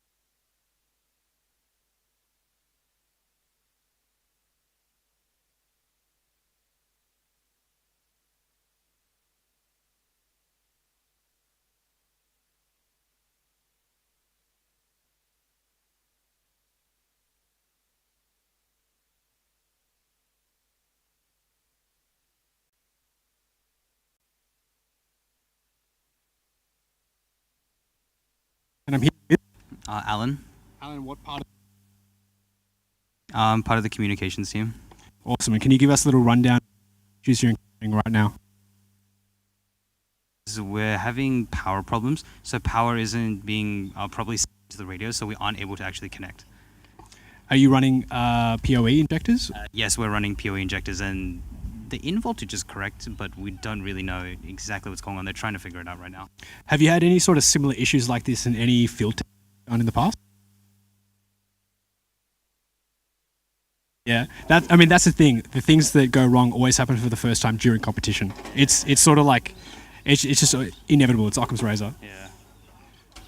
Oh man, this sucks.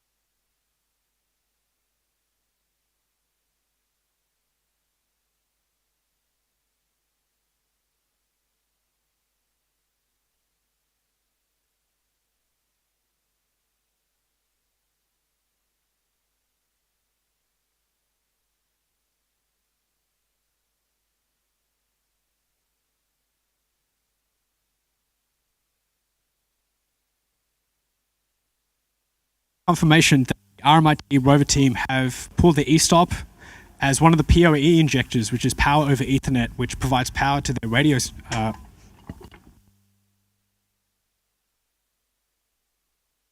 Their radio antenna has failed, and this just highlights some of the issues that, although these issues never crop up before, of course, just as they load the rover onto the lander to start their task, things go wrong. But the most important thing is taking the lessons learned from loading up the rover, finding all these issues. So I'm hoping that the RMIT Rover team, as well as all the teams who have encountered issues today, are taking lots of notes, making sure they really understand the complexities of their system and all the things that could go wrong. And this just highlights the importance of field testing, but also tenacity, because yes, things go wrong, yes, tasks end early, but it's ensuring that your team remains level-headed, retains composure, and pushes through to attempt the following tasks each and every year. So this is one of the things we really want to stress. Good leadership is taking these lessons learned, taking it back to the workshop tents out the back, and making sure everyone keeps having fun and keeps pushing the boundary and the envelope for their rover system. So keeping on time, we've got Project Scorpio all the way from Poland at their second appearance at the at the Australian Rover Challenge. So they'll be from 2:45 to 3:25, followed by the Adelaide Rover team at 3:30, and then Project Atlas from Bangladesh at 4:15. So a real cracker of the rest of the day. And we're looking forward to seeing you again tomorrow for the excavation and construction task brought to you by ELO 2. And then on Saturday, we've got the iSpace Space Resources task. And on Sunday, the final task, the Boeing mapping and autonomous task, after which we'll be having the trophy ceremony and celebrating the accomplishments, the lessons learned of every team here at the Australian Rover Challenge on a beautiful, sunny, hot summer Australian day in Roseworthy in South Australia. Thank you, and I'll see you very briefly at 2:45 as Project Scorpio come to the field. Thank you.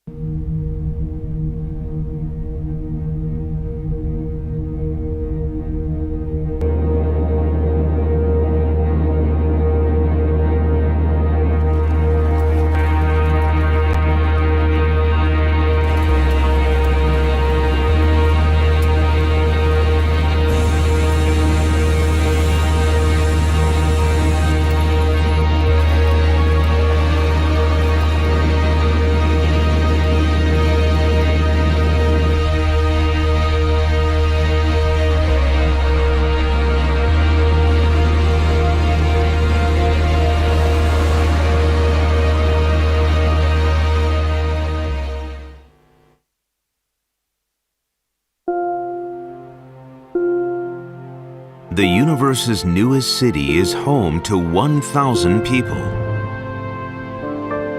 And every year, over 10,000 come to visit.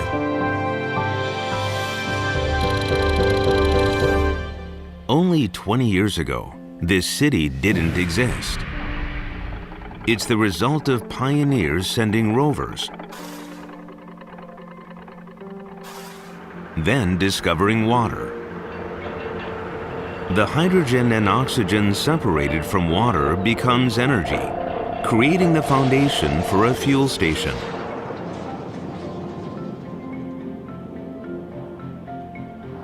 And with the fuel station came scheduled flights, followed by settlers. Soon, settlers required more diverse skills, attracting new specialists for construction, steel, communications, energy, transit, agriculture, medicine, and more. People travel from far and wide to see this new city. We call it Moon Valley. The moon is the new staging ground for your next level business. Expand our planet. Expand our future. iSpace.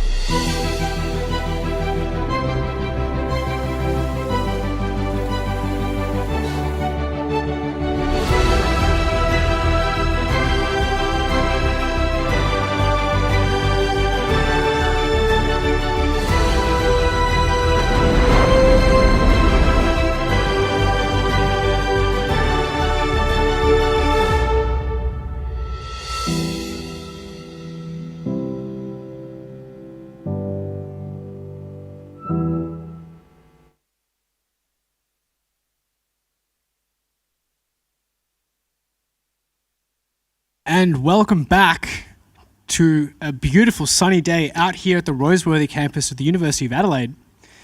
Coming up to bat next, we've got Project Scorpio all the way from Poland for their second event here at the Australian Rover Challenge. They performed very well last year across all of the tasks. And let's see if they can retain that dominance here in this complex and very sunny, very dusty environment. So of course we've got the Project Scorpio starting at 2:45, so in just about 15 minutes.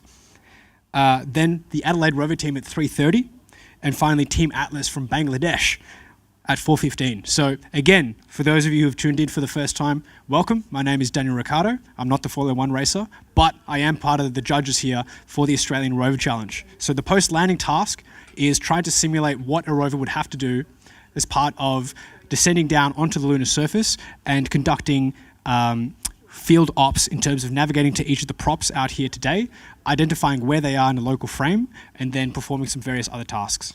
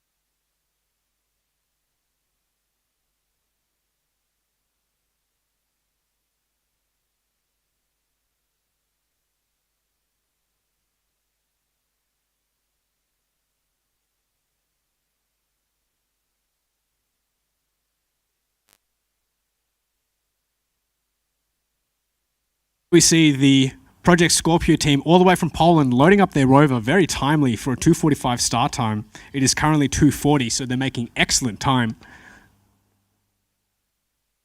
Now, Project Scorpio had an excellent performance last year where they showcased some of their excellent rover capabilities across all the different tasks. So this year, let's see how they perform and whether or not they can perform all the tasks in today's post-landing task.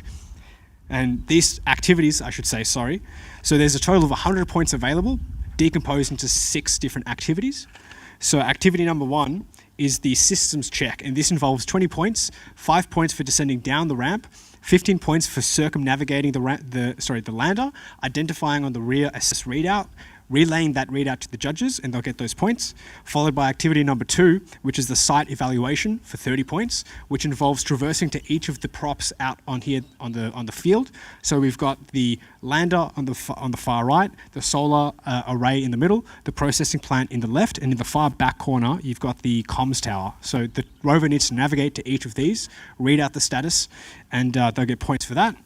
Then traverse to the processing plant where there's an RFID card containing maintenance instructions, download those instructions, relay them to the base station judge, and then again perform whatever instructions are entailed there, so pressing buttons, flipping switches. They'll get points for that. And lastly, 10 points available for each of the hoses out on the field. And we're trying to demonstrate the rover or the rover team connecting these propellant hoses to the processing plant and the lander, and also demonstrating a novel design challenge that we gave them to design that connector themselves. So quite a unique problem space to interface connections as well as implementing those connections with their rover. So really looking forward to how Project Scorpio attempt this task, and their start time is in about 3 minutes.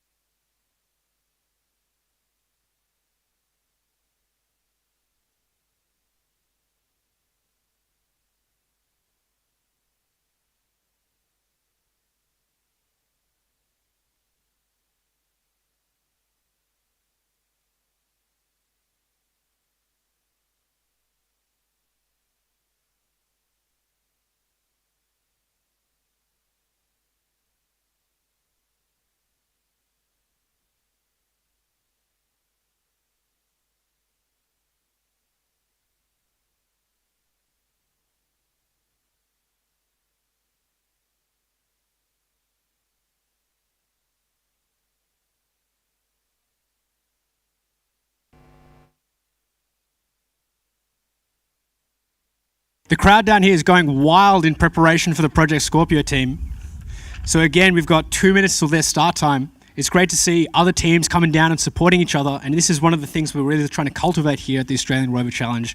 Team camaraderie and supporting each other, trying to see how each team attempts the same task, how they've designed their rover for different solution spaces of how each rover attempts each of the activities in each task, as well as just supporting each other and getting around each other in terms of all the failures and all the challenges that they succeed in. So it's great to see. And the Polish team looks like they're making excellent time. Base station getting ready for the official start time at 2:45, whereby they can officially descend down the ramp and begin their task. And the score to beat, I believe, is about 70 points, which the previous teams that have competed, almost all of the challenge activities are Monash, Nova Rover, and QUT. And again, the challenges of this task are quite varied. You can see up on the leaderboard today, we've still got a few teams to compete, including Adelaide Rover Team and Team Atlas from Bangladesh. But it's great to see this spread, and we're trying to really emphasize the entry of new teams into the Australian Rover Challenge each and every year. So trying to spread the unique ability to get involved in student engineering teams like this, regardless of your background, as well as international teams. So if you're watching today, or if you know anyone overseas or in Australia who is interested in participating in the Australian Rover Challenge, shoot us an email, check out our website, and get in touch, as each and every year we're looking to expand out, increase the number of teams, increase the complexity, and try and get more students involved with what we're producing out here. And then, of course, the benefit is these university teams go out and do outreach at secondary and primary school institutes, trying to get more students involved in STEM education and the capabilities of what you can do by participating in an interdisciplinary team. So I remember one of my friends was studying medicine and he was part of the Rover team, or there's people studying economics, media, design, business. And it looks like the Rover is moving at 2:45. Excellent start time. Let's get a round of applause for the Polish team as they begin to descend down that ramp. Once all 4 wheels make contact with the ground, that is 5 points under their belt. The Rover moving very slow and steady, that GUI right there. A whole bunch of information. So their wheels, I was talking to the team lead earlier, their wheels took 5 days to print per wheel. And you can imagine some of the difficulties associated with that. You need 5 days of pure, no errors, no issues associated with that print time. But the advantage is you get complete control and fidelity over the internal and external geometry of the wheels. So those grouses there, unlike the other teams, they've sort of been morphed into a unique crescent shape, and then are quite thicker than the other grouses. Previously, last year, they used an interesting little canvas wrap on the surface of their wheels, so it's good to see them iterating and improving and implementing different designs for their drivetrain, specifically their wheels. And the Rover chassis looking the same. The robotic arm looks like it had some improvements as well. And of course, lots of improvements under the hood. Let's see if it all pays off for them in their second attempt or presence at the Australian Rover Challenge. We're looking forward to today's task.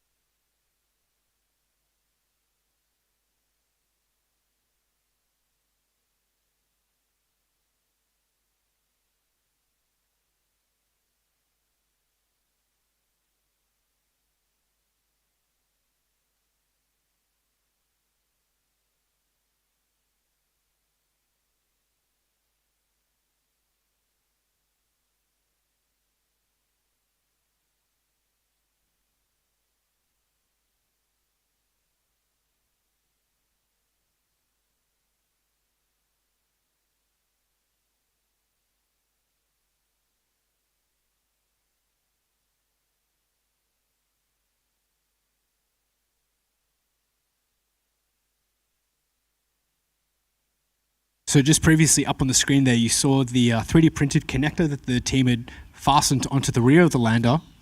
And in screen, very briefly, you could have seen that status readout in green text. Now that is the status message the team needs to relay to the base station judge to confirm that they've identified the damage or the status readout at the rear of the lander, thereby earning them the additional 15 points of this 20-point portion of the first activity.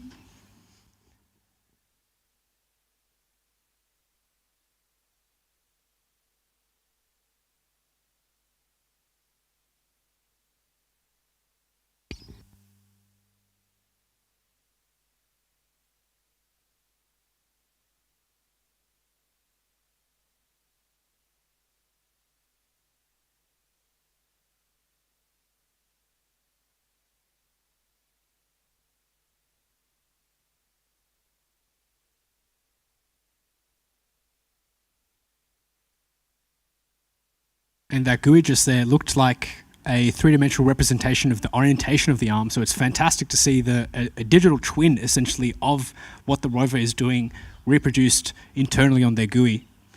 Now, I believe that means they might be doing some inverse kinematics, which just means that in terms of a specific position or orientation they want to achieve with the robotic arm, there's many different solutions of how the different linkages and degrees of freedom orientate themselves to achieve that that pose.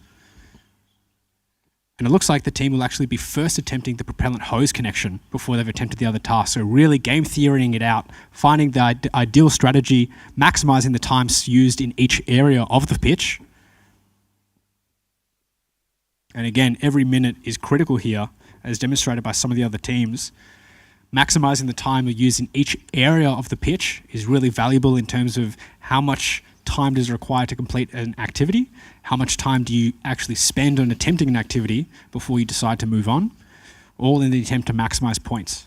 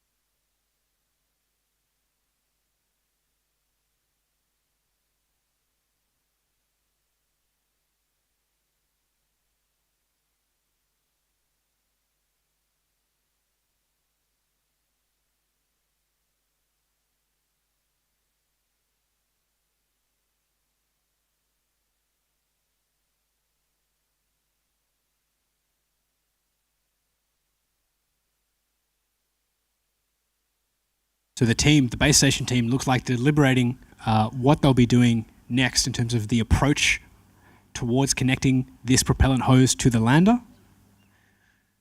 And again, every decision is really critical as time spent attempting an activity is irrecoverable. So just for those who aren't familiar, the team competing is split up into a field team and a base station team. So up on the screen now you can see the base station team receiving data from their base station antenna live from the rover. Now the base station is sealed, simulating what it would be like in a mission control environment, controlling a lunar rover out on the lunar surface. Now keep in mind there is no delay here. However, if you were operating a rover on the moon, or especially for Mars, there is quite a significant delay. So teleoperation of any system introduces risks. So this is why we implement the mapping and autonomous task to try and get rovers to make their own decisions in terms of obstacle avoidance, path navigation. So the rover now squaring up to make this connection. And if they succeed, they'll be 10 points ahead in quite a difficult activity of today's task.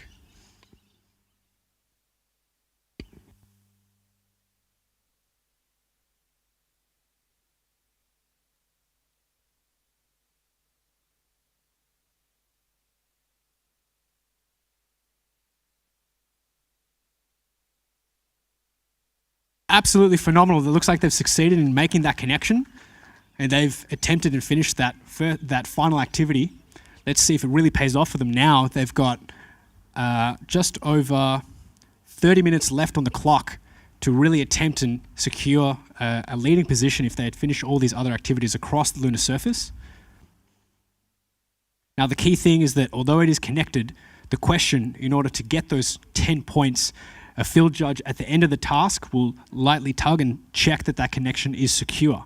So again, just reiterating, it is one thing to make the connector, it is another thing to actually connect it, but finally to get those points, it needs to be securely fastened. Now this is really critical because if you're conveying propellant or any gas or volatile mixture on the lunar surface, the moon is an extreme high vacuum, so any sort of gas leak, any sort of change in pressure could result in a really significant explosion and damage. So this is why we really want to emphasize making a secure connection for these propellant hoses.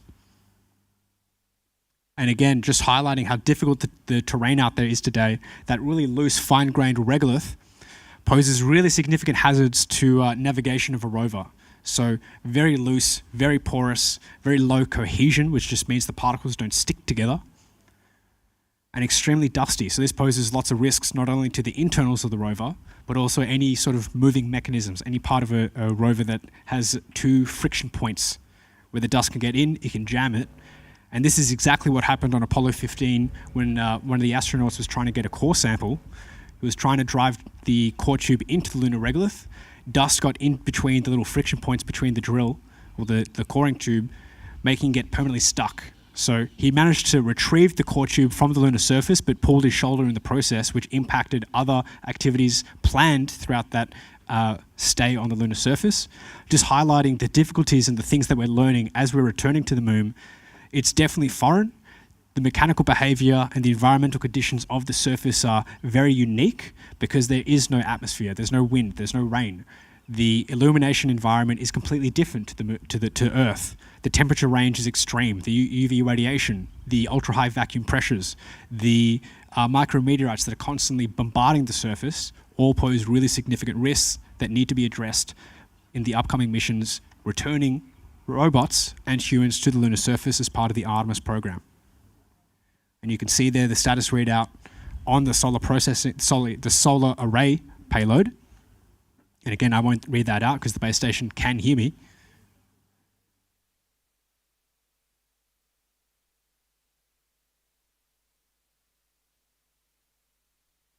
And a fantastic view of exactly what the base station operators are seeing right now as they're controlling the rover, showcasing just how tricky it is to get a full perspective of the rover on the lunar surface. It's really a question of identifying where you are with the information available. How many cameras do you use? What's the orientation? What's the resolution? All trying to maximize given the bandwidth that you have available. Sometimes a higher resolution can give you better perspective, but if you don't have the bandwidth available, or if you have difficulties with line of sight or bandwidth issues, sometimes that leads to failure. So it's great to see the team really deciding on the navigation cameras and approaching that processing plant on the bottom left of the screen. And just reiterating, they'll be downloading instructions using RFID and then performing maintenance on that front control panel.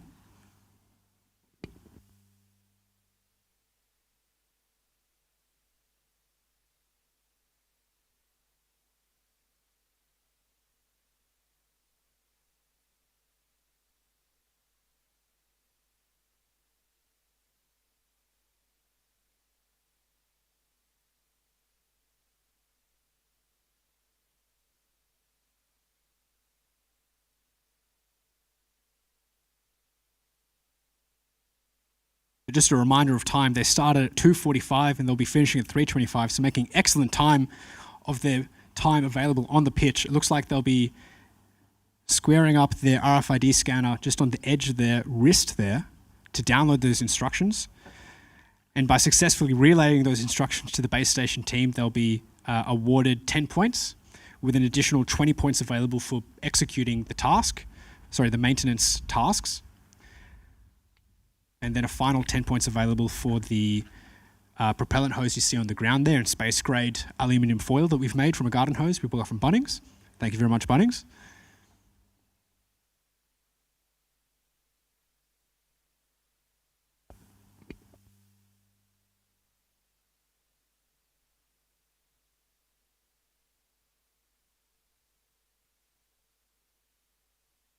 And again, that digital interpretation, that digital twin of the robot arm in the GUI, just for the, so again, GUI, graphical user interface, for the base station operators to get a full sense of the orientation of the arm in three-dimensional space.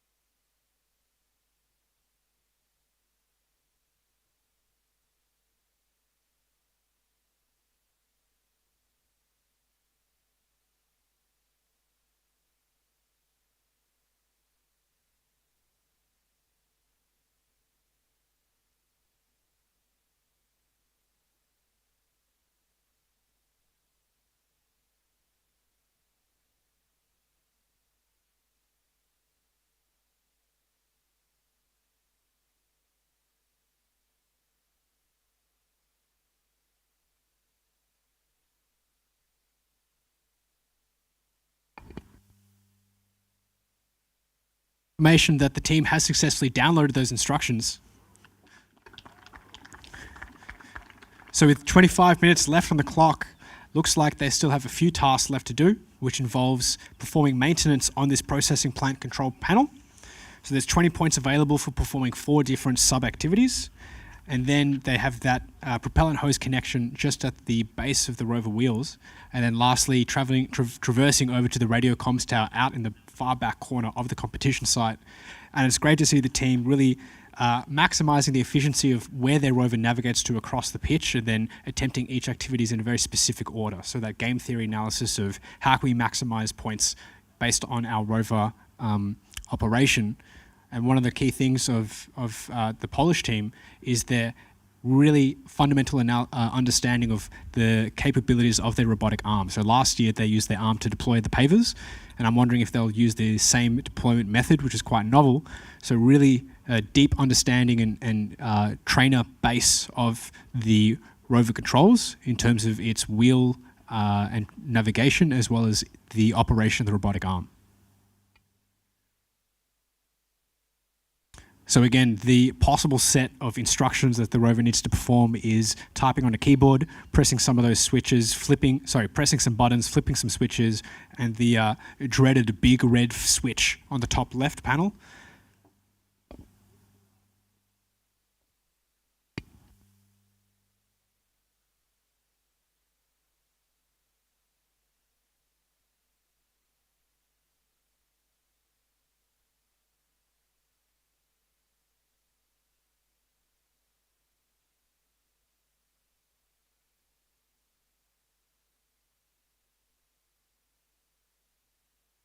And I've just got confirmation that they've successfully pressed the spacebar, getting additional 5 points for their first attempt at this activity. So making really good time here. They've still got about 22 minutes left on the clock, finishing at 3:25. And of course, after a 5-minute field reset, we've got the Adelaide Rover team, followed by Team Atlas from Bangladesh at 4:15.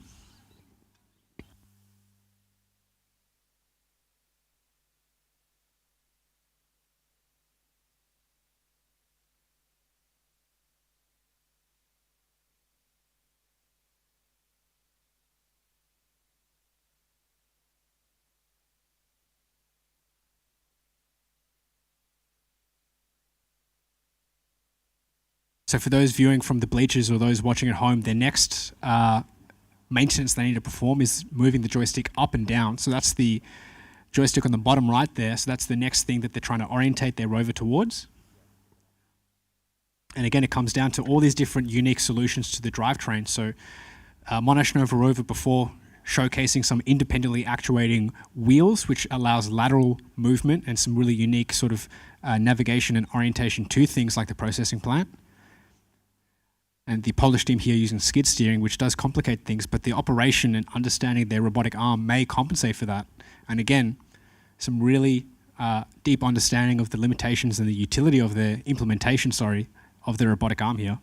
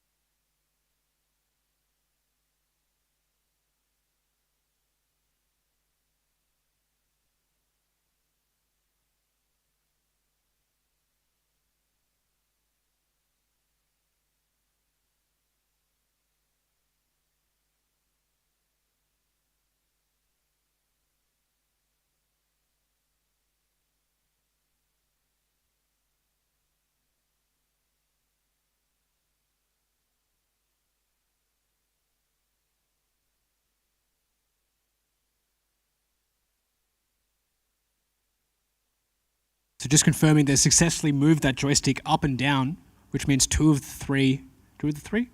So all four done? 2 of 4. So 2 of 4 maintenance tasks performed on this control panel. Make an excellent time. So just for reference again, 3:08 for a finish time at 3:25. There's still a few activities left for them to complete. They're making excellent progress, very slow and steady, very considerate, intentional in all of their movements.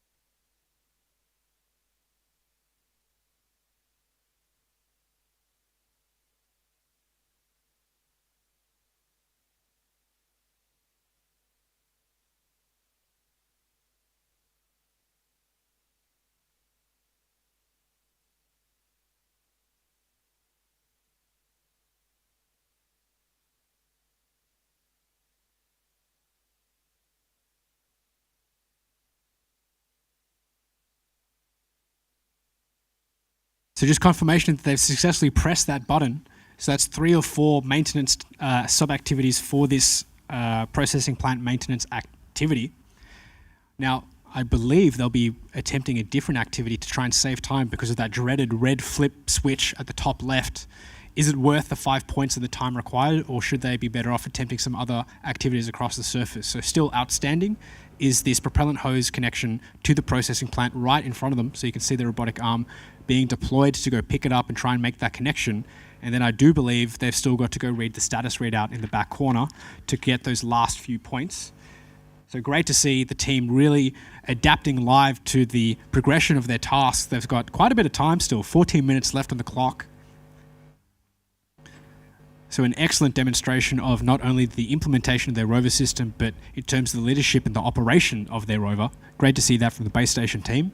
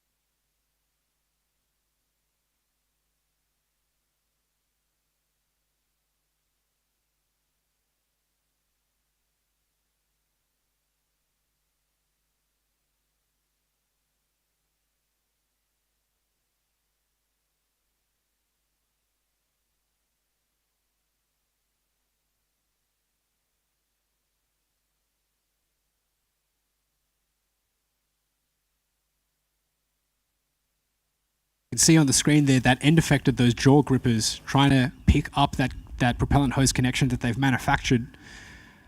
Now the goal here is to connect that hose to a connection that we've implemented on the processing plant. And if they're successful in that and it stays on securely connected by the end of the task, then they'll be awarded those 10 points.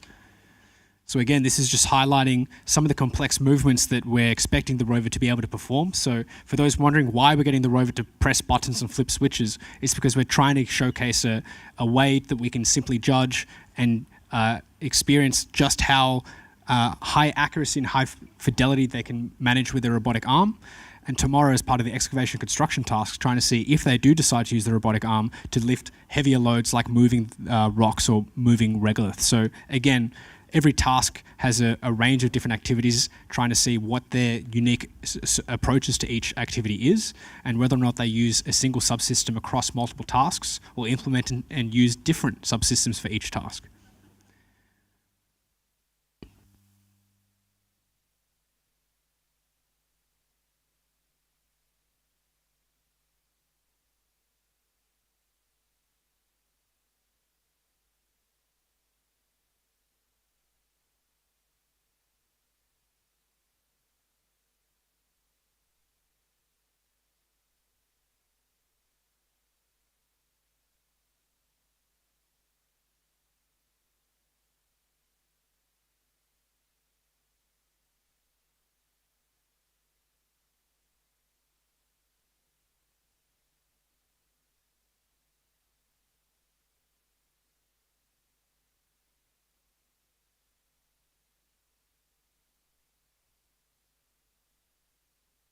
And again, the slow pace is because every movement is critical. If you drop that hose, if you misalign the connection, if the connection isn't solid, all that time in preparing for that single motion is wasted. So every single movement here is really critical to making sure that this hose connection works the first time and stays securely fastened.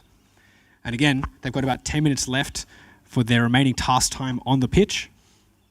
They've got about 25 points left up available, so 10 points for this connection.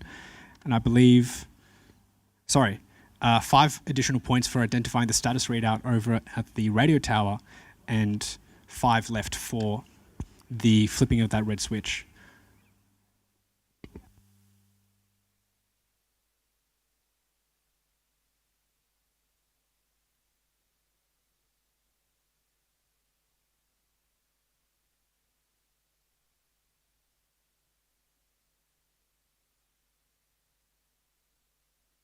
One of the unique solutions we've seen here is this right-hand connection for the hose, offering a little bit of flexibility in terms of that hose dragging down, providing weight and making the connection quite tricky.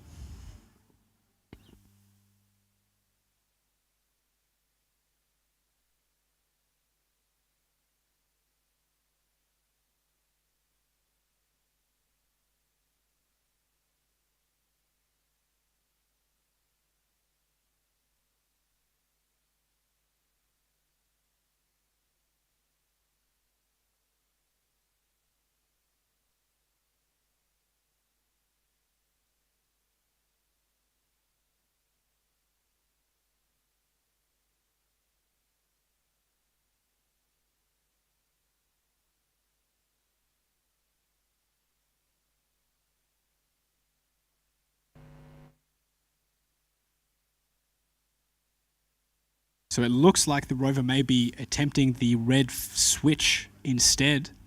Again, trying to maximize the time available left here, just over 8 minutes left on the clock for a finish time of 3:25.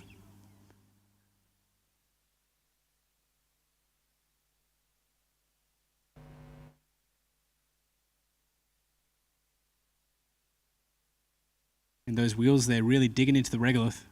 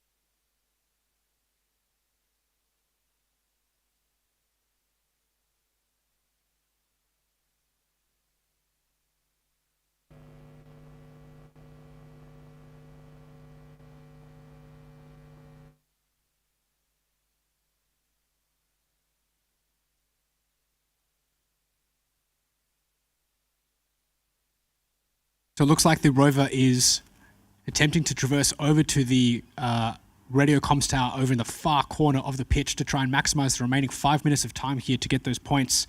The propellant hose connection and that switch proving just too tricky. Again, this is really highlighting the complexities associated with interacting with such unique geometries and tricky objects like a strangely shaped switch. But an absolutely phenomenal effort from the Polish team, giving every activity a red hot crack and also attempting and succeeding in a lot of these activities, racking up a whole bunch of points. I'm really looking forward to how all these teams perform in tomorrow and this weekend's tasks, because just as a reminder, today is the first of 4 tasks. We are currently competing in the Australian Space Agency post-landing task, simulating the descent of a rover onto the lunar surface. Followed by tomorrow, we've got the ELO 2 excavation and construction task, the iSpace space resources task on Saturday, and on Sunday, the Boeing mapping and autonomous task. So there's lots of opportunity for the leaderboard to really shuffle. Anything can happen. And it's really important that the teams keep persevering and pushing forward, regardless of the outcome. The main outcome that we're really looking for here is lessons learned, friends made, networks established.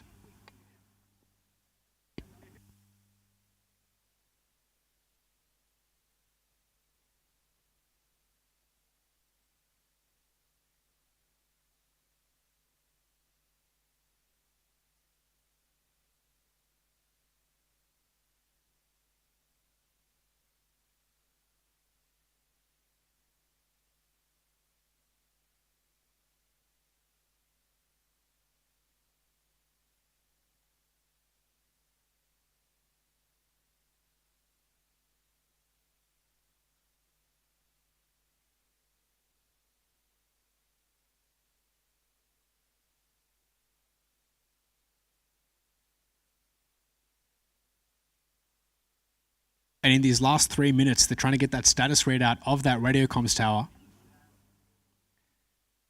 If they're successful, I believe they would have finished this task with a total of 85 points, with 10 points left on the table for that propellant hose connector and 5 points for flipping that red switch.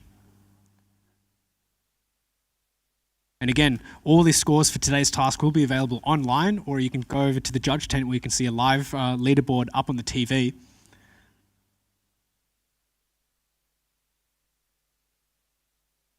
Now, keep in mind the scores that you see up on the leaderboard consist of their 2 written submissions, which are the critical design review and the system acceptance review, as well as their live score for each task. So as we compete throughout each day, these scores will change as the team competes in their task.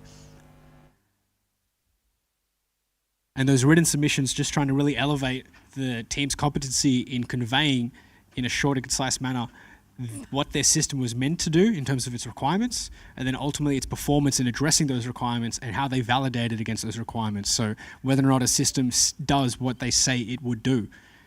So this involves, as part of the systems acceptance review, a video showcasing their rover at the distributed field test, which is a field test that we enforce the teams to go and participate in and get footage to make sure that the rover is moving and functioning before competition.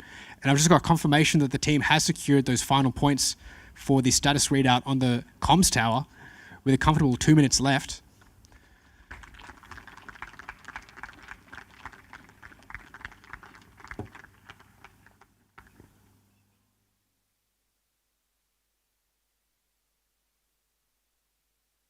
So again, that view just giving the sense of scale. For those who aren't here right now and watching online, these hills are huge. The surface is huge. We've actually more than doubled the arena surface compared to previous rover challenges.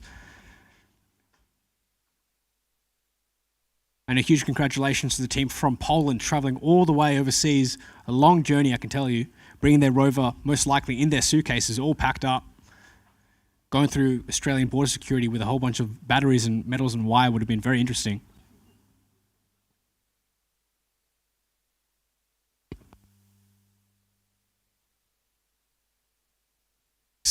We've got the Adelaide Rover team at 3:30. We've got a 5-minute intermission as we reset the field. The rover is carried off.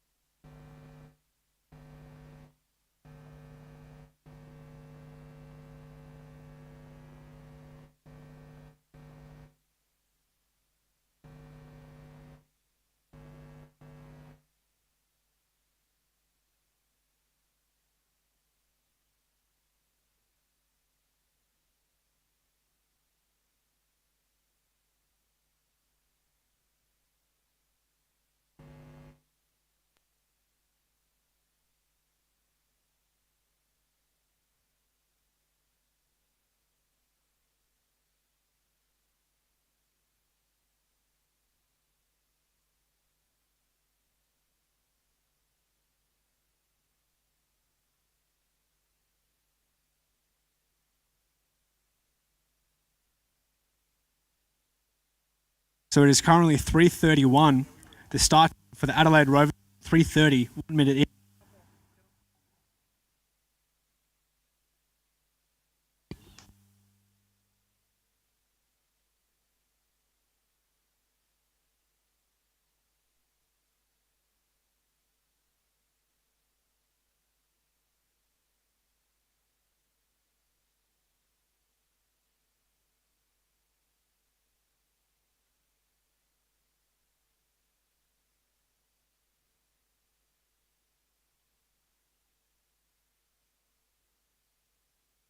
So welcome back.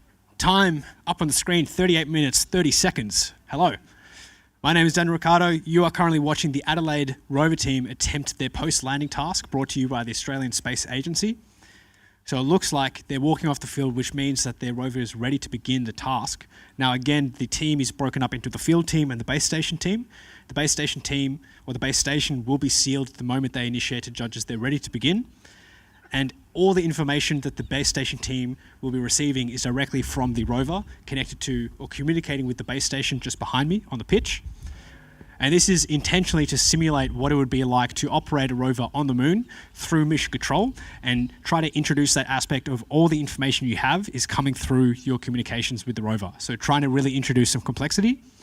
Now, we haven't yet implemented some delays or mission loss which will occur as you're transmitting data across to the moon.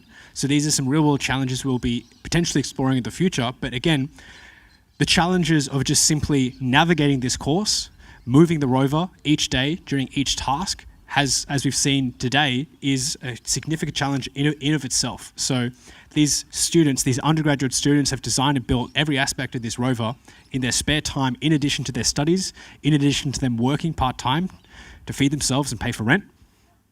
And again, it's just absolutely phenomenal to be able to provide this platform for these students to develop these rovers, experience these real-world, hands-on experiences and learning environment. And these are the skills that they will be required or will be expected of them if they choose to proceed into the space industry. So an example is the Australian Space Agency is delivering a foundation services rover to NASA as part of the Artemis program, returning the first woman and next person of color to the surface of the moon by the end of this decade. And one of the CLIPS missions, which is the Commercial Lunar Payload Services, will be deploying a NASA lander to the lunar surface to demonstrate oxygen extraction from the lunar regolith. And the Australian rover, which is called the Rover from the Australian public, will be excavating regolith, transporting it across the surface, depositing it in the lunar lander, and demonstrating that this end-to-end in situ resource supply chain can be done on the lunar surface, can be done remotely. Why are they doing this? Because oxygen extraction or the extraction of resources on the moon in situ by robotic teleoperation is critical to demonstrating that we can send humans to the moon and let them stay there safely for long periods of time. And this is addressing the Moon to Mars program goal of sending humans into moon, and this time to stay, in preparation for the placement of humans on Mars for the first time. And that's the key point of the Artemis program, is to demonstrate these technologies work under lunar conditions, which are analogous but not identical to the Martian surface. The most notable one being the lunar surface has no atmosphere. The Martian has a tenuous atmosphere, which means that you see these dunes collecting dust across the surface, these aeolian dunes. On the moon, there's no atmosphere, which means there's no wind, there's no rain. So the lunar regolith, the extraterrestrial soil that covers the lunar surface, is extremely fine-grained. It's so fine-grained that the particles of silicate mineral that get crushed by micrometeorites over billions of years of space weathering, those turns into dust-sized or even smaller than smoke-sized particles. Now, why is that an issue? Because if you're a human and you're on the surface of the moon, much like the Apollo astronauts noticed once they visited there in the late 60s and early 70s, that dust gets everywhere. It gets in your lungs, it gets in all the seals and joints of the lander, of their spacesuits. It binds things. It means that the seals aren't airtight. And this poses a really significant risk if you're getting an astronaut spacesuit and all your seals are full of dust. This poses a really significant risk to the extravehicular activities, these EVAs, as well as the potential for silicosis, because those silicate minerals that you're breathing in, just like asbestos, will tear up your lungs, they get into your bloodstream, and it's not good. So addressing all these challenges before we send humans to the moon is really critical to make sure that they go there safely and they can stay there safely and return back to Earth undamaged. So the time is 3:36. The official start time for the Adelaide Rover team was 3:30. We're still waiting for that rover to begin moving. And again, I'll just reiterate, the Rovers moving on the pitch is the culmination of more than a year of development and hard work. So even though the Rovers aren't moving sometimes, it's just showcasing the complexity of this challenge. So every time you see a rover move, every time you see a rover participate and complete an activity, it should be really celebrated because it's not easy. All the things here are done by undergraduate students, and there's no unit, there's no textbook that tells you how to build a rover, how to operate a rover, at least not yet anyway. So yeah, up on the screen you can see the score breakdown for the activities the team need to complete as part of the Adelaide, as part of the the post-landing task, and this is decomposed into 6 different activities. So you've got the systems check, which involves the rover egressing down that lander, the lander ramp, which is 5 points, and then 15 points for circumnavigating the lander, imaging the status readout on the rear. And then you've got the site evaluation for 30 points, which involves the rover traversing to each of the props out on the lunar surface, relaying the status readout to the base station judge. You've got activity number 4, which is the wireless communication, which involves the rover downloading instructions off of the RFID card on the processing plant panel, and then performing in the maintenance sub-activities on the processing plant, which involves pressing buttons, flipping switches, typing on a keyboard, and those instructions are contained within the RFID card. So if a team would like, they can opt not to attempt that activity and instead get the base station judge to give them those instructions, but they do void those 10 points. And lastly, 10 points for connecting the propellant hose connection on the ground over at the post-processing plant to the post-processing panel. And this involved a connection that the team have made to connect to a propellant hose connection that we've designed, and then giving them the freedom to design their 2 ends that they would like to join together over at the lander. So giving them a little bit of freedom in terms of the engineering solutions they can provide to this challenge, and giving them a lot of freedom in terms of coming up with novel solutions to these range of different, or this plethora of challenges that they need to address as we go to the moon, because there's no universal connection protocol on the moon just yet. There's no USB-C. So trying to understand how all these space infrastructure and spacecraft interact with each other will be a need that must be addressed as we return to the moon and venture onwards to Mars. And speaking of onwards, we see the rover now descending down the ramp. All 6 wheels, similar to Monash Nova rover, each of those wheels can actuate independently, providing some unique navigation opportunities in terms of lateral movement, pivoting on a dime, opens up a lot of operational approaches to how they approach each each payload out on the field. And if those rear wheels make contact, 5 points. Let's get a round of applause. 31 minutes left. There's a lot on the table that can be achieved. There's lots of activities that this team can participate in. And it's been great to see just how far the rover team, the Adelaide Rover team specifically, they make significant leaps each year in the design and implementation of their rover.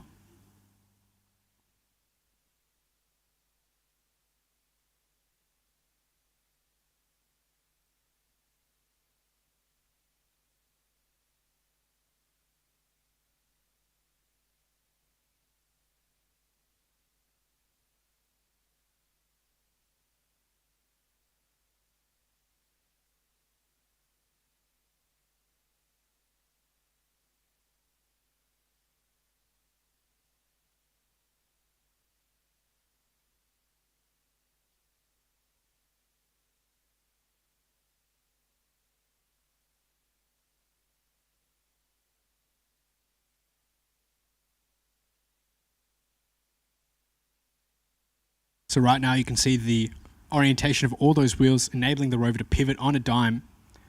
This has advantages compared to skid steering, which means you don't need to take these long arcs to turn. You can just pivot and reorientate the rover. Saves a lot of time, but again introduces a lot of complexity in terms of the operation of the rover and managing all those motors and the code required to get that operational and functional each and every time.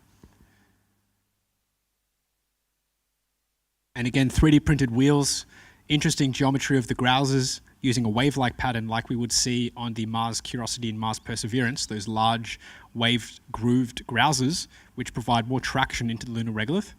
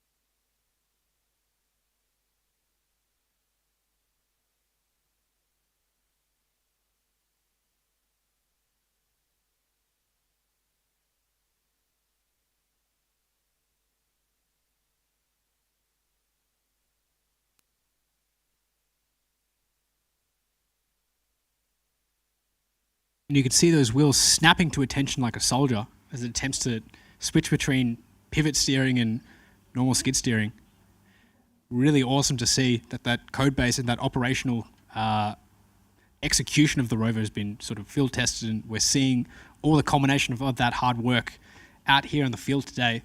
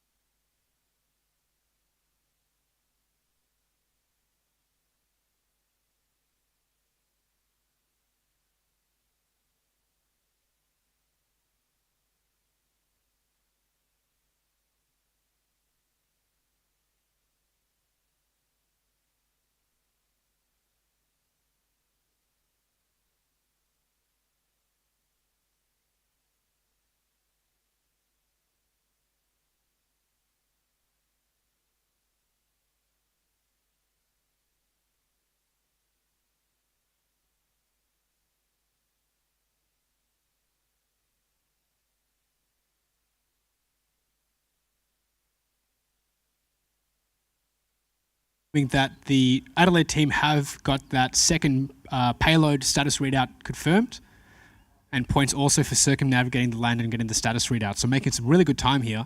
The time currently locally is 3:45. Their finish time is 4:10. So 15 minutes in, they're racking up some points.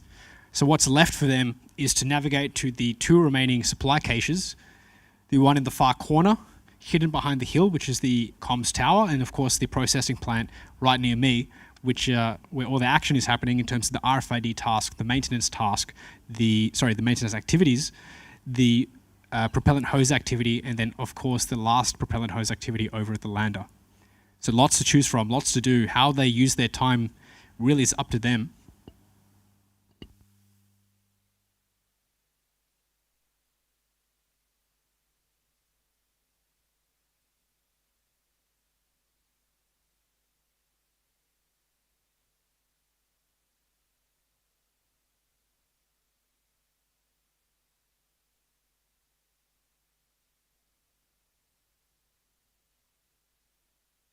So the bleachers do have a lot of empty seats. That's because all the teams are currently furiously improving, iterating, developing their Rovers back over at the workshop tents we've got at the rear of the competition site. Hopefully I'll be able to visit back there and show you a little sneak peek of what the teams are doing, and just to highlight that inter-collaboration between all the teams, having all their workshops right next to each other. This opens up a lot of benefits with the teams helping each other. I've heard numerous stories of them lending parts, helping with some challenges. And this is ultimately what we're trying to cultivate here, is this sense of community, that this isn't a competition and challenge where teams are competing at each other. We're trying to showcase what we're all capable of, and then just like a rising tide lifts all ships, try and elevate everyone as we pursue these really complex activities in each of the tasks, and try and showcase the unique capabilities of Australia and our skills and advantages in remote operations and robotics, and how we can showcase the next future workforce in Australia and some of the unique robotics that we've got going on, as well as inviting our international colleagues over from around the world to showcase what they're capable of. And so far, Poland has really showed their prowess and domination in this first task. But again, anything could change. The winning title, the top 3 places, are up for grabs by anyone.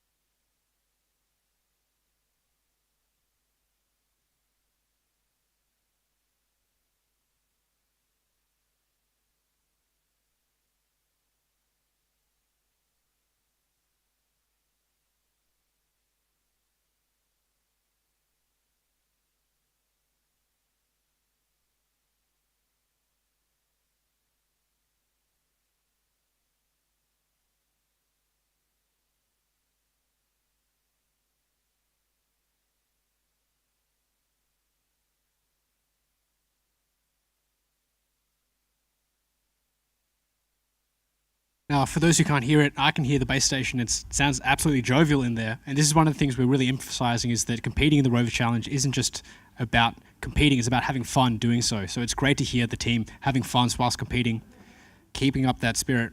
And it looks like they're traversing away from the radio tower, which implies that they've scored those points for the status readout. And again, looks like they'll be coming up to bat with the processing plant and the maintenance instructions and the propellant hose connection that they'll be attempting to do. And they've got about 20 minutes left in the clock, so quite a large amount of time. But again, when you're attempting these complex tasks,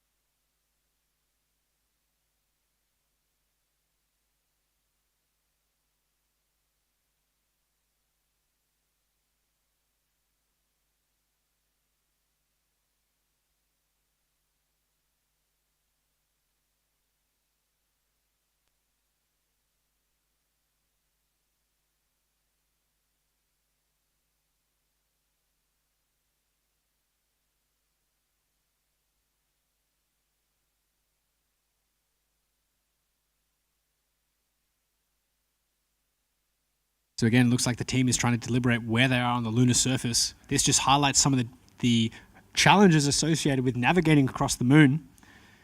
There is no GPS, there's no Wi-Fi, there's no 4G. So how you communicate key information about where you are on the surface and then execute that through the controls of the rover is quite complex, and you're witnessing that here today.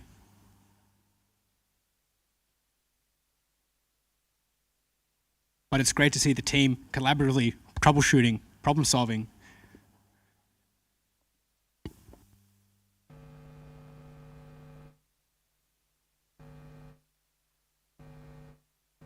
You can really get a sense of scale for these obstacles out on the surface, and we're really proud to be able to construct these huge obstacles and make the terrain quite difficult. In previous years, we've been restricted by size, but as we've developed this permanent facility, and again, thank you to University of Adelaide Roseworthy campus for enabling this, and the Andy Thomas Space Centre for putting all the funds and all the teamwork and requirements towards developing this facility, this world-class facility, which is and will be used for research from several companies, both domestic and overseas, and it's great to see that. And this rover right now traversing around these obstacles towards the processing plant. And again, they've got the task finishes at 4:10, so about 17 minutes left on the clock.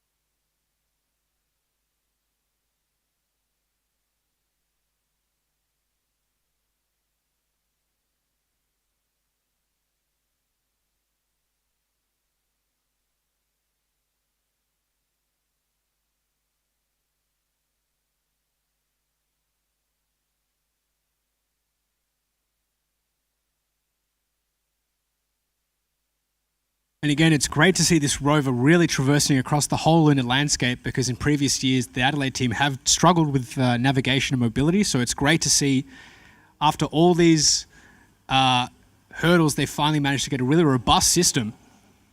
It's fantastic to see. These wheels are absolutely tearing up the challenge surface.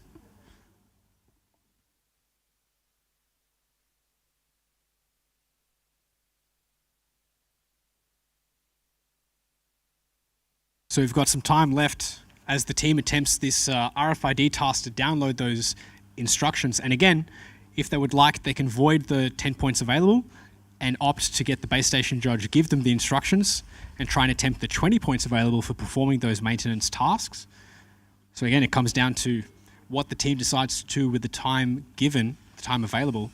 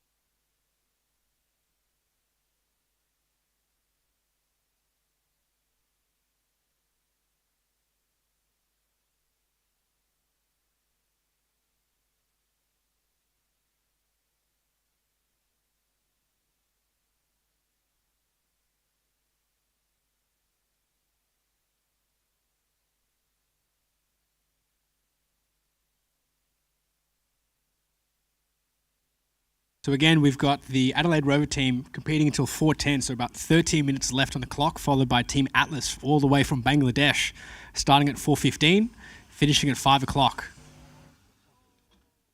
And it looks like the Rover has traversed a little bit close to the processing plant.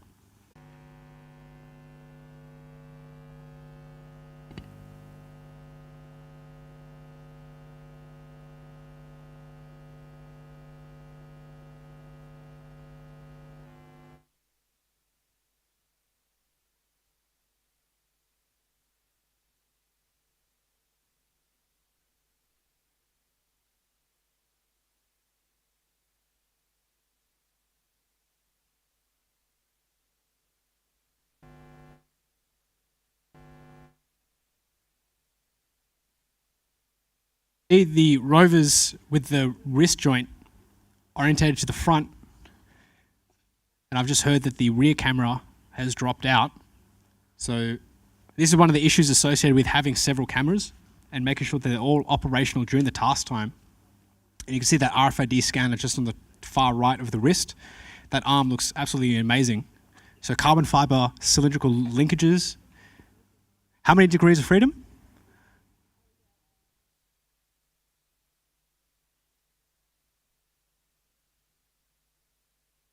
5 degrees of freedom. Awesome.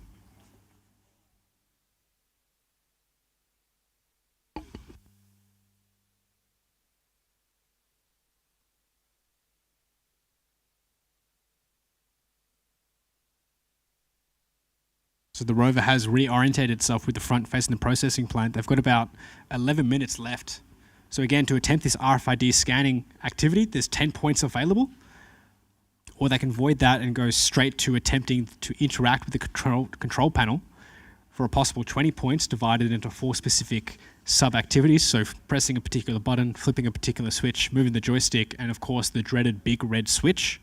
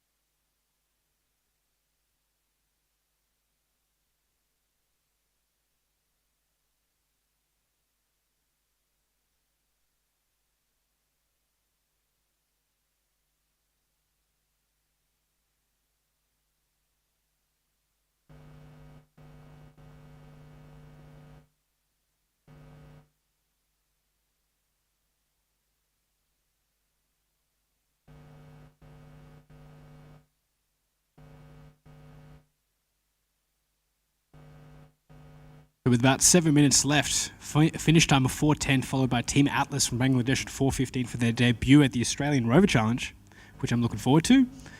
The Adelaide Rover team looks like they're taking a pause here to think about how to approach this fun activity. So again, they can either attempt to download the RFID instructions themselves using that RFID scanner on the end of the wrist joint, or opt to get the instructions given to them by the base station judge, which I'm just confirming they have opted to. So they've avoided those 10 points, but instead are attempting to interact with the control panel for a potential 20-point win. So 4 things they need to do, which can include pressing on a keyboard, pressing some buttons, flipping a switch, moving a joystick, or flipping that big, large red button on the top left.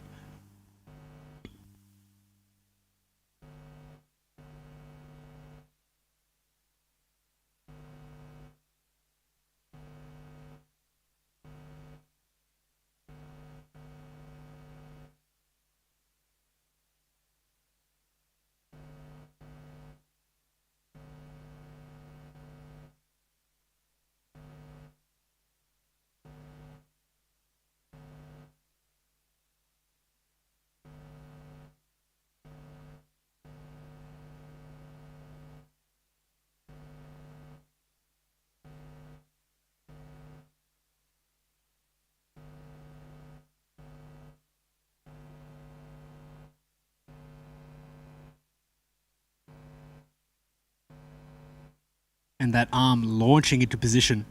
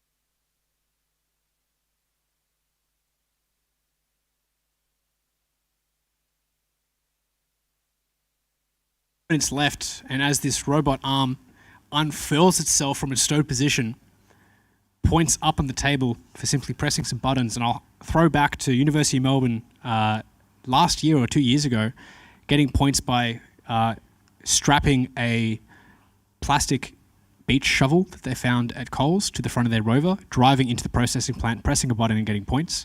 So anything is really possible here.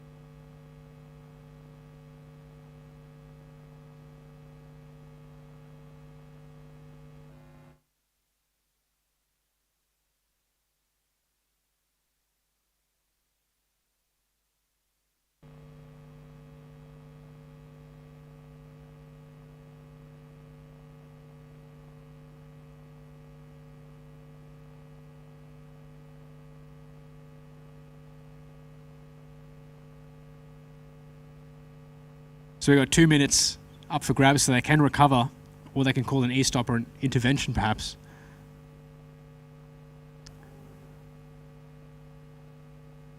But right now you can hear the arm, sounds like R2-D2 making some noises.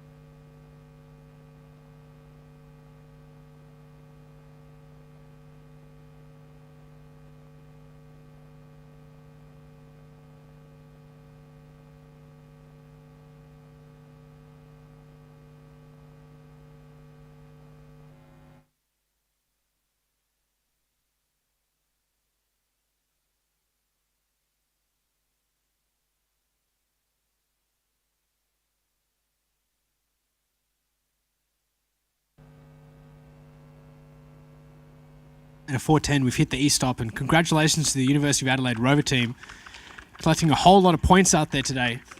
Huge leaps in progression each year. Now, we've got a 5-minute intermission as we reset the field and the team carries the Rover off of the field as we prepare to see the Team Atlas from Bangladesh at their debut at the Australian Rover Challenge. Fantastic to see more international teams coming all the way over here, over to Australia.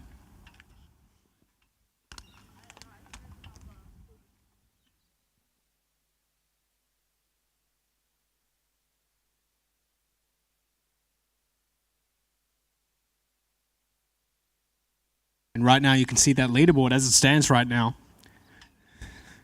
So quite tight scores in that upper bracket. A few points, only 1 point separating second from third, and 1 point, just over 1 point separating fourth from fifth.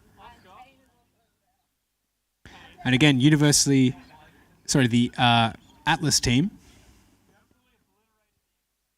Team Rev, looking forward to their debut here at the Australian Rover Challenge on this post-landing task. Phenomenal effort from all the teams so far. Some really Herculean efforts considering that some teams are here for the first time. They've spent less than a year designing, building, integrating and testing their Rover out here and showcasing their performance on the brand new pitch for the Australian Rover Challenge here at the University of Adelaide Roseworthy site in beautiful sunny South Australia. Now, it's been fantastic to see all the different design solutions that the Rovers have implemented. Some have 6 wheels, some have 4. Some have rocker bogie suspension, some have simple rockers. Some have independently actuating wheels. Some have skid steering. Some have unique Grouser shapes. All of them have completely different implementations of how they actually tie it all together on the back end. And again, this is just showcasing some of the challenges associated with deploying a robot onto the surface. And on the screen right now, you can see Team Atlas during their weigh-in. Now we do this as we brief the team during their prep, just before their setup time, to make sure that the Rover is to spec in terms of weight, conforming to the safe carry and other emergency and e-stop LED rules, but also ensuring that it's within the size constraints that we specified in the rules for the Rover Challenge. So this is really important to make sure that we standardize the Rovers against each other, make sure they don't exceed mass and size requirements. And this is a novel thing, this is a standard thing in terms of making sure that the payload or system you develop adheres to the constraints given to you by a payload provider. So if it doesn't fit on a rocket, it won't go to the moon or Mars.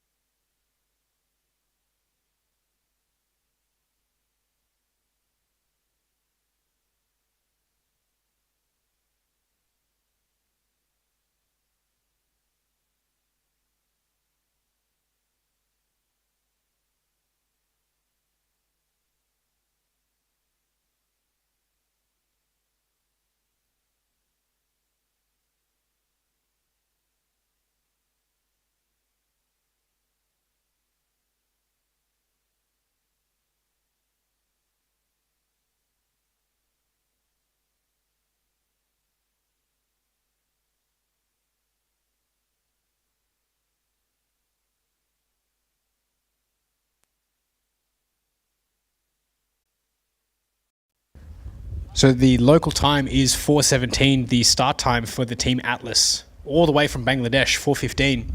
Hello, welcome back. My name is Daniel Ricardo, and you're joining me here for the last task of today's post-landing task, brought to you by the Australian Space Agency and hosted by the University of Adelaide Roseworthy campus here in South Australia. It's been a ripper of a day. We've seen a lot of rovers attempt the various activities across this lunar surface. We've seen some really amazing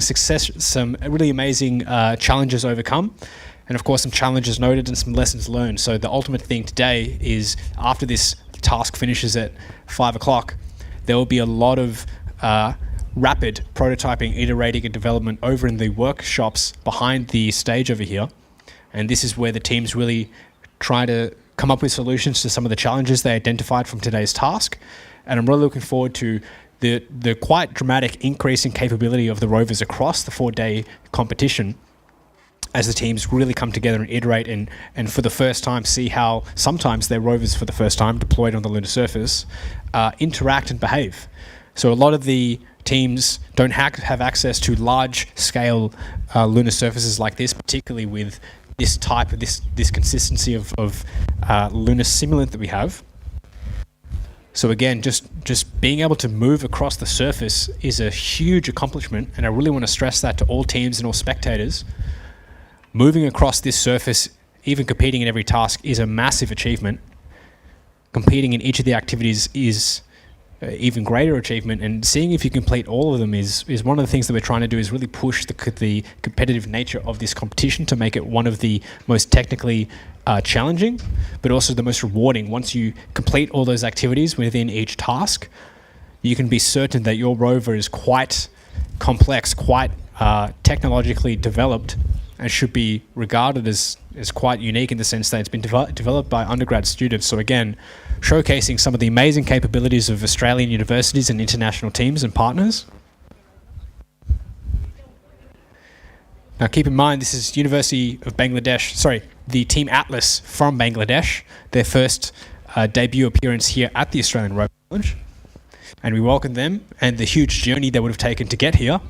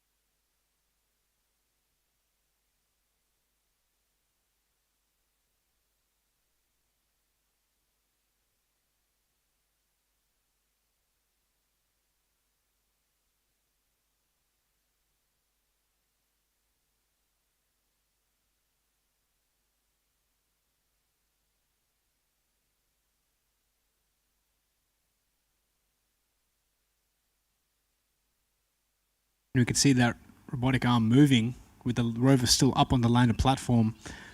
4:22, the start time was 4:15, so they've got plenty of time.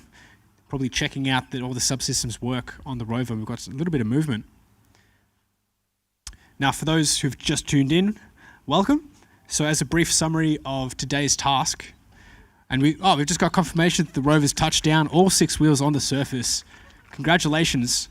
5 points awarded to the team for successfully leaving the start gate, descending down that ramp. Now, the next challenge for them is being able to traverse across this really loose lunar surface, fine-grained sand, really dusty material, quite challenging to traverse across. Interesting wheel design. 6 wheels with skid steering.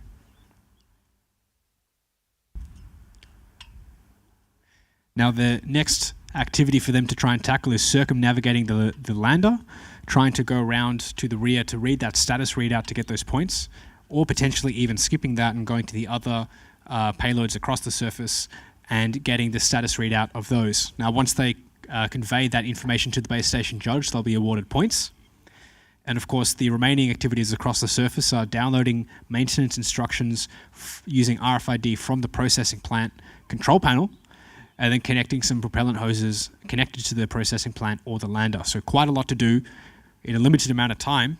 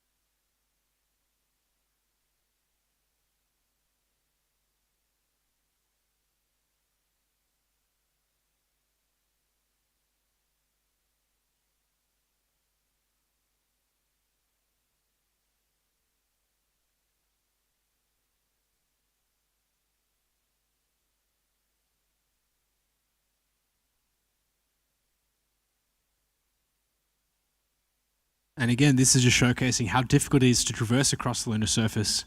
Mobility is not easy. Now, those thin wheels may have difficulty traversing the surface because there's so much load concentrated on such a small surface area. Now, we saw earlier Swinburne Rover team having those beach wheels, those huge inflatable tires. Now, those are made specifically for transporting trailers for boats or large loads across the beach, specifically for sand. So it achieves that by using a large surface area, large contact area, distributing that load equally, getting a lot more traction because there's more surface of the wheel interacting with the lunar surface. But it then introduces tricky design space in terms of that material is really hard to get any sort of grousers or traction stuck to it. So back when we were competing in the Rover Challenge, we had a lot of time invested into trying to stick temporary traction or tread onto our inflatable beach wheels, those tires. And because the material is just so hard to properly adhere to things, every solution we tried failed. It either came off or it just didn't get enough of the traction that we wanted. So we opted for 3D printed wheels, and the team has since transitioned to some really novel designs for their wheels with large grousers, getting more traction, optimizing the internal geometry to reduce weight and size. And it looks like those wheels are comprised of springs perpendicularly orientated with a tire strapped to that rim, providing some of the soft traction mobility, but also the suspension built into the rim, which is quite interesting. And again, the colors of the Bangladeshi flag.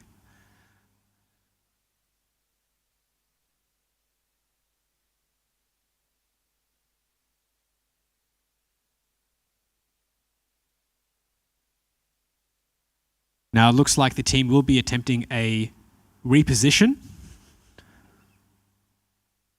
or intervention, sorry,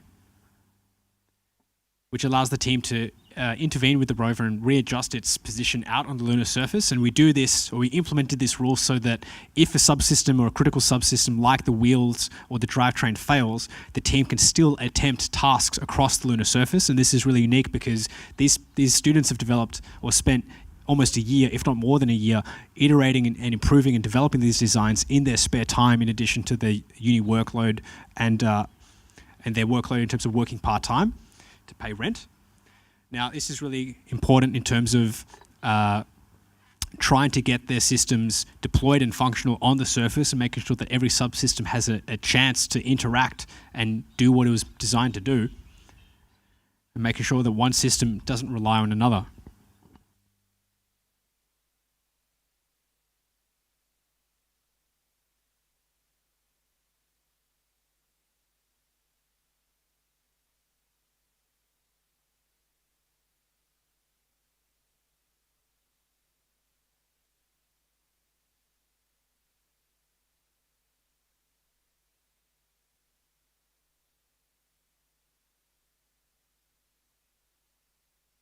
So we've got 25 minutes left on the clock, a huge amount of time still available for this Bangladeshi team, Team Atlas, to attempt a lot of the activities, of today's post-landing task, brought to you by the Australian Space Agency. Thank you again for supporting this Rover Challenge and showcasing the growing community of space industry and showing that the Australian government is really getting behind this future workforce. And this is really timely, given the Australian Space Agency is currently reviewing 2 submissions to the Trailblazer mission, which is Australia's contribution to NASA's Artemis program, where an Australian designed and built rover will be sent to the lunar surface. It will be involved with some foundation services, which include specifically the excavation, transport, and deposition of lunar regolith to a NASA lander facility, where there will be some in situ oxygen extraction, which just means the lander will extract oxygen and metals from the lunar regolith, demonstrating something called in situ resource utilization, or we call it ISRU. And this is really critical to showcase that when we go to the moon, we can use the resources available to us to sustainably stay there and not have to ship raw materials from Earth, which is extremely costly, it's timely, and it also means that once we send humans to the moon, that they can survive there sustainably. And that also means, quite significantly, that the downstream benefits of technology here on Earth. So if we can develop systems to work under extreme environments, to be extremely lightweight, require very little amounts of water and power, and also be able to extract resources directly from dirt, essentially, this is really beneficial for helping combating issues like climate change we face here on Earth. So again, the downstream benefits of investing in space are quite numerous and have very significant benefits for here on Earth. One of my favorite examples is solar panels were developed to power satellites in space, and now they are one of the foundational renewable energy sources that we use here on Earth. So again, just highlighting the need for investing in space and the downstream benefits we have for here on Earth. And as a quick time check, so Team Atlas have until 5 minutes, and again, it looks like they're performing an intervention. Now, an intervention is called by the base station team and allows the field team to intervene with the rover and perform some immediate maintenance. And for every intervention they call, they sacrifice 10% of the total points for this task. Now, again, I stress that points are not everything, and often it's making sure that your rover can attempt some of the activities across the task to see how your systems go under these extreme competition environment. And this is really important to make sure that all the hard work the team has put into developing this rover doesn't go, is implemented and doesn't go unwarranted.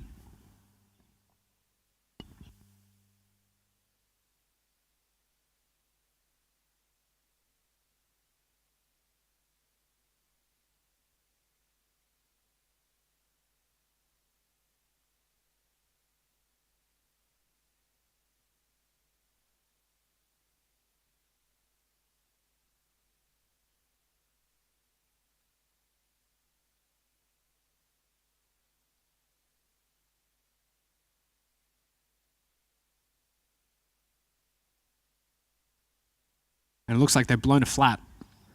So reinflating one of the tires, trying to get that traction up again.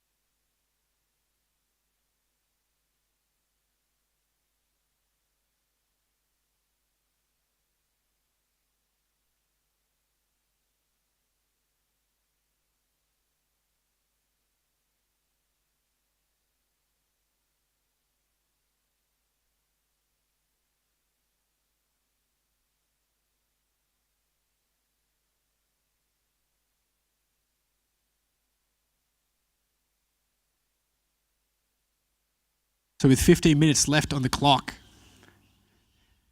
the team has successfully gotten 5 points for descending down the lander. Still 15 points up for grabs as part of this first activity, the systems check. If they manage to traverse around the lander and check out the status readout at the rear, or potentially even use their camera to look at the status readout of the solar array just in front of them, they could be able to grab or snag a few more points.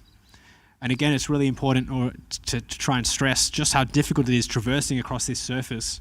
So a lot of these teams have been developing for an extended amount of time, and trying to field test or take the rover out into the field and be able to test it under analogous conditions is quite tricky, because the material we use isn't available everywhere around Australia, let alone the world. So really phenomenal effort from all the teams being able to traverse across the surface, and again, phenomenal effort for the team all the way from Bangladesh on their debut day. Now, one of the best things as a judge is seeing just how rapid the rovers improve from the first day to the last day, as all the teams realize all these little things that need to be tweaked and fixed. And each and every day we'll see a huge leap in the capabilities of the rover. And I'm really looking forward to just how the leaderboard stacks out on day number 4, the Boeing Mapping and Autonomous Challenge on Sunday, where we'll be able to crown the top 3 winners of the Australian Rover Challenge for 2024, our 4th year, and so far our biggest year, as we move into this large expanded space over in New Roseworthy, hosted by the University of Adelaide. And we thank you again for letting us build a giant sandpit on your campus. And this facility is a world-class leading facility in terms of analog research, large expansive in terms of scale, horizontally but also vertically with these large obstacles. And one of the unique things is, now that we've got these props, we can actually try to simulate what the lunar surface would be like with some payloads on it. So in preparation for humans arriving on the moon, you would send out rovers and also payloads to make sure the surface is ready and prepared, so that there's some key infrastructure, so that once you egress out of your lander, there's processes already in place to make sure you have a safe and comfortable journey on the surface, and it's not as hazardous as it was back in the Apollo days, where if anything went wrong, really there was quite a significant risk of something happening. So again, as we transition from Apollo to the Artemis program, which seeks to put the first woman and next person of color back on the surface of the moon by the end of the decade, and this time to stay, where we'll be having frequent missions similar to the ISS, or the International Space Station, where we've had permanent human presence almost for the last decade. Now, as we have quite a significant cultural shift in humanity, we're about to have humans live off Earth for the first time. And this would be quite significant for the Artemis generation, for all those of you watching who are in high school, in primary school, in kindergarten even in university. You will be the generation that will witness humans stepping foot on Mars for the first time, and a permanent base on the moon. So quite exciting times as humans venture out into the solar system.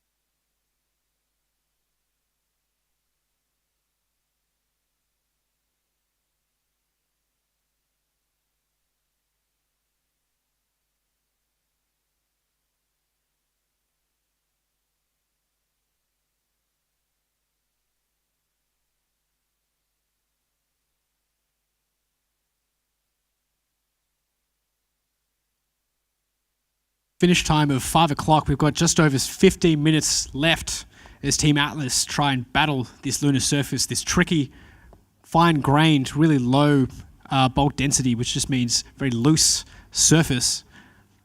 And again, their wheel and drivetrain system really trying to combat just this sinkage that they have, which may be due to the really thin wheelbase that they have. But I'm really looking forward to how the team overcomes these hurdles as they get to practice on the pitch later tonight in preparation for the excavation and construction task brought to us by ELO 2 tomorrow, followed by the iSpace Space Resources task on Saturday, and then the Boeing Mapping and Autonomous task on Sunday. So lots of room for improvement, lots of points up for grabs, and that leaderboard will not be static. And for all the team members out in their workshops today, I really recommend staying tuned to the leaderboard as we update it. And if you're interested in starting a team, or if you're at a university with a Rover team that's been competing here today, I really recommend getting in contact with us or your host university team. If you're interested in starting a Rover team, please get in contact with us and we'd be more than happy to get you involved. As we're seeking to get university representation from all across Australia, trying to get as many students involved and really elevate that future workforce here in Australia, making sure that the space generation is ready, and no time more ready than now for the Australian Trailblazer mission, which will be a fully designed and built rover from Australia being sent to the moon as part of NASA's Artemis program.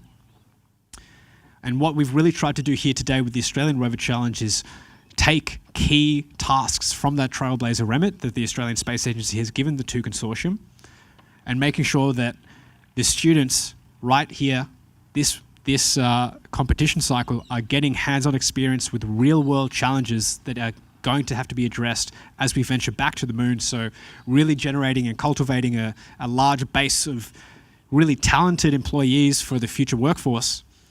And I'm really looking forward to, in a decade's time, seeing where everyone is at and making sure that this alumni network from the competition and each of the Rover teams stays in contact, and seeing how big we can grow the Australian space workforce. And just to harken back to Amelia Grieg from Blue Origin, who was speaking here as our keynote speaker yesterday, she was highlighting the fact that when she started her career trajectory, there wasn't really a space industry, let alone a space agency. So for her, on her career path towards Blue Origin, it's really important that as we grow the Australian space industry, that these opportunities are passed on to those before us so that they can stand on our shoulders and reach for the stars that we couldn't. So us as judges, we're really excited to be able to provide an opportunity that we wish we had in Australia at the time of competition. So we're really looking forward to scaling up the competition, getting more Australians involved, getting more experiences available to them to make sure that when they want to work in the space industry, they'll already have hands-on experience doing exactly the same tasks here in their university degree. And there's no better way to learn than hands-on experience, getting out of the classroom, interacting with people from all across the university, across many different disciplines and faculties. And I've got to say, on my own personal journey, being part of the Rover team when I did my undergrad at Monash, really decided the career trajectory that I've had. So my participation with the Rover Challenge led me directly to do my internship at NASA, where I got to work on one of their Mars rovers. And because of that, I then did a PhD where I went from a humble beginning as a geology student, and now I'm doing geotechnical engineering. So again, participating in these rover teams really expands your horizon, expands what you can do later in life. So again, thank you to all the teams participating here today. And again, just about 12 minutes left on the clock for Team Atlas. It's up to them whether or not they'd like to proceed or end early. So there are still points up for grabs. If they can read the status readout on the solar array over in the middle of the field, they could snag a few more points. If they're immobile, they can call for a reposition to be able to get some more points, which I believe they're doing right now. So they're calling for a reposition, which means that 40% of the available points in subsequent activities will be reduced.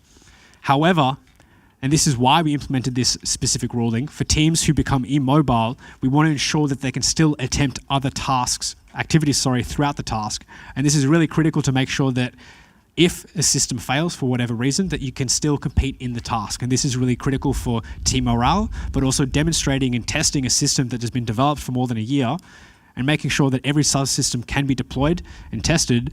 And this is really important to get data, but also to get the experience of how the systems perform under competition conditions.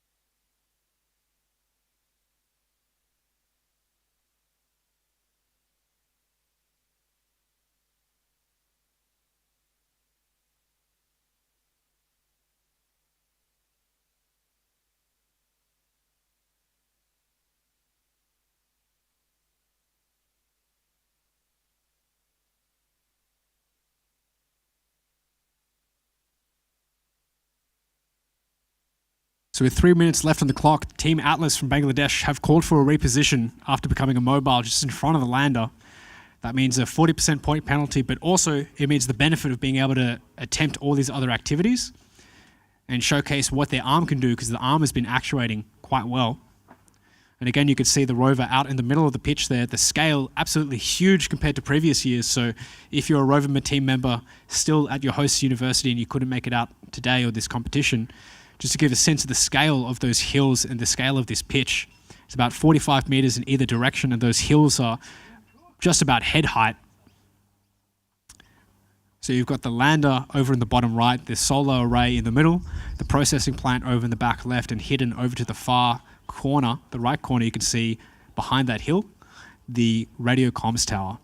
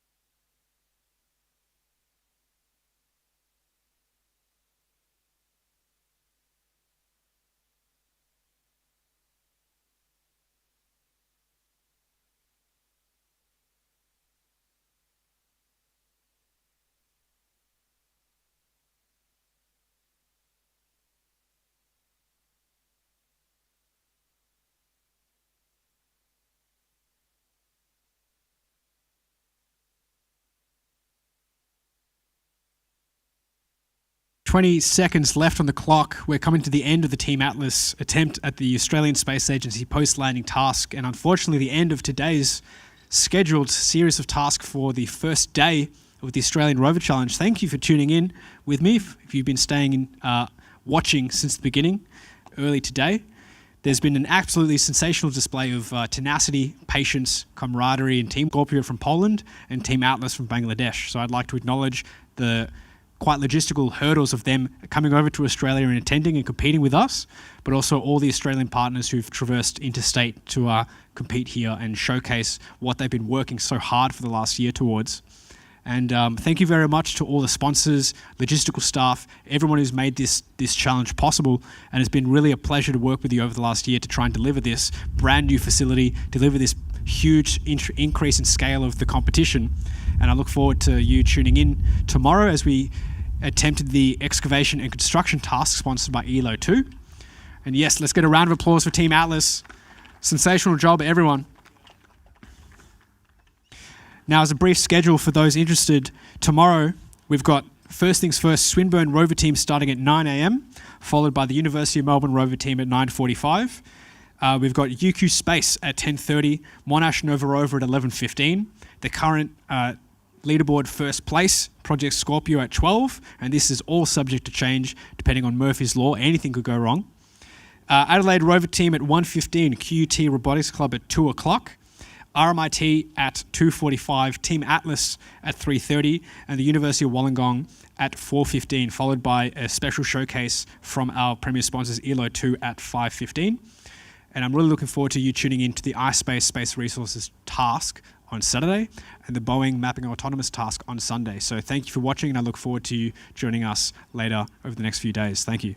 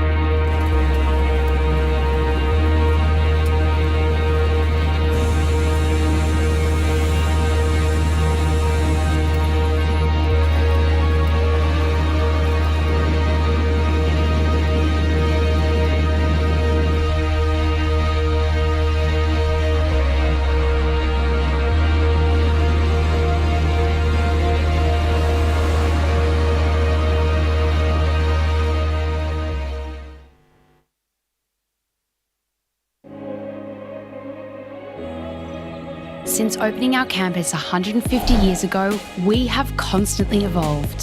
From our first pioneers in gender equality, we have inspired a new generation of leaders. If we saw closed doors, we'd be first to burst through them. As we have evolved the world around us, helping our students reach new heights. We have given shape to the laws of nature and the nature of our laws. We have helped preserve ancient languages while breaking new ground with the written word. Although we are proud of what we have achieved, we remain resolutely focused on the future. By continually becoming the change we wanted to see, the University of Adelaide has evolved into one of the world's leading universities. Because by making history today, we will build the world we want for tomorrow.